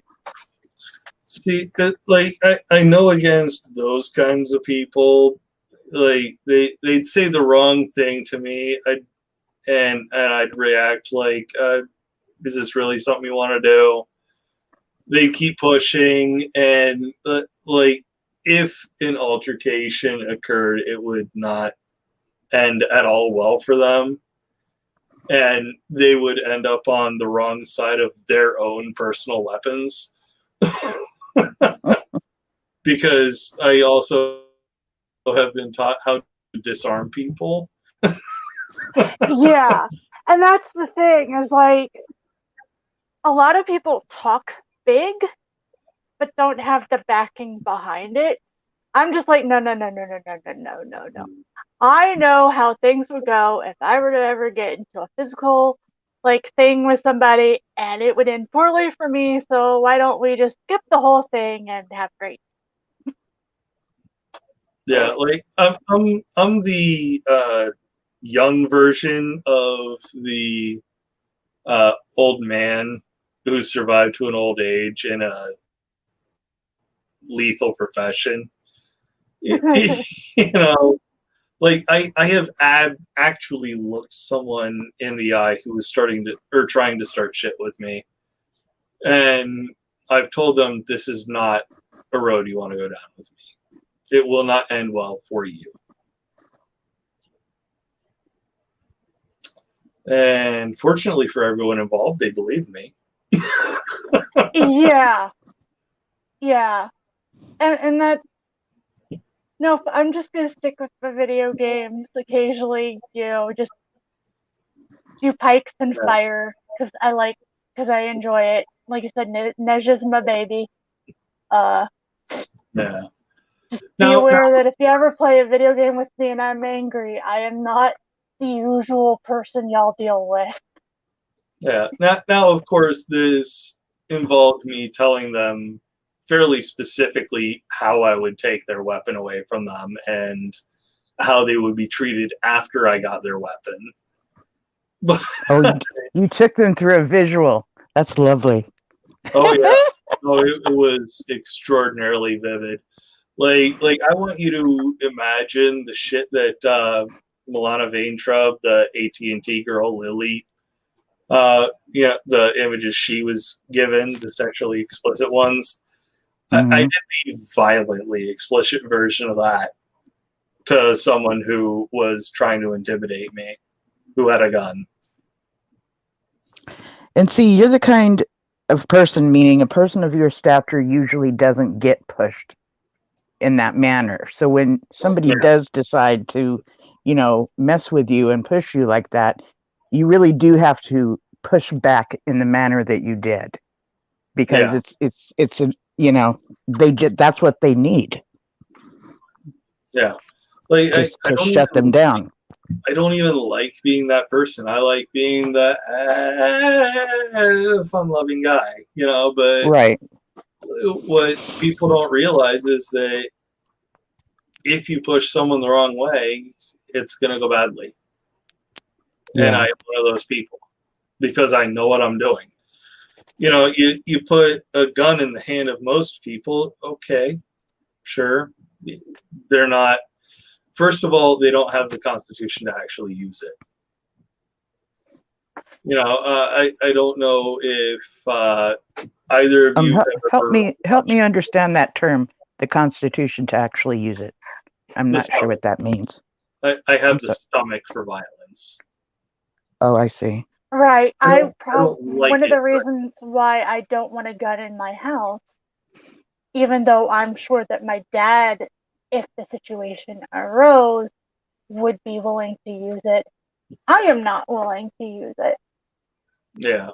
because I know that even though it would be in protection, if I ever did, I know I don't have the ability to deal with the consequences. I'm aware of that fact. Yeah. Yeah, and that's the thing I don't think a lot of people realize with firearms is that things can go very badly one way or the next. And there's a show that I like called The Newsroom, and it illustrates this point perfectly for me. There's this woman who's kind of in a weird way showing off for the main character, and she's like, oh yeah, if someone ever tries to mess with me on the street, like this is after her phone goes off and she tells him to look in her purse for it, and he finds the gun. Yeah, so she's like weirdly showing off, like, yeah, if someone ever tries to mess with me, they're going to end up on the wrong side of this. And his response is, because she's like badassedly, pointing the gun sort of in his direction. He's like, that's not at all what's going to happen. And then he demonstrates what'll happen. He gently pops the underside of the gun in her hand. It winds up in his hands, and suddenly it's pointed back at her. That's what's going to happen in the vast majority of cases of people with a gun. Yeah. But people like to make believe that, oh, well, I'm a good guy with a gun, so the good guy always wins. Well, and also, there's also that chance that in the moment, people talk about fight and flight. They always forget freeze. Freeze because is a big you one. can freeze up. You can freeze up, especially if you have had traumatic situations happen in your life before. You can very well just freeze up, and you've just handed that person a weapon if they didn't already have one. Yeah, and like flight or flight doesn't really work with me because like I can't run. I have asthma. Now I have gotten over COVID, so there is even more scarring on my lungs. I cannot run under any circumstance, period, end discussion. I'm left with flight, or I'm left with fight. Okay. Yeah, and for me, depending on the situation, because of how I grew up and what I grew up with, I am likely to freeze in a situation or not entirely possibly process it until after. So freeze is what often happens because I will have friends tell me, hey, why didn't you say something was terrible when it was actually happening? And I was like, because between the training that I had growing up Mormon and the trauma and all of the other factors involved, I'm not likely to speak up about something as it's happening because my brain doesn't process it in a way that allows me to. And I'm trying to get better about it. But even simple things, sometimes I wind up having to go back afterwards and talking shit out. Yeah. That's falls under learned helplessness, and it's very real. So you're actually trained to be powerless and to not know. You know what I'm saying? Yeah. Yeah, and the only exception to that rule seems to be, hey, my sister is involved. Because once my sister is involved, that learned helplessness goes out the fucking door. I tend to be over aggressive when that happens. I'm the same way. It's the weirdest thing. It's so counter logical. But yeah, if you see it going down on somebody else, it's like, hiya, you get into gear. But it's different for some reason. It's just different. It's not us. And see, the first time I ever hit my mother back, I was 25 years old and pregnant with my second child. And the reason I hit her back is because my oldest daughter, walked in the back door and was getting ready to watch my mother hit me. And in my head, when my mother hits me, my daughter's going to see my mother as the final authority. And I could not let that happen. So it was a choice for my daughter that I fight back to my mother, or I did a move, which was pretty wimpy. I mean, I just socked her on her arm and then began screaming at her. I didn't like beat her ass down or anything, you know?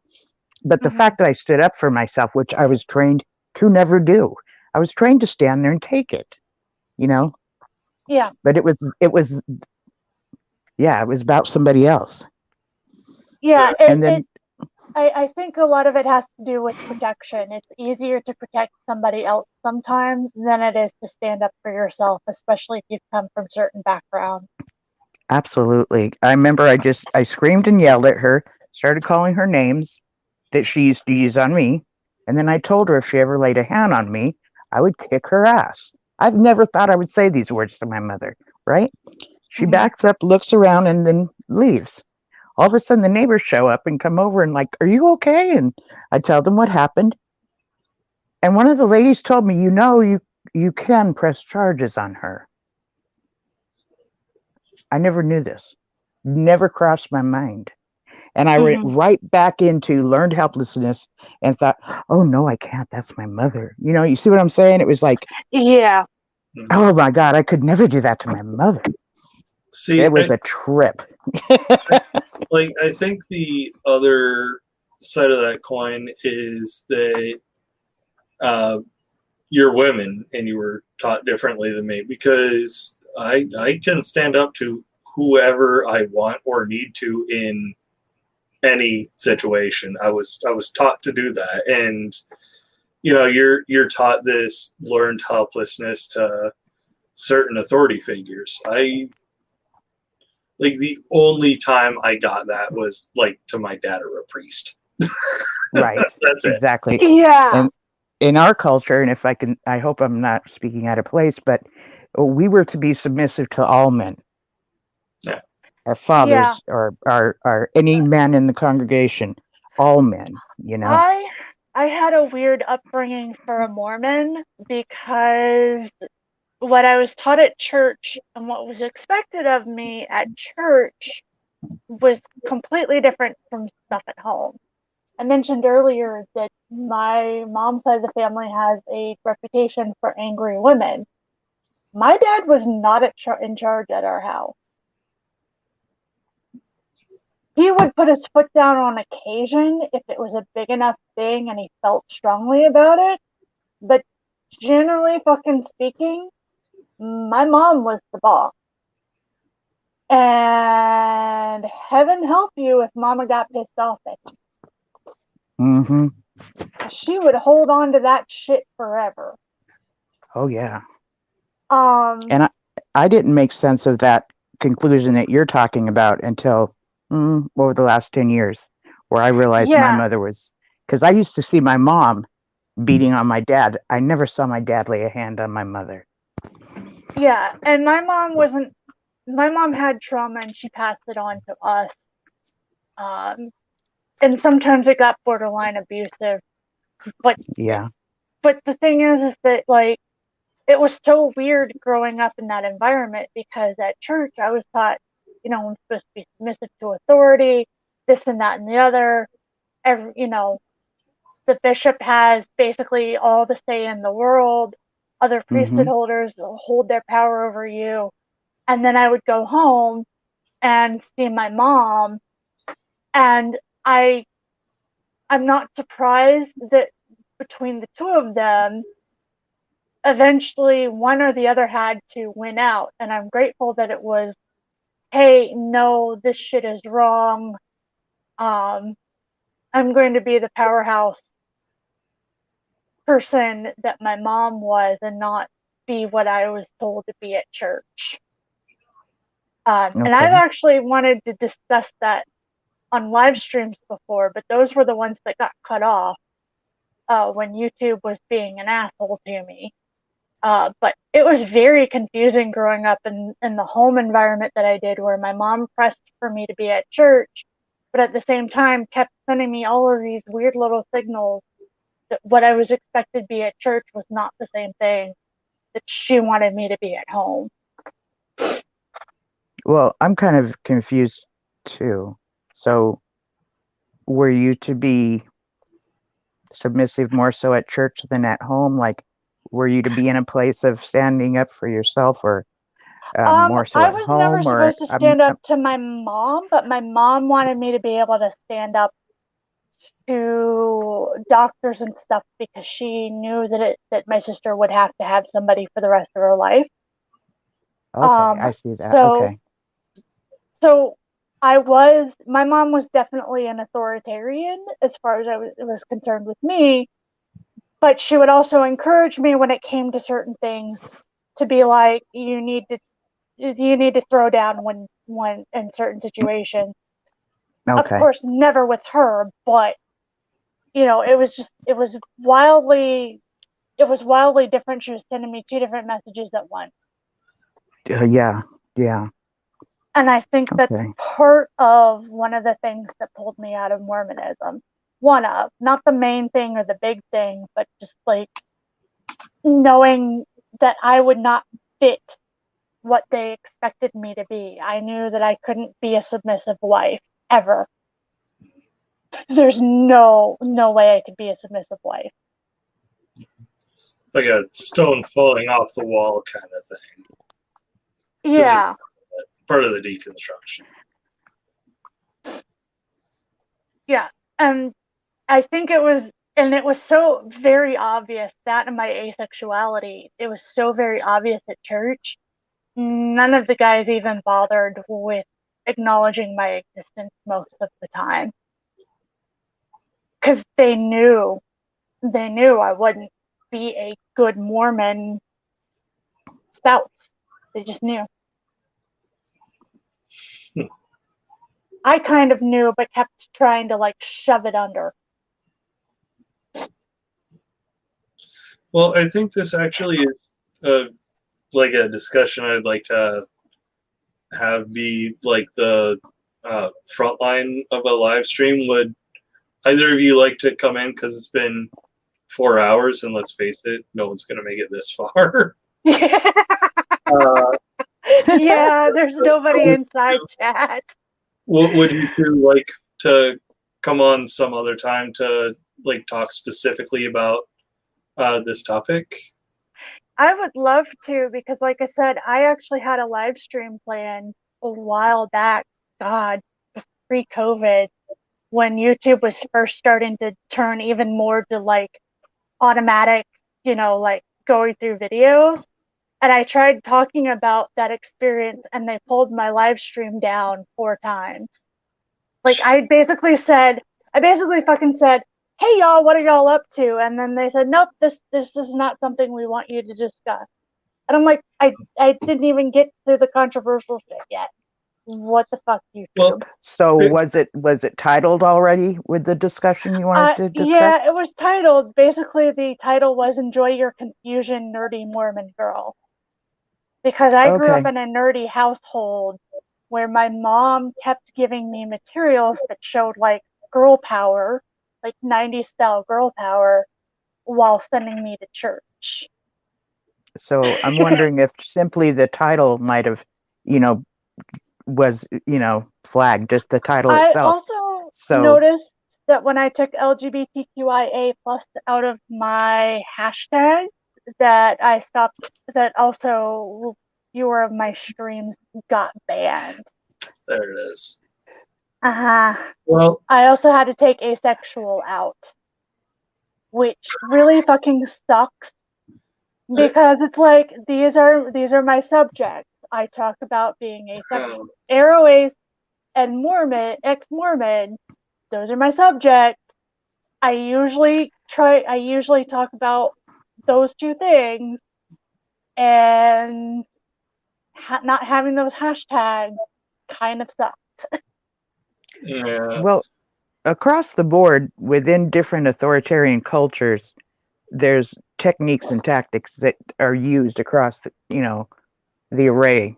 So if he could come up with something that's more generic or whatever, maybe that'll help. And yeah, I'm wanting to know, but like, so what it's like for women to, what would the subject be? Help me out here.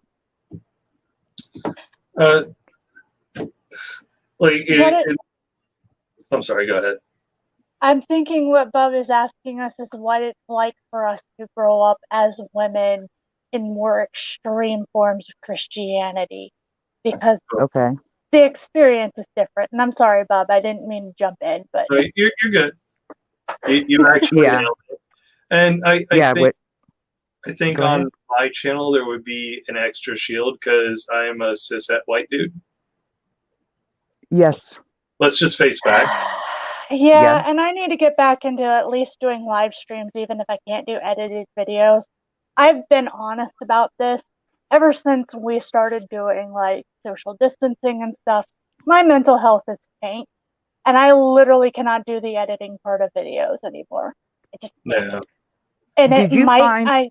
I think it'll come back once I get back to at least some semblance of quasi normal, but as long as I'm stuck here with my Super Mormon family and not able to go out, it's going to be that way for a while. Yeah. And I mean, like, people who have privilege that they can use as a shield should use it for good. So, yeah, cishet white dude, I've got that, a little bit of that shield, so go ahead and use it. Just Yeah.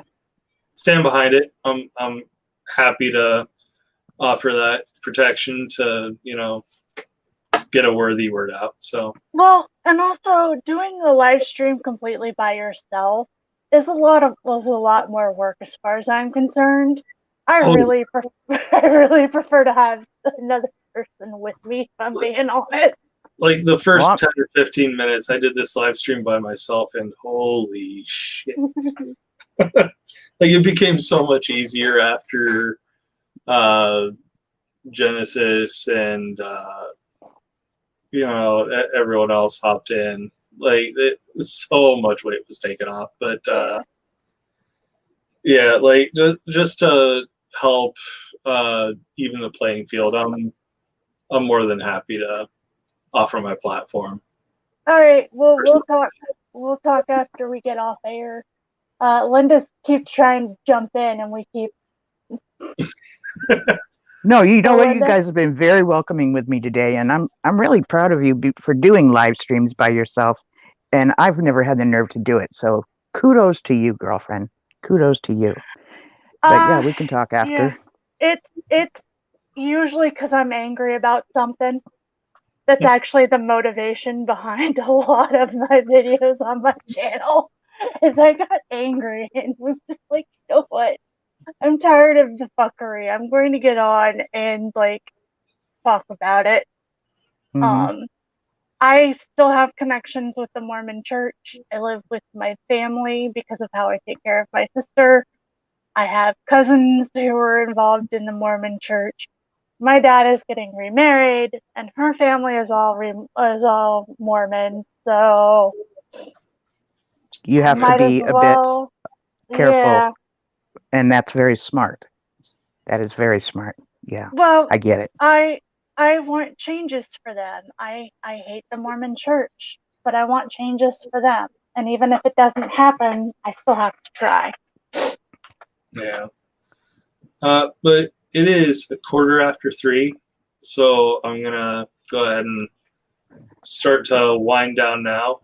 Tria, definitely send me a message on Twitter because my brain is already failing. I'm about to fall asleep, and Okay, fair. It's not a great combination, but this is definitely a conversation I want to have to, actually help level the social playing field.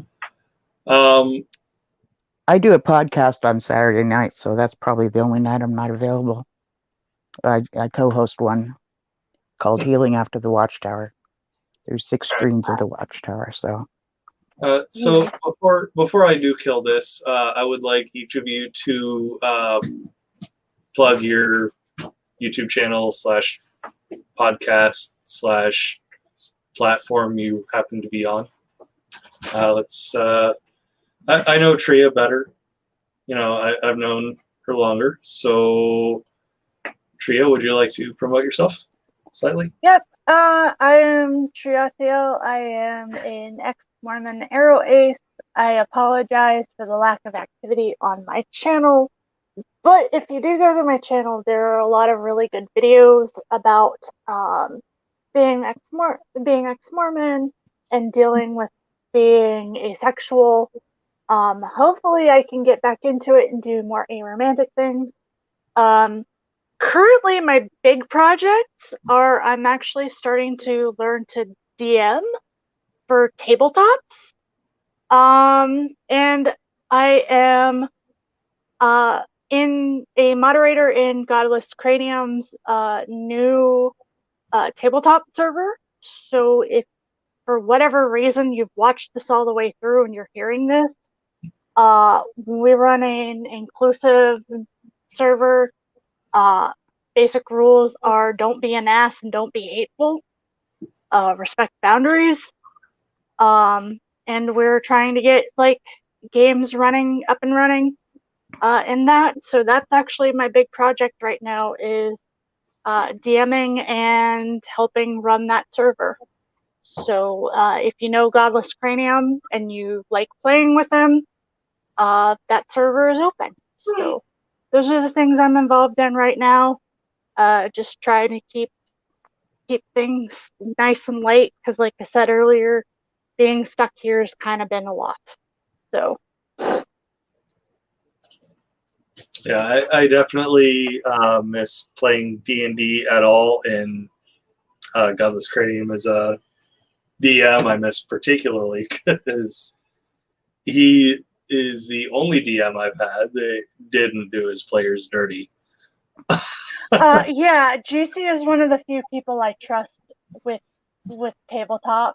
I am wary of playing with other DMs because of past experiences. GC is really good, and if you want to invite to that server, Bob, I can. Oh wait, I think nope. I'm sorry. I shouldn't have said that because I know some people are mad at you in that server. God damn it. That's cool. That's cool. I'm getting tired of trying to keep up with who's mad at who. Oh, the drama. It's so lovely. It's funny because I'm totally unbothered by them being mad at me, so it's total waste of energy on their part. Yeah. Well, there's people that like GC watch the server and I'm like, hi, I really hate to tell you this, but guess what? I can't be with them either. Yeah. I'm cool. I mean, he's already invited me to a game at some point if it ever gets off the ground, so yeah. I'm down. Yeah. Well, if he's good, I'll remind him to make sure to extend you an invitation to some of the games that we're in. Because I know he did at one point. We did have that conversation. Yeah. But yeah, but GC server, like I said, we're inclusive. I've been adding disabled tools and stuff. That's cool. Yeah. My big thing has been like organizing and making sure that things are accessible, like giving out, like I've provided consent forms, forms for dyslexic players,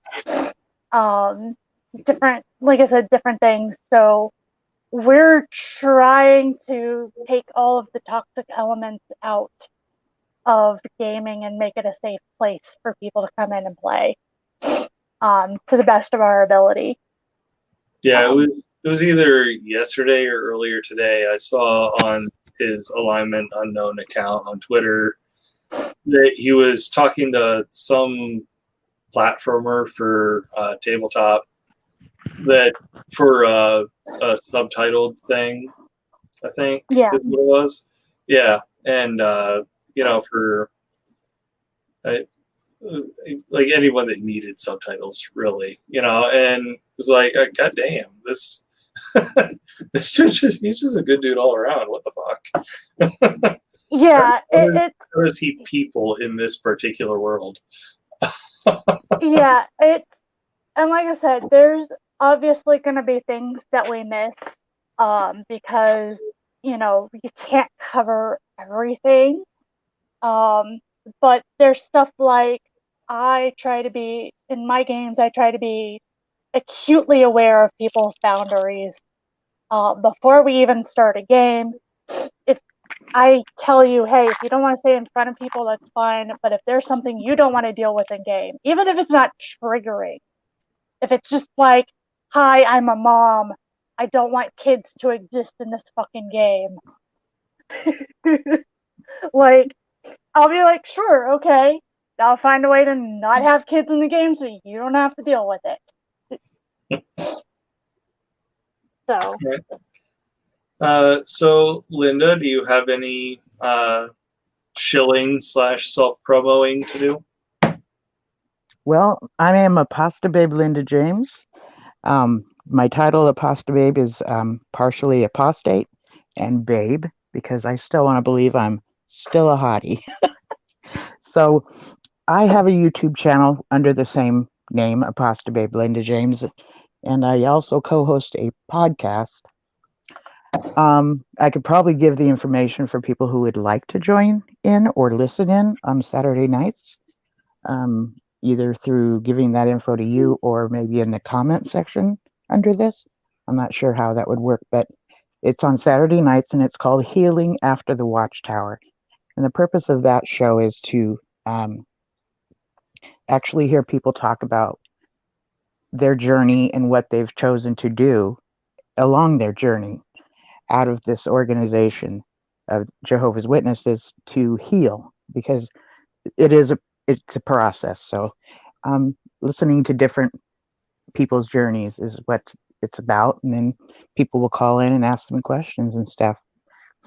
I do a lot of teaching the tactics and the techniques that are used pretty much across the board for authoritarian destructive cults, so that people can recognize them and not be so deceived by them. And that's about it, I think. Yeah, that's about it for now.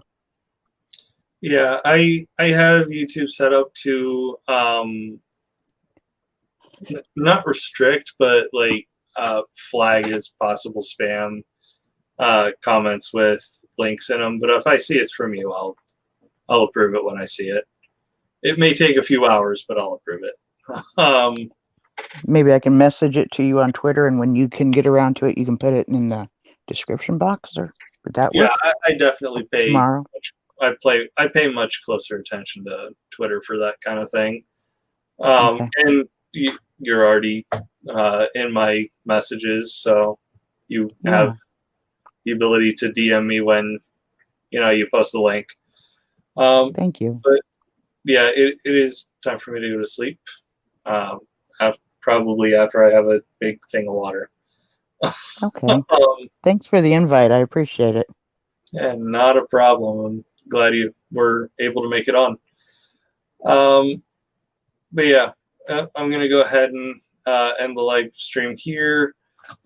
Anyone who's made it this far into the live stream, look forward to me having almost definitely Trey Tayal, possibly Linda, if you're down for it, that conversation we mentioned about 20 minutes ago, possibly other women, because I know women have a much rougher time in more conservative religions. Mm-hmm. And I like to try to give a platform to that. So keep an eye out for that video / live stream where I basically will open my platform and step away from it and let the guests have control of the show. It's been a while since I've done one of those, but definitely look forward to it. It'll probably be coming up soon. So yeah, thank you for coming on, and take it easy, everyone, and we'll see you in the next one. Good night, everybody. Good night.